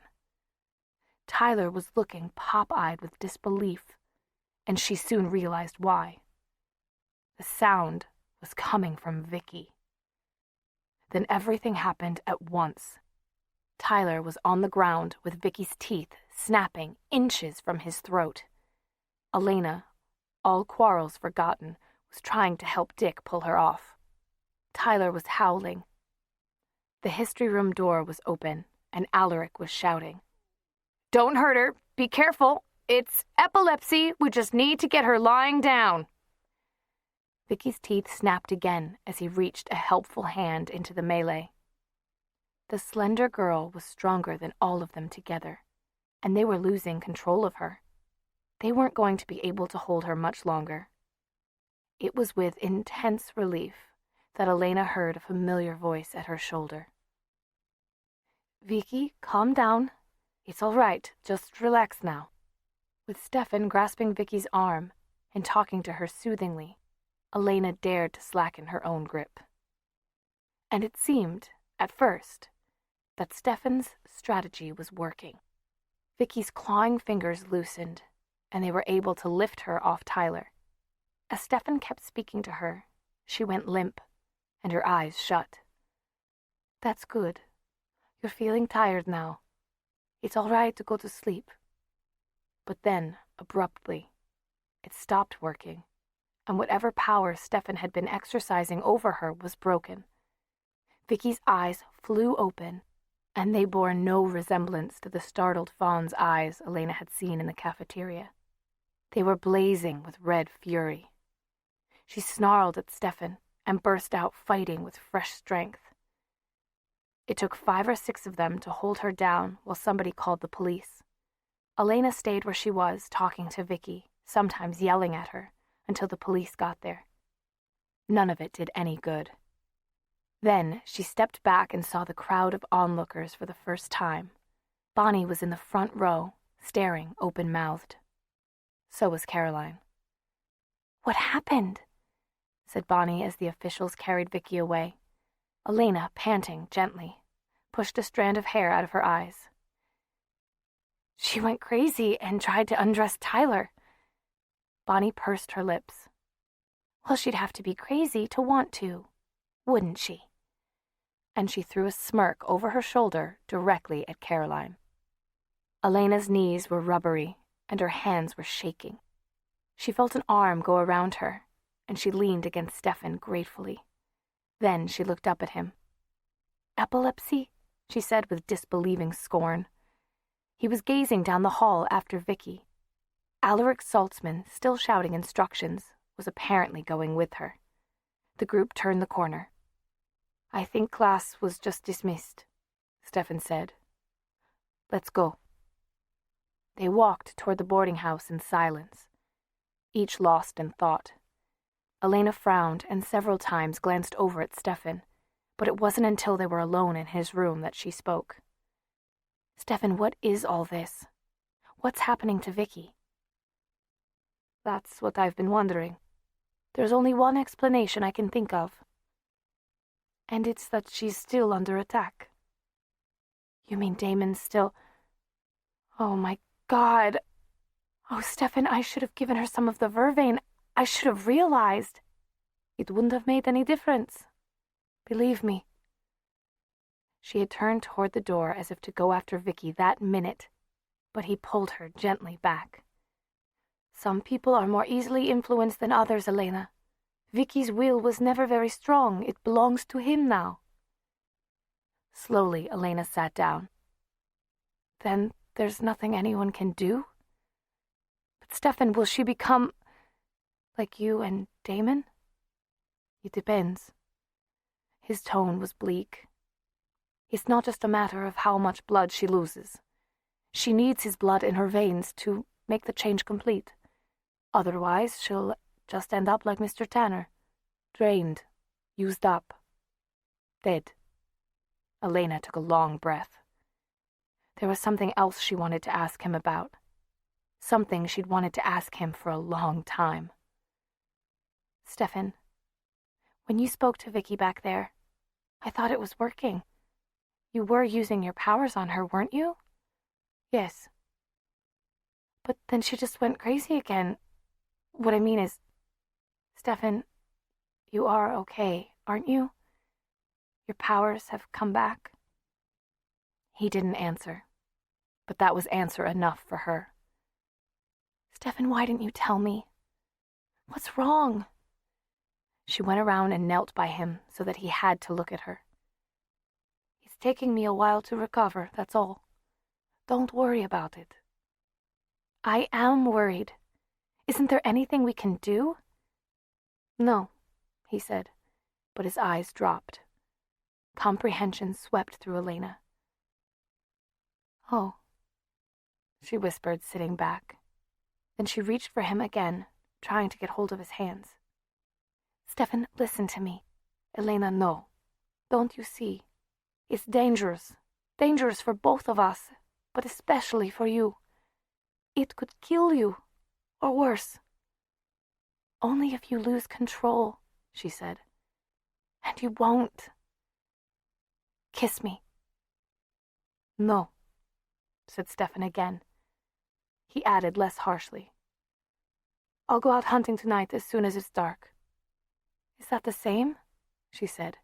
She knew it wasn't. It was human blood that gave power. "Oh, Stefan, please, don't you see I want to? Don't you want to?" "That isn't fair," he said, his eyes tortured. "You know it isn't, Elena. You know how much—" He turned away from her again, his hands clenched into fists. "Then why not? Stefan, I need—" She couldn't finish. She couldn't explain to him what she needed. It was a need for connection to him, for closeness. She needed to remember what it was like with him, to wipe out the memory of dancing in her dream and of Damon's arms locked around her. "I need us to be together again," she whispered. Stefan was still turned away, and he shook his head. "All right," Elena whispered, but she felt a wash of grief and fear as defeat seeped into her bones. Most of the fear was for Stefan, who was vulnerable without his powers, vulnerable enough that he might be hurt by the ordinary citizens of Fell's Church. But some of it was for herself. Chapter 12. A voice spoke as Elena reached for a can on the store shelf. "Cranberry sauce already?" Elena looked up. "Hi, Matt. Yes, Aunt Judith likes to do a preview the Sunday before Thanksgiving, remember? If she practices, there's less chance she'll do something terrible. Like forgetting to buy the cranberry sauce until 15 minutes before dinner? Until 5 minutes before dinner, said Elena, consulting her watch, and Matt laughed. It was a good sound, and one Elena hadn't heard for too long. She moved on toward the checkout stand, but after she'd paid for the purchase, she hesitated, looking back. Matt was standing by the magazine rack, apparently absorbed, but there was something about the slope of his shoulders that made her want to go to him. She poked a finger at his magazine. "What are you doing for dinner?" she said. When he glanced uncertainly toward the front of the store, she added, "Bonnie's waiting out in the car. She'll be there. Other than that, it's just the family. And Robert, of course. He should be there by now." She meant that Stefan wasn't coming. She still wasn't sure how things were between Matt and Stefan these days. At least they spoke to each other. "I'm fending for myself tonight. Mom's not feeling so hot," he said. But then, as if to change the subject, he went on. "Where's Meredith?" "With her family, visiting some relatives or something." Elena was vague because Meredith had been vague herself. She seldom talked about her family. "So what do you think? Want to take a chance on Aunt Judith's cooking?" "For old time's sake?" "For old friend's sake," said Elena after a moment's hesitation, and smiled at him. He blinked and looked away. "How can I refuse an invitation like that?" he said in an oddly muted voice. But when he put the magazine back and followed her out, he was smiling too. Bonnie greeted him cheerfully, and when they got home, Aunt Judith looked pleased to see him come into the kitchen. "Dinner's almost ready," she said, taking the grocery bag from Elena. "Robert got here a few minutes ago. Why don't you go straight on back to the dining room? Oh, and get another chair, Elena. Matt makes 7. 6, Aunt Judith," said Elena, amused. "You and Robert, me and Margaret, Matt and Bonnie." "Yes, dear, but Robert's brought a guest too. They're already sitting down." Elena registered the words just as she stepped through the dining room door, but there was an instant's delay before her mind reacted to them. Even so, she knew. Stepping through that door, she somehow knew what was waiting for her. Robert was standing there, fiddling with a bottle of white wine and looking jovial, and sitting at the table on the far side of the autumn centerpiece and the tall lighted candles was Damon. Elena realized she'd stopped moving when Bonnie ran into her from behind. Then she forced her legs into action. Her mind wasn't as obedient. It remained frozen. "Ah, Elena," Robert said, holding out a hand. "This is Elena, the girl I was telling you about," he said to Damon. "Elena, this is Damon, Smith," said Damon. "Oh, yes. He's from my alma mater, William and Mary, and I just ran into him outside the drugstore. Since he was looking for some place to eat, I invited him along here for a home-cooked meal.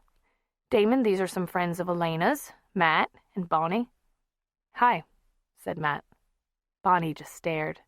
Then she swung enormous eyes on Elena. Elena was trying to get a grip on herself.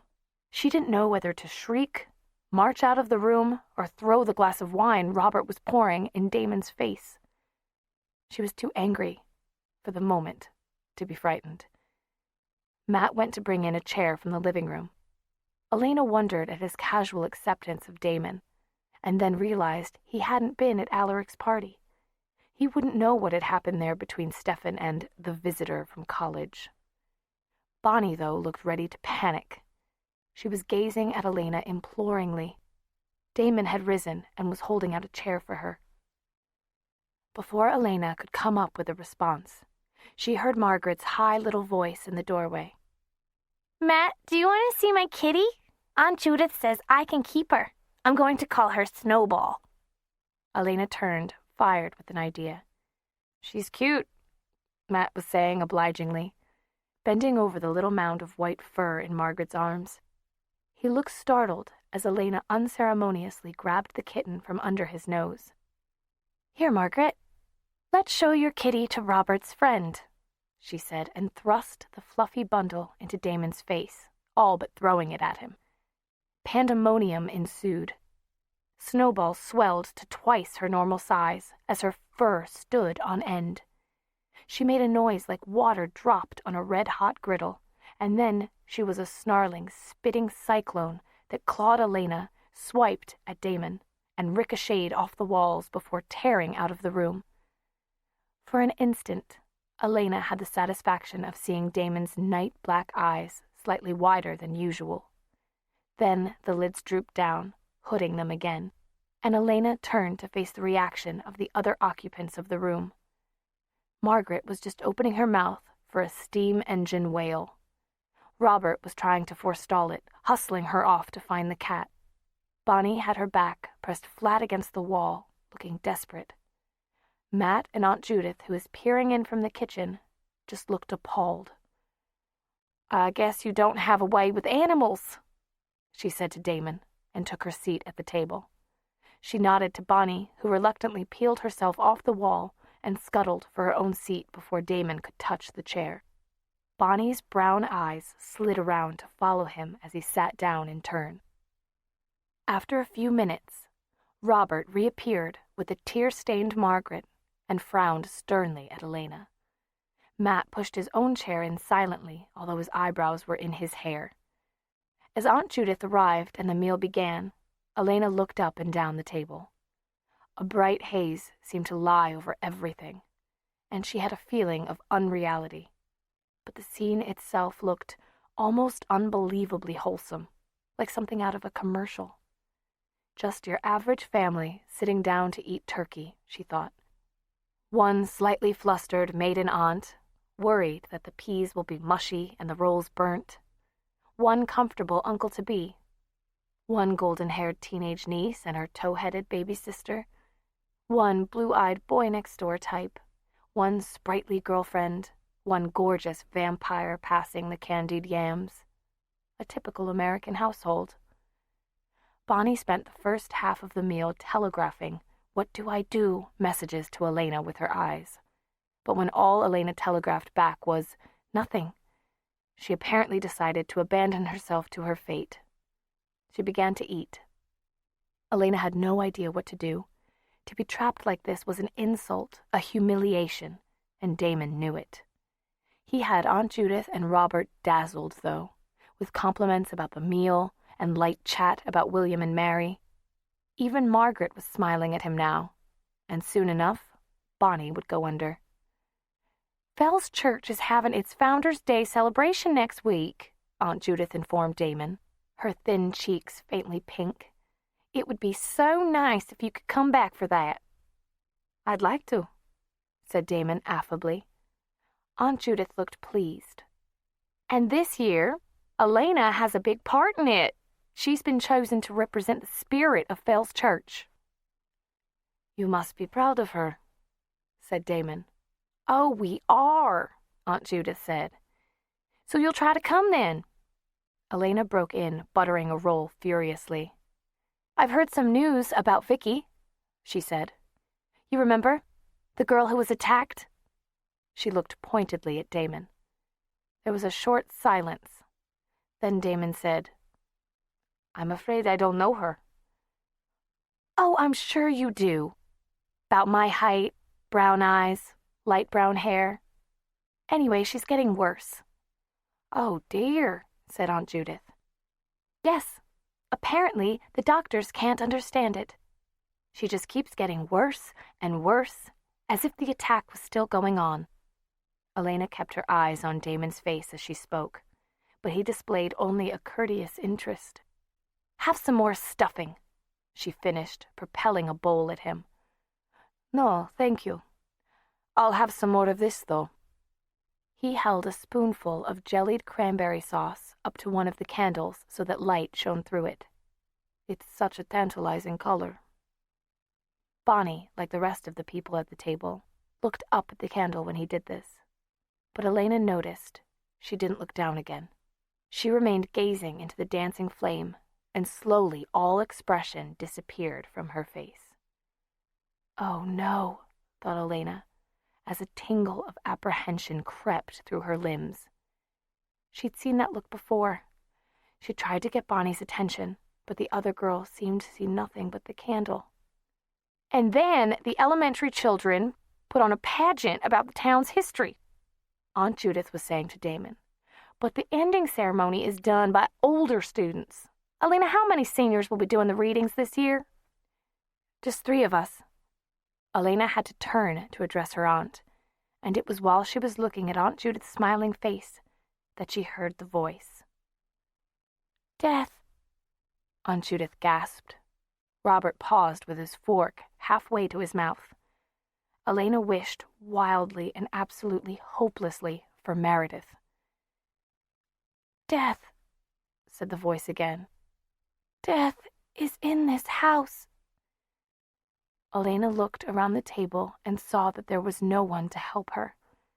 They were all staring at Bonnie, motionless as subjects in a photograph. Bonnie herself was staring into the candle flame. Her face was blank, her eyes wide, as they had been before when this voice spoke through her. Now those sightless eyes turned toward Elena. Your death, the voice said. Your death is waiting, Elena. It is. Bonnie seemed to choke. Then she pitched forward and almost landed in her dinner plate. There was an instant paralysis, and then everyone moved. Robert jumped up and pulled at Bonnie's shoulders, lifting her. Bonnie's skin had gone bluish-white. Her eyes were closed. Aunt Judith fluttered around her, dabbing at her face with a damp napkin. Damon watched with thoughtful, narrowed eyes. "She's all right," Robert said, looking up in obvious relief. "I think she just fainted. It must have been some kind of hysterical attack." But Elena didn't breathe again until Bonnie opened groggy eyes and asked what everyone was staring at. It put an effective end to the dinner. Robert insisted that Bonnie be taken home at once, and in the activity that followed, Elena found time for a whispered word with Damon. "Get out!" He raised his eyebrows. "What?" "I said, get out, now! Go! Or I'll tell them you're the killer." He looked reproachful. "Don't you think a guest deserves a little more consideration?" he said. But at her expression, he shrugged and smiled. "Thank you for having me for dinner," he said aloud to Aunt Judith, who was walking past carrying a blanket to the car. "I hope I can return the favor sometime." To Elena he added, "Be seeing you." Well, that was clear enough, Elena thought, as Robert drove away with a somber Matt and a sleepy Bonnie. Aunt Judith was on the phone with Mrs. McCullough. "I don't know what it is with these girls either," she said. "First Vicky, now Bonnie, and Elena has not been herself lately." While Aunt Judith talked and Margaret searched for the missing snowball, Elena paced. She would have to call Stefan. That was all there was to it. She wasn't worried about Bonnie. The other times this had happened hadn't seemed to do permanent damage, and Damon would have better things to do than harass Elena's friends tonight. He was coming here to collect for the favor he'd done her. She knew without a doubt that that was the meaning of his final words, and it meant she would have to tell Stefan everything, because she needed him tonight, needed his protection. Only what could Stefan do? Despite all her pleas and arguments last week, he had refused to take her blood. He'd insisted that his powers would return without it. But Elena knew he was still vulnerable right now. Even if Stefan were here, could he stop Damon? Could he do it without being killed himself? Bonnie's house was no refuge, and Meredith was gone. There was no one to help her, no one she could trust. But the thought of waiting here alone tonight, knowing that Damon was coming, was unbearable. She heard Aunt Judith click down the receiver. Automatically, she moved toward the kitchen, Stefan's number running through her mind. Then she stopped and slowly turned around to look at the living room she'd just left. She looked at the floor-to-ceiling windows and at the elaborate fireplace with its beautifully scrolled molding. This room was part of the original house, the one that had almost completely burned in the Civil War. Her own bedroom was just above. A great light was beginning to dawn. Elena looked at the molding around the ceiling, at where it joined the more modern dining room. Then she almost ran toward the stairs, her heart beating fast. "Aunt Judith," her aunt paused on the stairway. "Aunt Judith, tell me something. Did Damon go into the living room?" "What?" Aunt Judith blinked at her in distraction. "Did Robert take Damon into the living room? Please think, Aunt Judith, I need to know." "Why, no, I don't think so. No, he didn't. They came in and went straight to the dining room. Elena, what on earth?" This last as Elena impulsively threw her arms around her and hugged her. "Sorry, Aunt Judith, I'm just happy," said Elena. Smiling, she turned to go back down the stairs. "Well, I'm glad someone's happy after the way dinner turned out. Although that nice boy Damon seemed to enjoy himself. Do you know, Elena, he seemed quite taken with you, in spite of the way you were acting." Elena turned back around. "So?" "Well, I just thought you might give him a chance, that's all. I thought he was very pleasant. The kind of young man I like to see around here." Elena goggled a moment, then swallowed to keep the hysterical laughter from escaping. Her aunt was suggesting that she take up Damon instead of Stefan, because Damon was safer, the kind of nice young man any aunt would like. "Aunt Judith," she began, gasping, but then she realized it was useless. She shook her head mutely, throwing her hands up in defeat, and watched her aunt go up the stairs. Usually Elena slept with the door closed, but tonight she left it open and lay on her bed gazing out into the darkened hallway. Every so often, she glanced at the luminous numbers of the clock on the nightstand beside her. There was no danger that she would fall asleep. As the minutes crawled by, she almost began to wish she could. Time moved with agonizing slowness. 11 o'clock, 11:30, midnight, 1 a.m., 1:30, 2. At 2:10, she heard a sound. She listened, still lying on her bed, to the faint whisper of noise downstairs. She'd known he would find a way to get in if he wanted. If Damon was that determined, no lock would keep him out. Music from the dream she'd had that night at Bonnie's tinkled through her mind, a handful of plaintive, silvery notes. It woke strange feelings inside her. Almost in a daze or dream herself, she got up and went to stand at the threshold. The hallway was dark, but her eyes had had a long time to adjust. She could see the darker silhouette making its way up the stairs.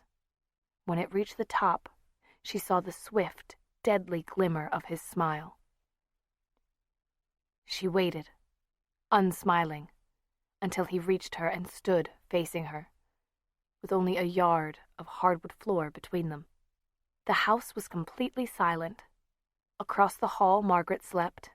At the end of the passage, Aunt Judith lay wrapped in dreams, unaware of what was going on outside her door.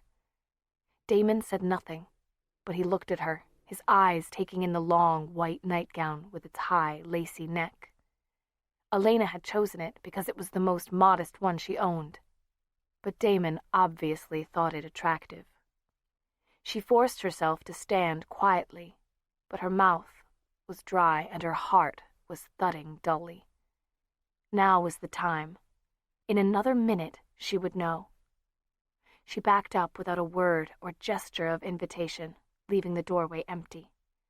She saw the quick flare in his bottomless eyes and watched him come eagerly toward her, and watched him stop.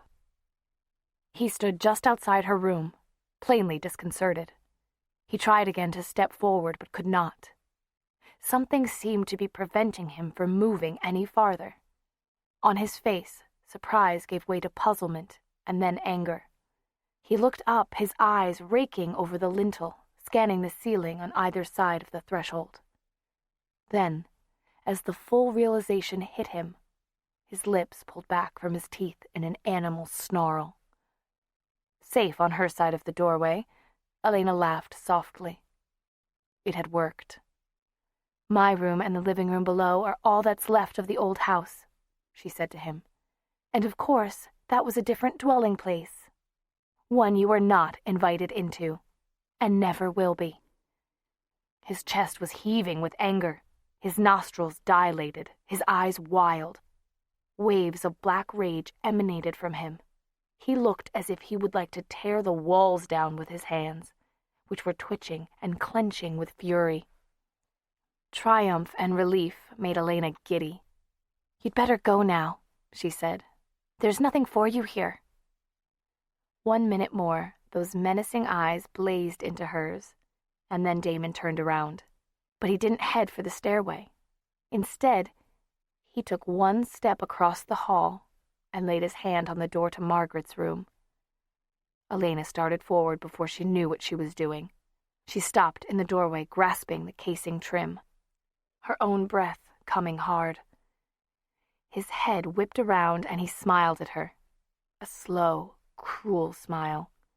He twisted the doorknob slightly without looking at it. His eyes, like pools of liquid ebony, remained on Elena. "Your choice," he said. Elena stood very still, feeling as if all of winter was inside her. Margaret was just a baby. He couldn't mean it. No one could be such a monster as to hurt a 4-year-old. But there was no hint of softness or compassion in Damon's face. He was a hunter, killer, and the weak were his prey. She remembered the dreadful animal snarl that had transfigured his handsome features, and she knew that she could never leave Margaret to him. Everything seemed to be happening in slow motion. She saw Damon's hand on the doorknob. She saw those merciless eyes. She was walking through the doorway, leaving behind the only safe place she knew. Death was in the house, Bonnie had said.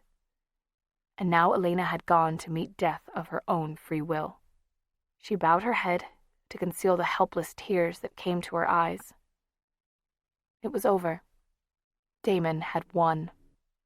She did not look up to see him advance on her, but she felt the air stir around her, making her shiver. And then she was enfolded in soft, endless blackness, which wrapped around her like a great bird's wings. Chapter 13.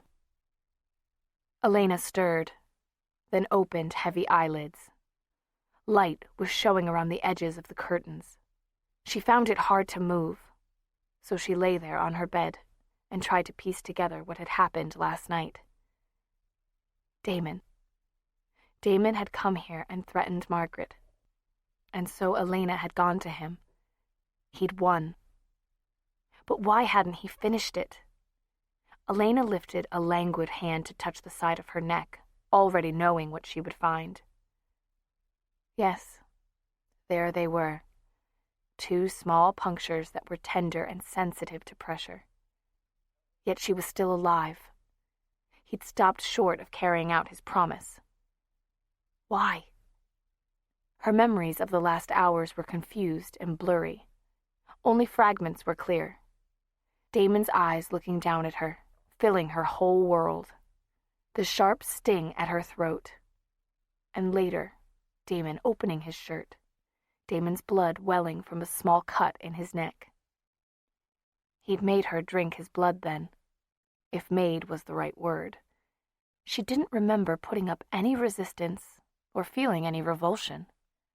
By then, she had wanted it.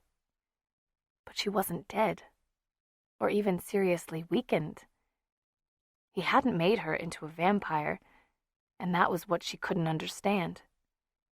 He has no morals and no conscience, she reminded herself. So it certainly wasn't mercy that stopped him. He probably just wants to draw the game out, make you suffer more before he kills you.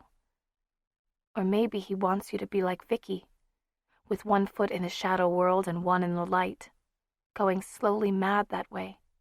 One thing was sure. She wouldn't be fooled into thinking it was kindness on his part. Damon wasn't capable of kindness, or of caring for anybody but himself. Pushing the blankets back, she rose from the bed. She could hear Aunt Judith moving around in the hallway. It was Monday morning, and she had to get ready to go to school. November 27th, Wednesday. Dear Diary, it's no good pretending I'm not frightened, because I am. Tomorrow's Thanksgiving, and Founder's Day is 2 days after that, and I still haven't figured out a way to stop Caroline and Tyler. I don't know what to do. If I can't get my diary back from Caroline, she's going to read it in front of everyone. She'll have a perfect opportunity. She's one of the 3 seniors chosen to read poetry during the closing ceremonies. Chosen by the school board, of which Tyler's father is a member, I might add. I wonder what he'll think when this is all over. But what difference does it make? Unless I can come up with a plan, when this is all over, I'll be beyond caring. And Stefan will be gone, run out of town by the good citizens of Fell's Church. Or dead, if he doesn't get some of his powers back.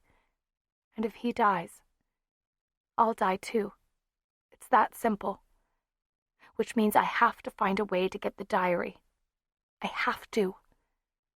But I can't. I know you're waiting for me to say it.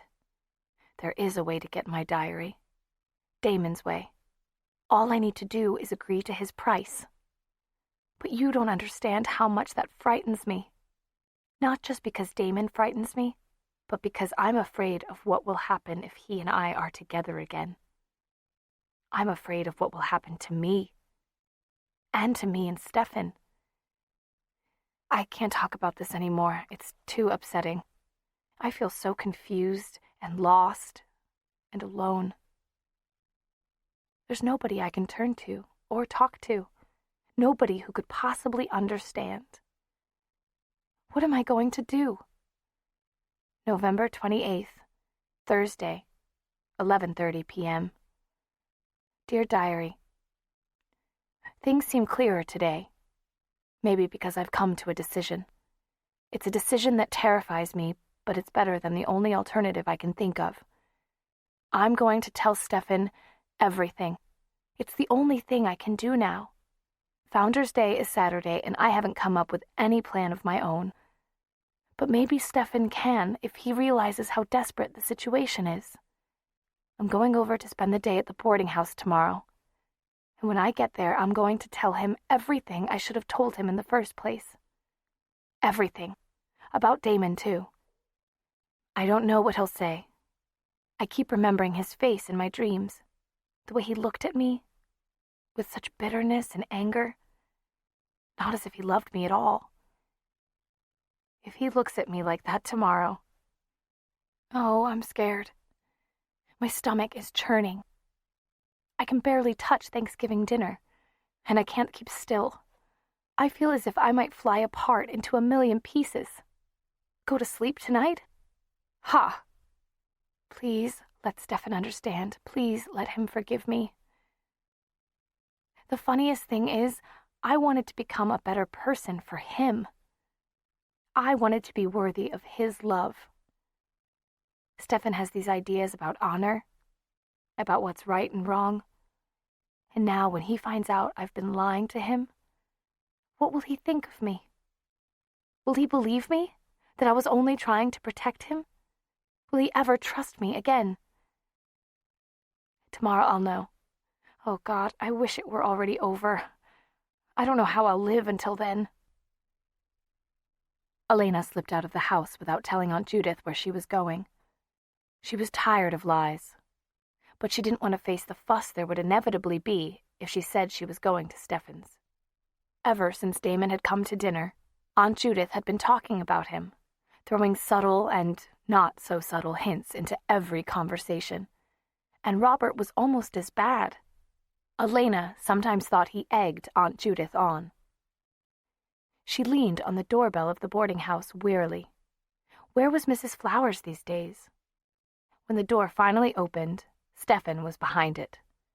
He was dressed for outdoors, his jacket collar turned up. "I thought we could go for a walk," he said. No, Elena was firm. She couldn't manage a real smile for him, so she stopped trying. She said, "Let's go upstairs, Stefan, all right?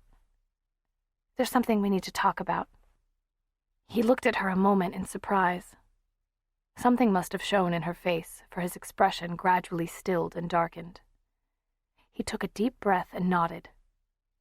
Without a word, he turned and led the way to his room. The trunks and dressers and bookcases had long since been put back into order, of course. But Elena felt as if she was really noticing this for the first time. For some reason, she thought of the very first night she'd been here, when Stefan had saved her from Tyler's disgusting embrace. Her eyes ran over the objects on the dresser. The 15th century gold florins, the ivory-hilted dagger, the little iron coffer with the hinged lid. She'd tried to open that the first night, and he'd slammed the lid down. She turned. Stefan was standing by the window, outlined by the rectangle of gray and dismal sky. Every day this week had been chilly and misty, and this was no exception. Stefan's expression mirrored the weather outside. "Well," he said quietly, "what do we need to talk about?" This was one last moment of choice, and then Elena committed herself. She stretched out a hand to the small iron coffer and opened it.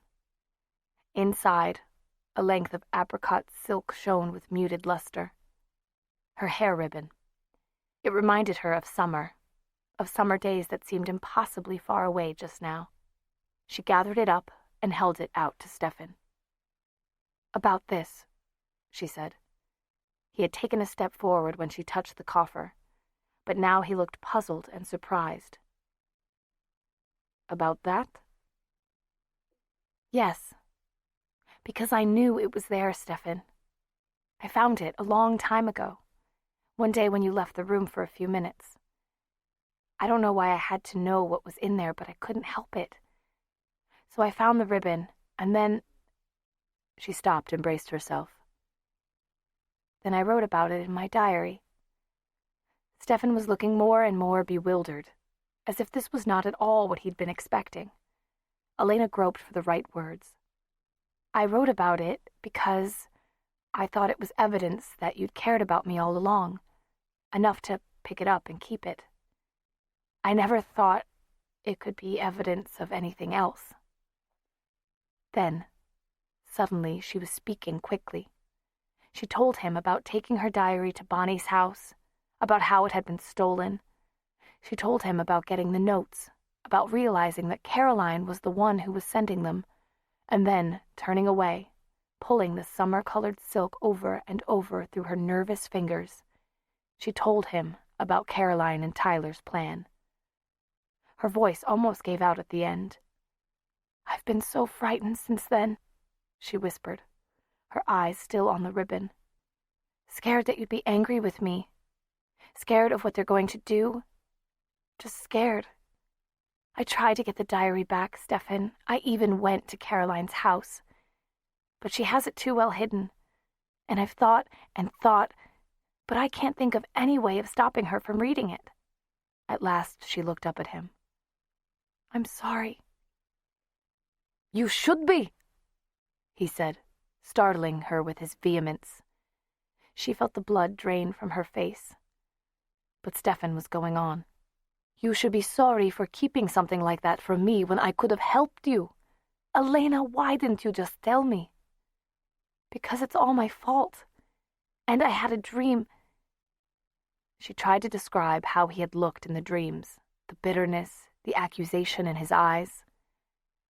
"I think I would die if you really looked at me that way," she concluded miserably. But Stefan's expression as he looked at her now was a combination of relief and wonder. "So that's it," he said, almost in a whisper himself. "That's what's been bothering you."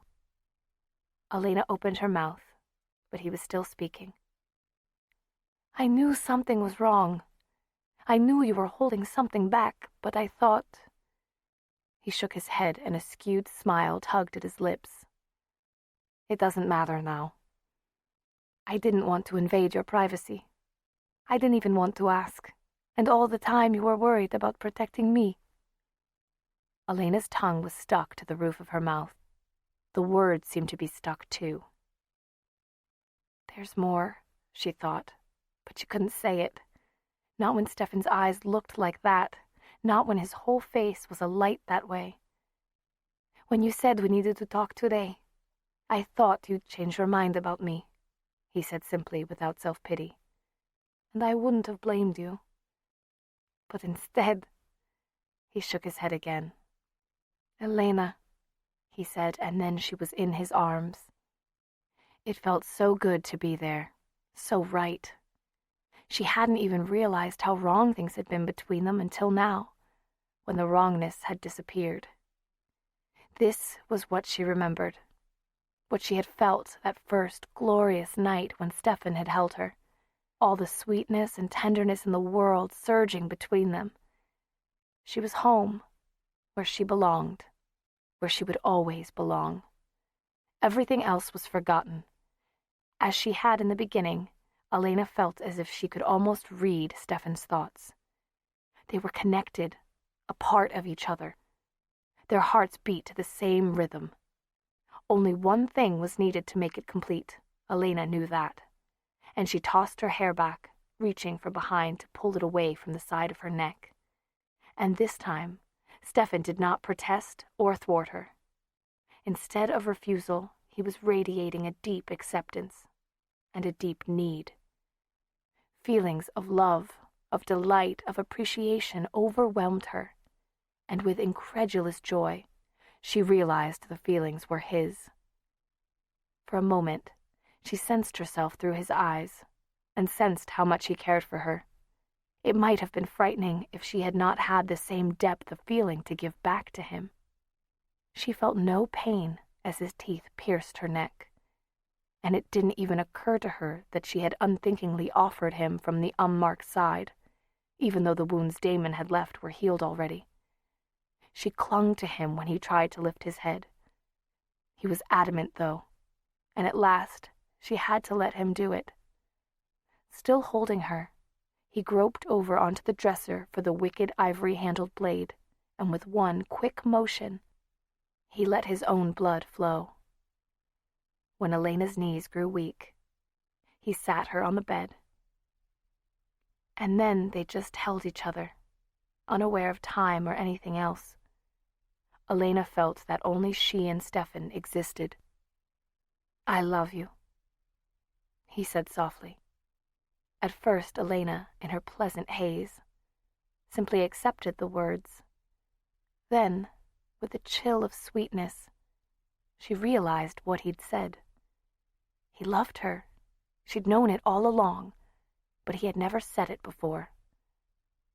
"I love you, Stefan," she whispered back. She was surprised when he shifted and pulled away slightly, until she saw what he was doing. Reaching inside his sweater, he drew out the chain he had worn around his neck ever since she had known him. On the chain was a gold ring, exquisitely crafted, set with lapis lazuli. Catherine's ring. As Elena watched, he took the chain off and unclasped it, removing the delicate golden band. "When Catherine died," he said, "I thought I could never love anyone else, even though I knew she would have wanted me to. I was sure it could never happen. But I was wrong." He hesitated a moment, and then went on. "I kept the ring because it was a symbol of her, so I could keep her in my heart. But now I'd like it to be a symbol of something else." Again he hesitated, seeming almost afraid to meet her eyes. "Considering the way things are, I don't really have any right to ask this, but Elena..." He struggled on for a few minutes, and then gave up, his eyes meeting hers mutely. Elena couldn't speak. She couldn't even breathe.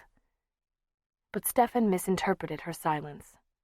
The hope in his eyes died, and he turned away. "You're right," he said. "It's all impossible. There are just too many difficulties because of me, because of what I am. Nobody like you should be tied to someone like me. I shouldn't even have suggested it." "Stefan," said Elena.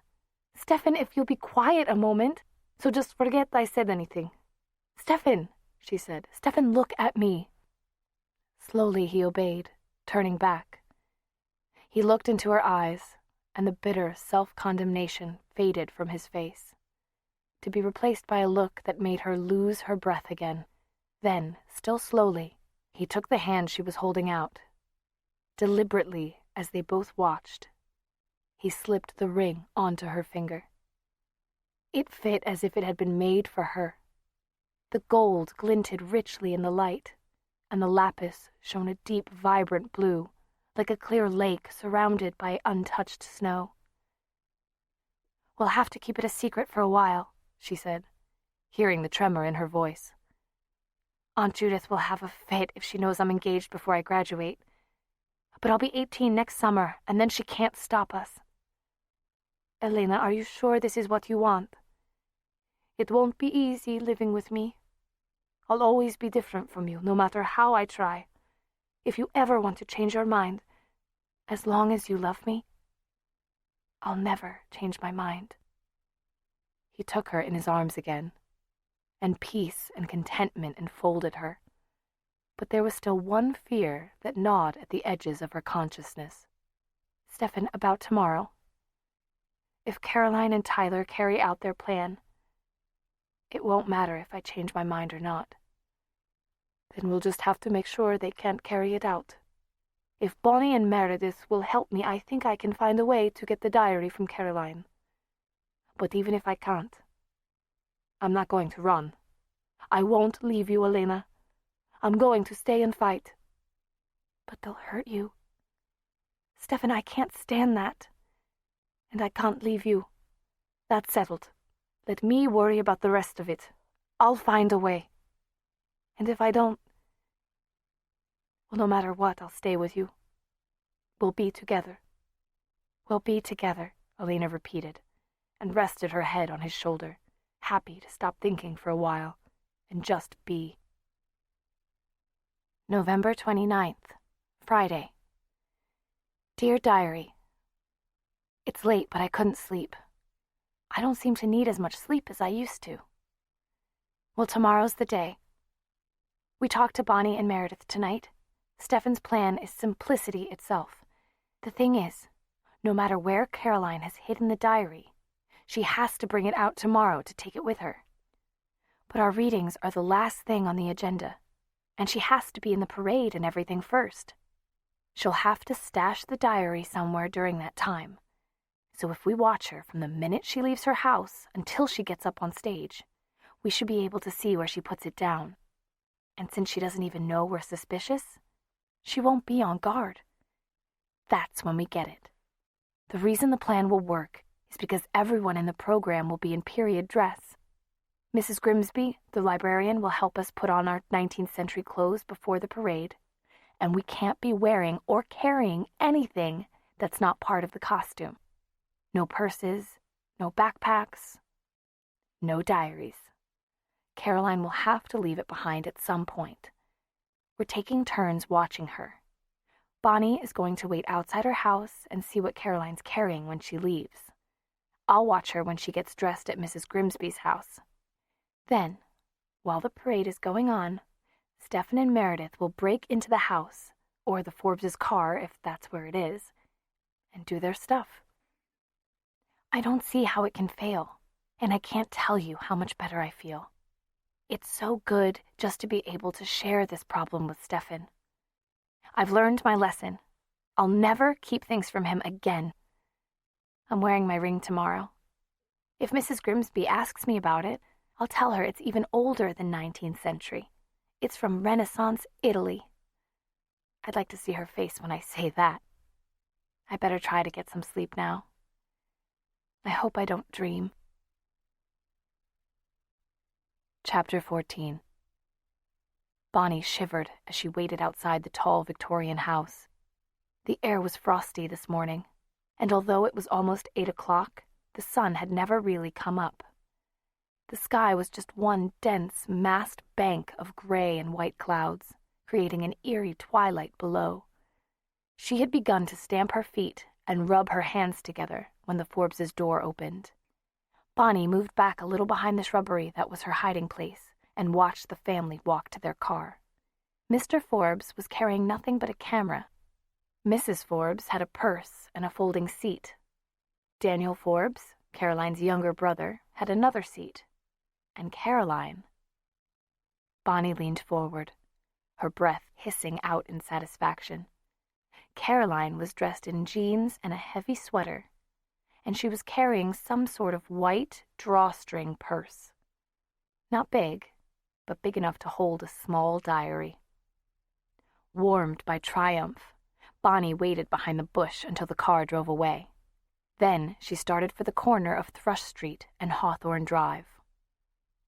"There she is, Aunt Judith, on the corner." The car slowed to a halt, and Bonnie slid into the back seat with Elena. "She's got a white drawstring purse," she murmured into Elena's ear as Aunt Judith pulled out again. Tingling excitement swept over Elena, and she squeezed Bonnie's hand. "Good," she breathed. "Now we'll see if she brings it into Mrs. Grimsby's. If not, you tell Meredith it's in the car." Bonnie nodded agreement and squeezed Elena's hand back. They arrived at Mrs. Grimsby's just in time to see Caroline going inside with a white bag hanging from her arm. Bonnie and Elena exchanged a look. Now it was up to Elena to see where Caroline left it in the house. "I'll get out here too, Miss Gilbert," said Bonnie as Elena jumped out of the car. She would wait outside with Meredith until Elena could tell them where the bag was. The important thing was not to let Caroline suspect anything unusual. Mrs. Grimsby, who answered Elena's knock, was the Fells Church librarian. Her house looked almost like a library itself. There were bookcases everywhere and books stacked on the floor. She was also the keeper of Fells Church's historical artifacts, including clothing that had been preserved from the town's earliest days. Just now, the house was ringing with young voices, and the bedrooms were full of students in various stages of undress. Mrs. Grimsby always supervised the costumes for the pageant. Elena was ready to ask to be put in the same room with Caroline, but it wasn't necessary. Mrs. Grimsby was already ushering her in. Caroline, stripped down to her fashionable underwear, gave Elena what was undoubtedly meant to be a nonchalant look, but Elena detected the vicious gloating beneath. She kept her own eyes on the bundle of clothing Mrs. Grimsby was picking up off the bed. "Here you are, Elena. One of our most nicely preserved pieces, and all authentic, too. Even the ribbons. We believe this dress belonged to Honoria Fell." "It's beautiful," said Elena, as Mrs. Grimsby shook out the folds of thin white material. "What's it made of?" "Moravian muslin and silk gauze. Since it's quite cold today, you can wear that velvet jacket over it." The librarian indicated a dusty rose garment lying over a chairback. Elena cast a surreptitious glance at Caroline as she began to change. Yes, there was the bag, at Caroline's feet. She debated making a grab for it, but Mrs. Grimsby was still in the room. The muslin dress was very simple, its flowing material belted high under the bosom with a pale rose ribbon. The slightly puffed elbow-length sleeves were tied with ribbon of the same color. Fashions had been loose enough in the early 19th century to fit a 20th century girl, at least if she were slender. Elena smiled as Mrs. Grimsby led her to a mirror. "Did it really belong to Honoria Fell?" she asked, thinking of the marble image of that lady lying on her tomb in the ruined church. "That's the story, anyway," said Mrs. Grimsby. "She mentions a dress like it in her journal, so we're pretty sure." "She kept a journal?" Elena was startled. "Oh, yes. I have it in a case in the living room. I'll show it to you on the way out. Now for the jacket. Oh, what's that?" Something violet fluttered to the ground as Elena picked the jacket up. She could feel her expression freeze. She caught up the note before Mrs. Grimsby could bend over and glance at it. One line. She remembered writing it in her diary on September 4th, the first day of school, except that after she had written it, she had crossed it out. These words were not crossed out. They were bold and clear. Something awful is going to happen today.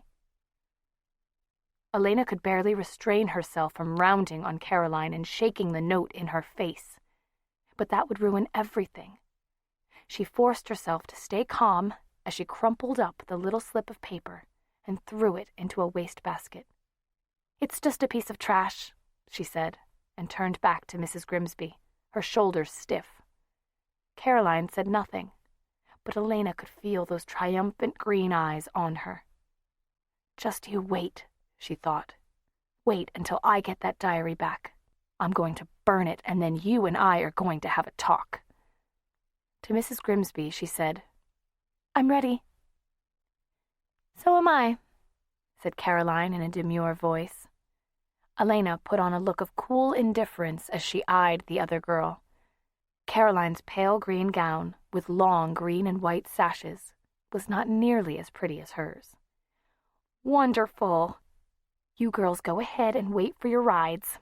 Oh, and Caroline, don't forget your reticule." "I won't," Caroline said, smiling, and she reached for the drawstring bag at her feet. It was fortunate that from that position she couldn't see Elena's face, for in that instant the cool indifference shattered completely. Elena stared, dumbfounded, as Caroline began to tie the bag at her waist. Her astonishment didn't escape Mrs. Grimsby. "That's a reticule, the ancestor of our modern handbag," the older woman explained kindly. "Ladies used to keep their gloves and fans in them. Caroline came by and got it earlier this week so she could repair some loose beadwork. Very thoughtful of her." "I'm sure it was," Elena managed in a strangled voice. She had to get out of here or something awful was going to happen right now. She was going to start screaming or knock Caroline down or explode. "I need some fresh air," she said. She bolted from the room and from the house, bursting outside. Bonnie and Meredith were waiting in Meredith's car. Elena's heart thumped strangely as she walked to it and leaned in the window. "She's outsmarted us," she said quietly. "That bag is part of her costume, and she's going to wear it all day." Bonnie and Meredith stared, first at her and then at each other. "But then, what are we going to do?" Bonnie asked. "I don't know." With sick dismay, this realization finally came home to Elena. "I don't know." "We can still watch her. Maybe she'll take the bag off at lunch or something." But Meredith's voice rang hollow. They all knew the truth, Elena thought, and the truth was that it was hopeless. They'd lost. Bonnie glanced in the rearview mirror, then twisted in her seat. "It's your ride." Elena looked. 2 white horses were drawing a smartly renovated buggy down the street. Crepe paper was threaded through the buggy's wheels, ferns decorated its seats, and a large banner on the side proclaimed, "The Spirit of Fells Church." Elena had time for only one desperate message. "Watch her," she said, "and if there's ever a moment when she's alone..." Then she had to go. But all through that long, terrible morning, there was never a moment when Caroline was alone. She was surrounded by a crowd of spectators. For Elena, the parade was pure torture. She sat in the buggy beside the mayor and his wife, trying to smile, trying to look normal. But the sick dread was like a crushing weight on her chest. Somewhere in front of her, among the marching bands and drill teams and open convertibles, was Caroline. Elena had forgotten to find out which float she was on. The first schoolhouse float, perhaps. A lot of the younger children in costume would be on that. It didn't matter. Wherever Caroline was, she was in full view of half the town. The luncheon that followed the parade was held in the high school cafeteria. Elena was trapped at a table with Mayor Dawley and his wife. Caroline was at a nearby table. Elena could see the shining back of her auburn head, and sitting beside her, often leaning possessively over her, was Tyler Smallwood. Elena was in perfect position to view the little drama that occurred about halfway through lunch. Her heart leaped into her throat when she saw Stefan, looking casual, stroll by Caroline's table. He spoke to Caroline. Elena watched, forgetting even to play with the untouched food on her plate. But what she saw next made her heart plummet. Caroline tossed her head and replied to him briefly, and then turned back to her meal. And Tyler lumbered to his feet, his face reddening as he made an angry gesture. He didn't sit down again until Stefan turned away. Stefan looked toward Elena as he left, and for a moment their eyes met in wordless communion. There was nothing he could do then. Even if his powers had returned, Tyler was going to keep him away from Caroline. The crushing weight squeezed Elena's lungs so that she could scarcely breathe. After that, she simply sat in a daze of misery and despair until someone nudged her and told her it was time to go backstage. She listened almost indifferently to Mayor Dolly's speech of welcome. He spoke about the trying time Fells Church had faced recently, and about the community spirit that had sustained them these past months. Then awards were given out, for scholarship, for athletics, for community service. Matt came up to receive Outstanding Male Athlete of the Year, and Elena saw him look at her curiously. Then came the pageant. The elementary school children giggled and tripped and forgot their lines as they portrayed scenes from the founding of Fells Church through the Civil War. Elena watched them without taking any of it in. Ever since last night, she'd been slightly dizzy and shaky, and now she felt as if she were coming down with the flu. Her brain, usually so full of schemes and calculations, was empty. She couldn't think anymore. She almost couldn't care. The pageant ended to popping flashbulbs and tumultuous applause. When the last little Confederate soldier was off the stage, Mayor Dolly called for silence. "And now," he said, "for the students who will perform the closing ceremonies, please show your appreciation for the spirit of independence, the spirit of fidelity, and the spirit of Fells Church."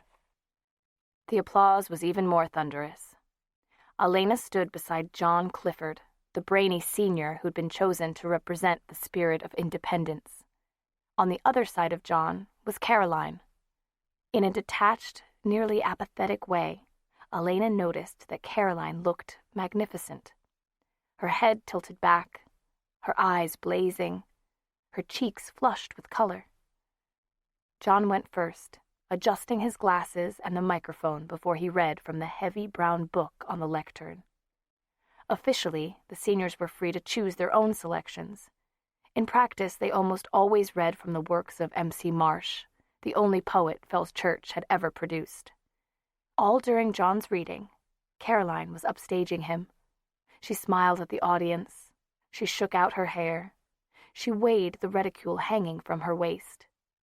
Her fingers stroked the drawstring bag lovingly, and Elena found herself staring at it, hypnotized, memorizing every bead. John took a bow and resumed his place by Elena. Caroline threw her shoulders back and did a model's walk to the lectern. This time the applause was mixed with whistles. But Caroline didn't smile. She had assumed an air of tragic responsibility. With exquisite timing, she waited until the cafetorium was perfectly quiet to speak. "I was planning to read a poem by M.C. Marsh today," she said. Then, into the attentive stillness, "But I'm not going to. Why read from this," she held up the 19th century volume of poetry, "when there is something much more relevant in a book I happen to find?" "Happen to steal, you mean," thought Elena. Her eyes sought among the faces in the crowd, and she located Stefan. He was standing toward the back, with Bonnie and Meredith stationed on either side as if protecting him. Then Elena noticed something else. Tyler, with Dick and several other guys, was standing just a few yards behind. The guys were older than high school age, and they looked tough. And there were 5 of them. "Go," thought Elena, finding Stefan's eyes again. She willed him to understand what she was saying. "Go, Stefan. Please leave before it happens. Go, now." Very slightly, almost imperceptibly, Stefan shook his head. Caroline's fingers were dipping into the bag as if she just couldn't wait. "What I'm going to read is about Fell's Church today, not 100 or 200 years ago," she was saying, working herself up into a sort of exultant fever. "It's important now because it's about somebody who's living in town with us. In fact, he's right here in this room." Tyler must have written the speech for her, Elena decided. Last month, in the gym, he'd shown quite a gift for that kind of thing. Oh, Stefan, I'm scared." Her thoughts jumbled into incoherence as Caroline plunged her hand into the bag. "I think you'll understand what I mean when you hear it," Caroline said, and with a quick motion, she pulled a velvet-covered book from the reticule and held it up dramatically. "I think it will explain a lot of what's been going on in Fell's Church recently." Breathing quickly and lightly, she looked from the spellbound audience to the book in her hand. Elena had almost lost consciousness when Caroline jerked the diary out. Bright sparkles ran along the edges of her vision. The dizziness roared up, ready to overwhelm Elena. And then she noticed something. It must be her eyes. The stage lights and flash bulbs must have dazzled them. She certainly felt ready to faint any minute. It was hardly surprising that she couldn't see properly. The book in Caroline's hands looked green, not blue. "I must be going crazy. Or this is a dream. Or maybe it's a trick of the lighting. But look at Caroline's face." Caroline, mouth working, was staring at the velvet book. She seemed to have forgotten the audience altogether. She turned the diary over and over in her hands, looking at all sides of it. Her movements became frantic. She thrust a hand into the reticule as if she somehow hoped to find something else in it. Then she cast a wild glance around the stage, as if what she was looking for might have fallen to the ground. The audience was murmuring, getting impatient. Mayor Dawley and the high school principal were exchanging tight-lipped frowns. Having found nothing on the floor, Caroline was staring at the small book again. But now she was gazing at it as if it were a scorpion. With a sudden gesture, she wrenched it open and looked inside, as if her last hope was that only the cover had changed and the words inside might be Elena's. Then she slowly looked up from the book at the packed cafetorium. Silence had descended again, and the moment drew out, while every eye remained fixed on the girl in the pale green gown. Then, with an inarticulate sound, Caroline whirled and clattered off the stage. She struck at Elena as she went by, her face a mask of rage and hatred. Gently, with a feeling of floating, Elena stooped to pick up what Caroline had tried to hit her with. Caroline's diary. There was activity behind Elena as people ran after Caroline, and in front of her as the audience exploded into comment, argument, discussion. Elena found Stefan. He looked as if jubilation was sneaking up on him, but he also looked as bewildered as Elena felt. Bonnie and Meredith were the same. As Stefan's gaze crossed hers, Elena felt a rush of gratitude and joy, but her predominant emotion was awe. It was a miracle. Beyond all hope, they had been rescued. They'd been saved. And then her eyes picked out another dark head among the crowd. Damon was lounging against the north wall. His lips were curved into a half smile, and his eyes met Elena's boldly. Mayor Dawley was beside her, urging her forward, quieting the crowd, trying to restore order. It was no use. Elena read her selection in a dreamy voice to a babbling group of people who weren't paying attention in the slightest. She wasn't paying attention either. She had no idea what words she was saying. Every so often she looked at Damon. There was applause, scattered and distracted, when she finished, and the mayor announced the rest of the events for that afternoon. And then it was all over, and Elena was free to go. She floated off stage without any conscious idea of where she was going, but her legs carried her to the north wall. Damon's dark head moved out the side door, and she followed it. The air in the courtyard seemed deliciously cool after the crowded room, and the clouds above were silvery and swirling. Damon was waiting for her. Her steps slowed but did not stop. She moved until she was only a foot or so away from him, her eyes searching his face. There was a long moment of silence, and then she spoke. "Why?" "I thought you'd be more interested in how." He patted his jacket significantly. "I got invited in for coffee this morning after scraping up an acquaintance last week." "But why?" He shrugged, and for just an instant, something like consternation flickered across his finely drawn features. It seemed to Elena that he himself didn't know why, or didn't want to admit it. "For my own purposes," he said. "I don't think so." Something was building between them, something that frightened Elena with its power. "I don't think that's the reason at all." There was a dangerous glimmer in those dark eyes. "Don't push me, Elena." She moved closer, so that she was almost touching him, and looked at him. "I think," she said, "that maybe you need to be pushed." His face was only inches away from hers, and Elena never knew what might have happened if at that moment a voice hadn't broke in on them. "You did manage to make it after all. I'm so glad."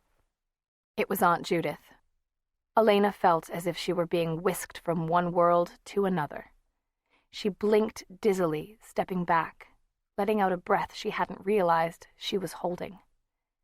"And so you got to hear Elena read," Aunt Judith continued happily. "You did a beautiful job, Elena. But I don't know what was going on with Caroline. The girls in this town are all acting bewitched lately." "Nerves," suggested Damon, his face carefully solemn. Elena felt an urge to giggle, and then a wave of irritation. It was all very well to be grateful to Damon for saving them, but if not for Damon, there wouldn't have been a problem in the first place. Damon had committed the crimes Caroline wanted to pin on Stefan. "And where is Stefan?" she said, voicing her next thought aloud. She could see Bonnie and Meredith in the courtyard alone. Aunt Judith's face showed her disapproval. "I haven't seen him," she said briefly. Then she smiled fondly. "But I have an idea. Why don't you come to dinner with us, Damon? Then afterwards, perhaps you and Elena could—" "Stop it," said Elena to Damon. He looked politely inquiring. "What?" said Aunt Judith. "Stop it," Elena said to Damon again. "You know what? Just stop it right now." Chapter 15. "Elena, you're being rude." Aunt Judith seldom got angry, but she was angry now. "You're too old for this kind of behavior." "It's not rudeness. You don't understand." "I understand perfectly. You're acting just the way you did when Damon came to dinner. Don't you think a guest deserves a little more consideration?" Frustration flooded over Elena. "You don't even know what you're talking about," she said. This was too much. To hear Damon's words coming from Aunt Judith's lips, it was unbearable. "Elena!" A muddled flush was creeping up Aunt Judith's cheeks. "I'm shocked at you. And I have to say that this childish behavior only started since you've been going out with that boy." "Oh, that boy?" Elena glared at Damon. "Yes, that boy," Aunt Judith answered. "Ever since you lost your head over him, you've been a different person. Irresponsible, secretive, and defiant. He's been a bad influence from the start, and I won't tolerate it anymore." "Oh, really?" Elena felt as if she were talking to Damon and Aunt Judith at once, and she looked back and forth between the two of them.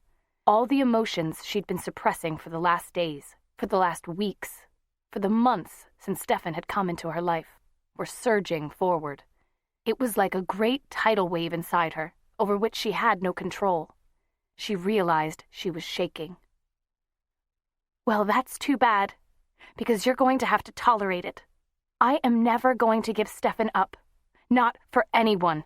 Certainly not for you. This last was meant for Damon, but Aunt Judith gasped.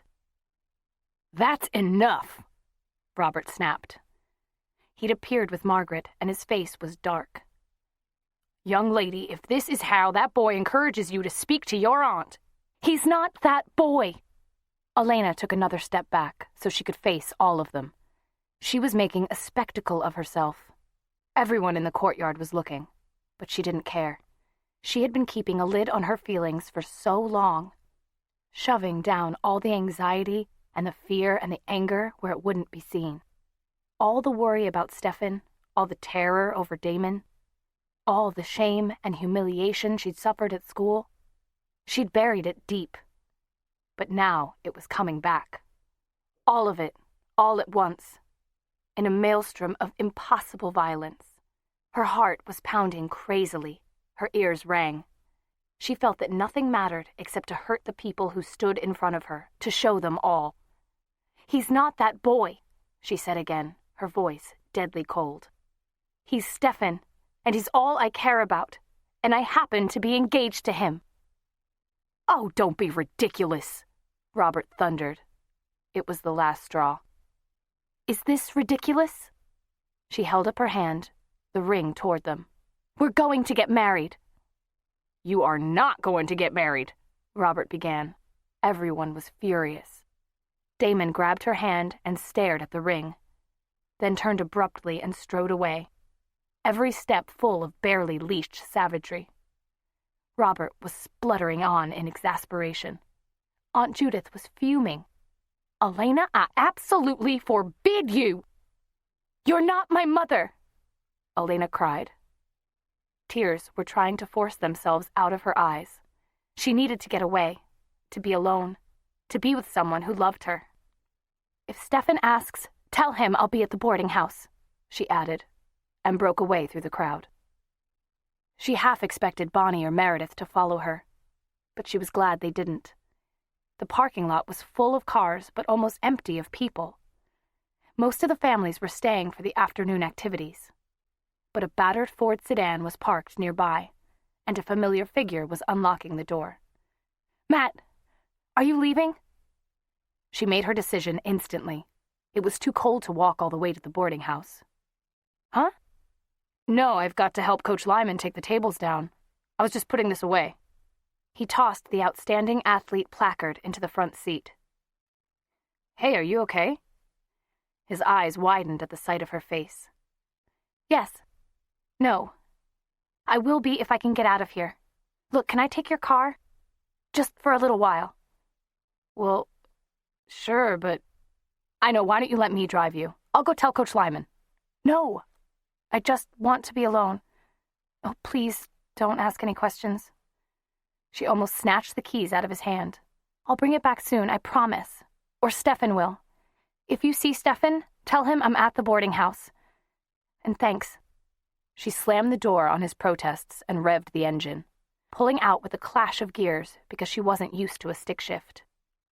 She left him standing there staring after her. She drove without really seeing or hearing anything outside, crying, locked in her own spinning tornado of emotions. She and Stefan would run away. They would elope. They would show everyone. She would never set foot in Fell's Church again. And then Aunt Judith would be sorry. Then Robert would see how wrong he'd been. But Elena would never forgive them. Never. As for Elena herself, she didn't need anybody. She certainly didn't need stupid old Robert E. Lee, where you can go from being mega popular to being a social pariah in one day just for loving the wrong person. She didn't need any family or any friends either. Slowing down to cruise up the winding driveway of the boarding house, Elena felt her thoughts slow down too. Well, she wasn't mad at all her friends. Bonnie and Meredith hadn't done anything. Or Matt. Matt was all right. In fact, She might not need him, but his car had come in pretty handy. In spite of herself, Elena felt a strangled giggle well up in her throat. Poor Matt. People always borrowing his clunking dinosaur of a car. He must think she and Stefan were nuts. The giggle let loose a few more tears, and she sat and wiped them off, shaking her head. Oh, God. How did things turn out this way? What a day. She should be having a victory celebration because they'd beaten Caroline, and instead, she was crying alone in Matt's car. Caroline had looked pretty damn funny, though. Elena's body shook gently with slightly hysterical chuckles. Oh, the look on her face. Somebody better have a video of that. At last, the sobs and giggles both abated, and Elena felt a wash of tiredness. She leaned against the steering wheel, trying not to think of anything for a while. And then she got out of the car. She'd go and wait for Stefan, and then they'd both go back and deal with the mess she'd made. It would take a lot of cleaning up, she thought wearily. Poor Aunt Judith. Elena had yelled at her in front of half the town. Why had she let herself get so upset? But her emotions were still close to the surface, as she found when the boarding house door was locked and no one answered the bell. Oh, wonderful, she thought, her eyes stinging again. Mrs. Flowers had gone off to the Founders' Day celebration, too. And now Elena had the choice of sitting in the car or standing out here in this windstorm. It was the first time she'd noticed the weather, but when she did, she looked around in alarm. The day had started out cloudy and chilly, but now there was a mist flowing along the ground, as if breathed out from the surrounding fields. The clouds were not just swirling, they were seething, and the wind was getting stronger. It moaned through the branches of the oak trees, tearing off the remaining leaves and sending them down in showers. The sound was rising steadily now, not just a moan, but a howl. And there was something else, something that came not just from the wind, but from the air itself, or the space around the air. A feeling of pressure, of menace, of some unimaginable force. It was gathering power, drawing nearer, closing in. Elena spun to face the oak trees. There was a stand of them behind the house, and more beyond, blending into the forest. And beyond that were the river and the graveyard. Something was out there. Something very bad. No, whispered Elena. She couldn't see it, but she could feel it, like some great shape rearing up to stand over her, blotting out the sky. She felt the evil, the hatred, the animal fury. Bloodlust. Stefan had used that word, but she hadn't understood it. Now she felt this bloodlust focused on her. No! Higher and higher, it was towering over her. She could see nothing, but it was as if great wings unfolded, stretching to touch the horizon on either side. Something with a power beyond comprehension, and it wanted to kill. No! She ran for the car, just as it stooped and dived for her. Her hands scrabbled at the door handle, and she fumbled frantically with the keys. The wind was screaming, shrieking, tearing at her hair. Gritty ice sprayed into her eyes, blinding her. But then the key turned, and she jerked the door open. Safe! She slammed the door shut again and brought her fist down on the lock. Then she flung herself across the seat to check the locks on the other side. The wind roared with 1,000 voices outside. The car began rocking. Stop it, Damon! Stop it! Her thin cry was lost in the cacophony. She put her hands out on the dashboard as if to balance the car, and it rocked harder, ice pelting against it. Then she saw something. The rear window was clouding up, but she could discern the shape through it. It looked like some great bird made of mist or snow, but the outlines were hazy. All she was sure of was that it had huge, sweeping wings. and that it was coming for her. Get the key in the ignition. Get it in. Now, go! Her mind was rapping orders at her. The ancient Ford wheezed and the tires screamed louder than the wind as she took off. And the shape behind her followed, getting larger and larger in the rearview mirror. Get to town. Get to Stefan. Go! Go! But as she squealed onto Old Creek Road, turning left, the wheels locking, a bolt of lightning split the sky. If she hadn't been skidding and braking already, the tree would have crashed down on her. As it was, the violent impact shook the car like an earthquake, missing the front right fender by inches. The tree was a mass of heaving, pitching branches, its trunk blocking the way back to town completely. She was trapped. Her only route home cut off. She was alone. There was no escape from this terrible power. Power. That was it. That was the key. The stronger your powers are, the more the rules of the dark bind you. Running water. Throwing the car into reverse, she brought it around and then slammed it into forward. The white shape banked and swooped, missing her as narrowly as the tree had. And then she was speeding down Old Creek Road into the worst of the storm. It was still after her. Only one thought pounded in Elena's brain now. She had to cross running water to leave this thing behind. There were more cracks of lightning, and she glimpsed other trees falling, but she swerved around them. It couldn't be far now. She could see the river flickering past on her left side through the driving ice storm. Then she saw the bridge. It was there. She'd made it. A gust threw sleet across the windshield, but with the wiper's next stroke, she saw it fleetingly again. This was it. The turn should be about here. The car lurched and skidded onto the wooden structure. Elena felt the wheels grip at slick planks, and then felt them lock. Desperately, she tried to turn with the skid, but she couldn't see, and there was no room. And then she was crashing through the guardrail, the rotted wood of the footbridge giving way under weight it could no longer support. There was a sickening feeling of spinning, dropping, and the car hit the water. Elena heard screams, but they didn't seem to be connected with her.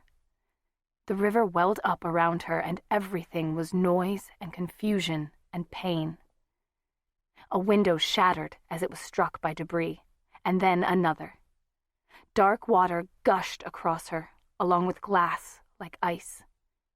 She was engulfed. She couldn't see, she couldn't get out, and she couldn't breathe. She was lost in this hellish tumult, and there was no air. She had to breathe. She had to get out of here. "Stefan, help me," she screamed. But her scream made no sound. Instead, the icy water rushed into her lungs, invading her. She thrashed against it, but it was too strong for her. Her struggles became wilder, more uncoordinated, and then they stopped. Then everything was still. Bonnie and Meredith were hunting around the perimeter of the school impatiently.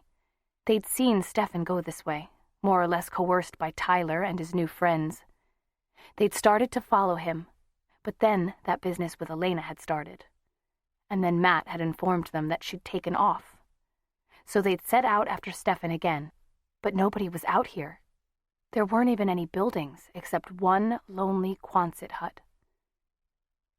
"And now there's a storm coming," Meredith said.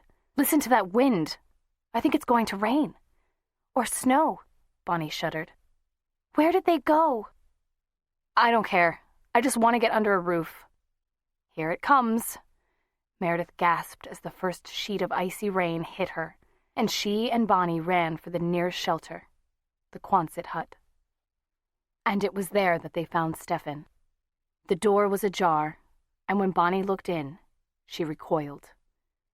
"Tyler's goon squad," she hissed. "Look out!" Stefan had a semicircle of guys between him and the door. Caroline was in the corner. "He must have it. He took it somehow. I know he did," she was saying. "Took what?" said Meredith loudly.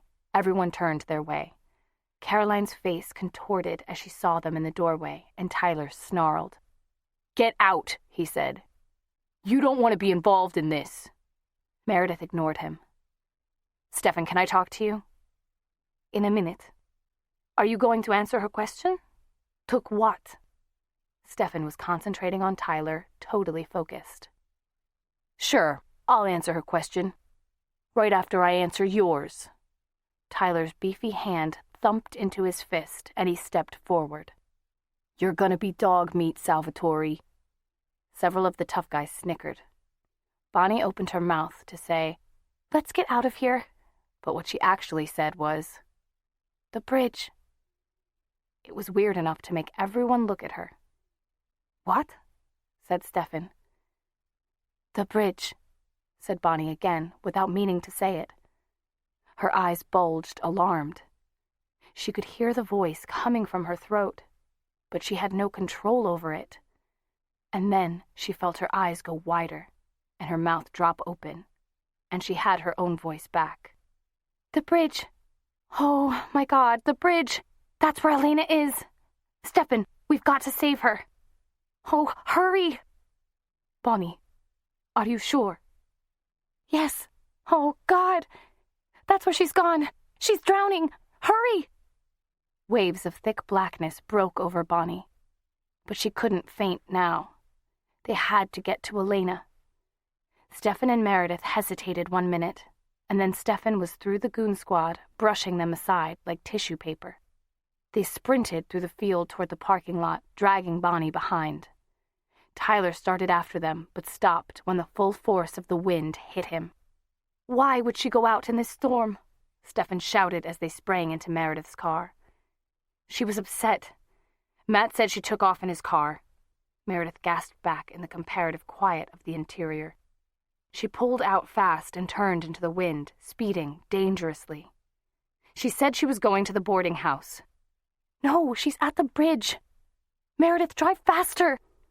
Oh, God, we're going to be too late." Tears were running down Bonnie's face. Meredith floored it. The car swayed, buffeted by the wind and sleet.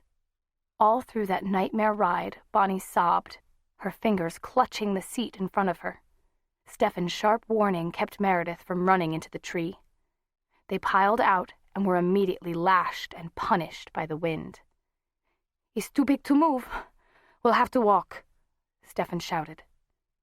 Of course it was too big to move, Bonnie thought, already scrambling through the branches. It was a full-grown oak tree, but once on the other side, the icy gale whipped all thought out of her head. Within minutes, she was numb, and the road seemed to go on for hours. They tried to run, but the wind beat them back. They could scarcely see. If it hadn't been for Stefan, they would have gone over the riverbank. Bonnie began to weave drunkenly. She was ready to fall to the ground when she heard Stefan shouting up ahead. Meredith's arm around her tightened, and they broke again into a stumbling run. But as they neared the bridge, what they saw brought them to a halt. "Oh, my God! Elena!" screamed Bonnie. Wickory Bridge was a mass of splintered rubble. The guardrail on one side was gone, and the planking had given way as if a giant fist had smashed it. Beneath, the dark water churned over a sickening pile of debris. Part of the debris, entirely underwater except the headlights, was Matt's car. Meredith was screaming too, but she was screaming at Stefan. "No, you can't go down there!" He never even glanced back. He dived from the bank, and the water closed over his head. Later, Bonnie's memory of the next hour would be mercifully dim. She remembered waiting for Stefan while the storm raged endlessly on. She remembered that she was almost beyond caring by the time a hunched figure lurched out of the water. She remembered feeling no disappointment, only a vast and yawning grief as she saw the limp thing Stefan laid out on the road. And she remembered Stefan's face. She remembered how he looked as they tried to do something for Elena. Only that wasn't really Elena lying there. That was a wax doll with Elena's features. It was nothing that had ever been alive, and it certainly wasn't alive now. Bonnie thought it seemed silly to go on poking and prodding at it like this, trying to get water out of its lungs and so on. Wax dolls didn't breathe. She remembered Stefan's face when he finally gave up, when Meredith wrestled with him and yelled at him, saying something about over an hour without air and brain damage. The words filtered into Bonnie, but their meaning didn't. She just thought it odd that while Meredith and Stefan were screaming at each other, they were both crying. Stefan stopped crying after that. He just sat there, holding the Elena doll. Meredith yelled some more, but he didn't listen to her. He just sat, and Bonnie would never forget his expression. And then something seared through Bonnie, bringing her to life, waking her to terror. She clutched at Meredith and stared around for the source. Something bad, something terrible was coming. It was almost here. Stefan seemed to feel it too. He was alert, stiff, like a wolf picking up a scent. "What is it?" shouted Meredith. "What's wrong with you? You've got to go." Stefan rose, still holding the limp form in his arms. "Get out of here!" "What do you mean? We can't leave you." "Yes, you can. Get out of here. Bonnie, get her out." No one had ever told Bonnie to take care of someone else before. People were always taking care of her. But now she seized Meredith's arm and began pulling. Stefan was right. There was nothing they could do for Elena, and if they stayed, whatever had gotten her would get them. "Stefan!" Meredith shouted as she was unaccountably dragged away. "I'll put her under the trees. The willows, not the oaks," he called after them. Why would he tell us that now? Bonnie wondered in some deep part of her mind that was not taken up with fear and the storm. The answer was simple, and her mind promptly gave it back to her, because he wasn't going to be around to tell them later. Chapter 16.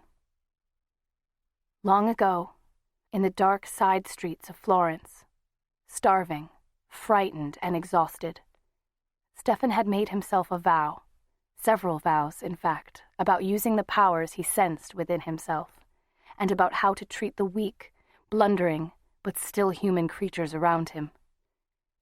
Now, he was going to break them all. He'd kissed Elena's cold forehead and laid her under a willow tree. He would come back here, if he could, to join her after. As he'd thought, the surge of power had passed over Bonnie and Meredith and followed him, but it had receded again and was now drawn back, waiting. He wouldn't let it wait long.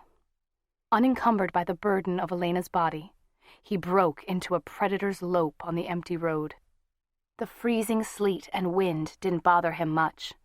His hunter's senses pierced through them. He turned them all to the task of locating the prey he wanted. No thinking of Elena now. Later, when this was over. Tyler and his friends were still in the Quonset hut. Good.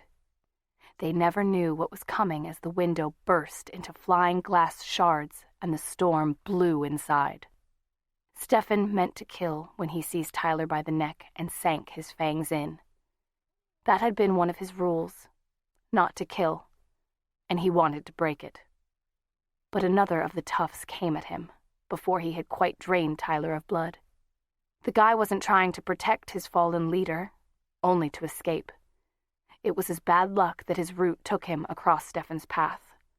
Stefan flipped him to the ground and tapped the new vein eagerly. The hot, coppery taste revived him, warmed him, flowed through him like fire. It made him want more. Power. Life. They had it, he needed it. With the glorious rush of strength that came with what he'd already drunk, he stunned them easily. Then he moved from one to another, drinking deep and throwing them away. It was like popping tops on a six-pack. He was on the last when he saw Caroline huddling in the corner. His mouth was dripping as he raised his head to look at her. Those green eyes, usually so narrow, showed white all around like those of a terrified horse. Her lips were pale blurs as she gabbled soundless pleas. He pulled her up to her feet by the green sashes at her waist. She was moaning, her eyes rolling up in their sockets. He wound his hand in her auburn hair to position the exposed throat where he wanted it.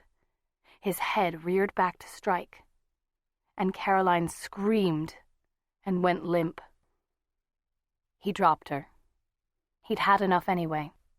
He was bursting with blood, like an overfed tick. He had never felt so strong, so charged with elemental power. Now it was time for Damon. He went out of the Quonset hut the same way he'd come in, but not in human form. A hunting falcon soared out the window and wheeled into the sky. The new shape was wonderful, strong and cruel, and his eyes were sharp. It took him where he wanted, skimming over the oak trees of the woods. He was looking for a particular clearing. He found it. Wind slashed at him, but he spiraled downward with a keening scream of challenge. Damon, in human form below, threw up his hands to protect his face as the falcon dived at him. Stefan ripped bloody strips out of his arms and heard Damon's answering scream of pain and anger. "I'm not your weak little brother anymore." He sent the thought down to Damon on a stunning blast of power. "And this time, I've come for your blood." He felt the backwash of hatred from Damon, but the voice in his mind was mocking. "So this is the thanks I get for saving you and your betrothed?" Stefan's wings folded, and he dived again, his whole world narrowed to one objective: killing.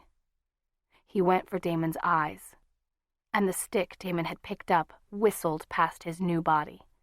His talons tore into Damon's cheek, and Damon's blood ran. "Good. You shouldn't have left me alive," he told Damon. "You should have killed us both at once." "I'd be glad to correct the mistake." Damon had been unprepared before, but now Stefan could feel his drawing power, arming himself, standing ready. "But first, you might tell me whom I'm supposed to have killed this time." The falcon's brain could not deal with the riot of emotions the taunting question called up. Screaming, wordlessly, it plummeted on Damon again, but this time the heavy stick struck home. Injured, one wing hanging, the falcon dropped behind Damon's back. Stefan changed to his own form at once, scarcely feeling the pain of his broken arm. Before Damon could turn, he grabbed him, the fingers of his good hand digging into his brother's neck and spinning him around. When he spoke, it was almost gently. "Elena," he said, whispered, and went for Damon's throat.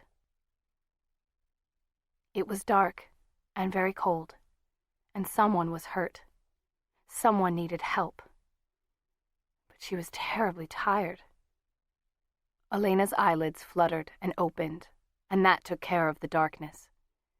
As for the cold, she was bone cold, freezing, chilled to the marrow. And no wonder. There was ice all over her. Somewhere deep down, she knew it was more than that. What had happened? She'd been at home, asleep. No, this was Founder's Day. She'd been in the cafeteria on the stage. Someone's face had looked funny. It was too much to cope with. She couldn't think. Disembodied faces floated before her eyes. Fragments of sentences sounded in her ears. She was very confused, and so tired. Better go back to sleep then. The ice wasn't really that bad.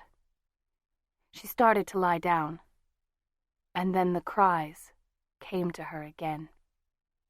She heard them, not with her ears, but with her mind. Cries of anger and of pain. Someone was very unhappy. She sat quite still, trying to sort it all out. There was a quiver of movement at the edge of her vision. A squirrel. She could smell it, which was strange because she'd never smelled a squirrel before. It stared at her with one bright black eye, and then it scampered up the willow tree. Elena realized she'd made a grab for it only when she came up empty with her fingernails digging into the bark. Now that was ridiculous. What on earth did she want a squirrel for? She puzzled over it for a minute, then lay back down, exhausted. The cries were still going on. She tried to cover her ears, but that did nothing to block them out. Someone was hurt and unhappy and fighting. That was it. There was a fight going on. All right, she'd figured it out. Now she could sleep. She couldn't, though. The cries beckoned to her, drew her toward them.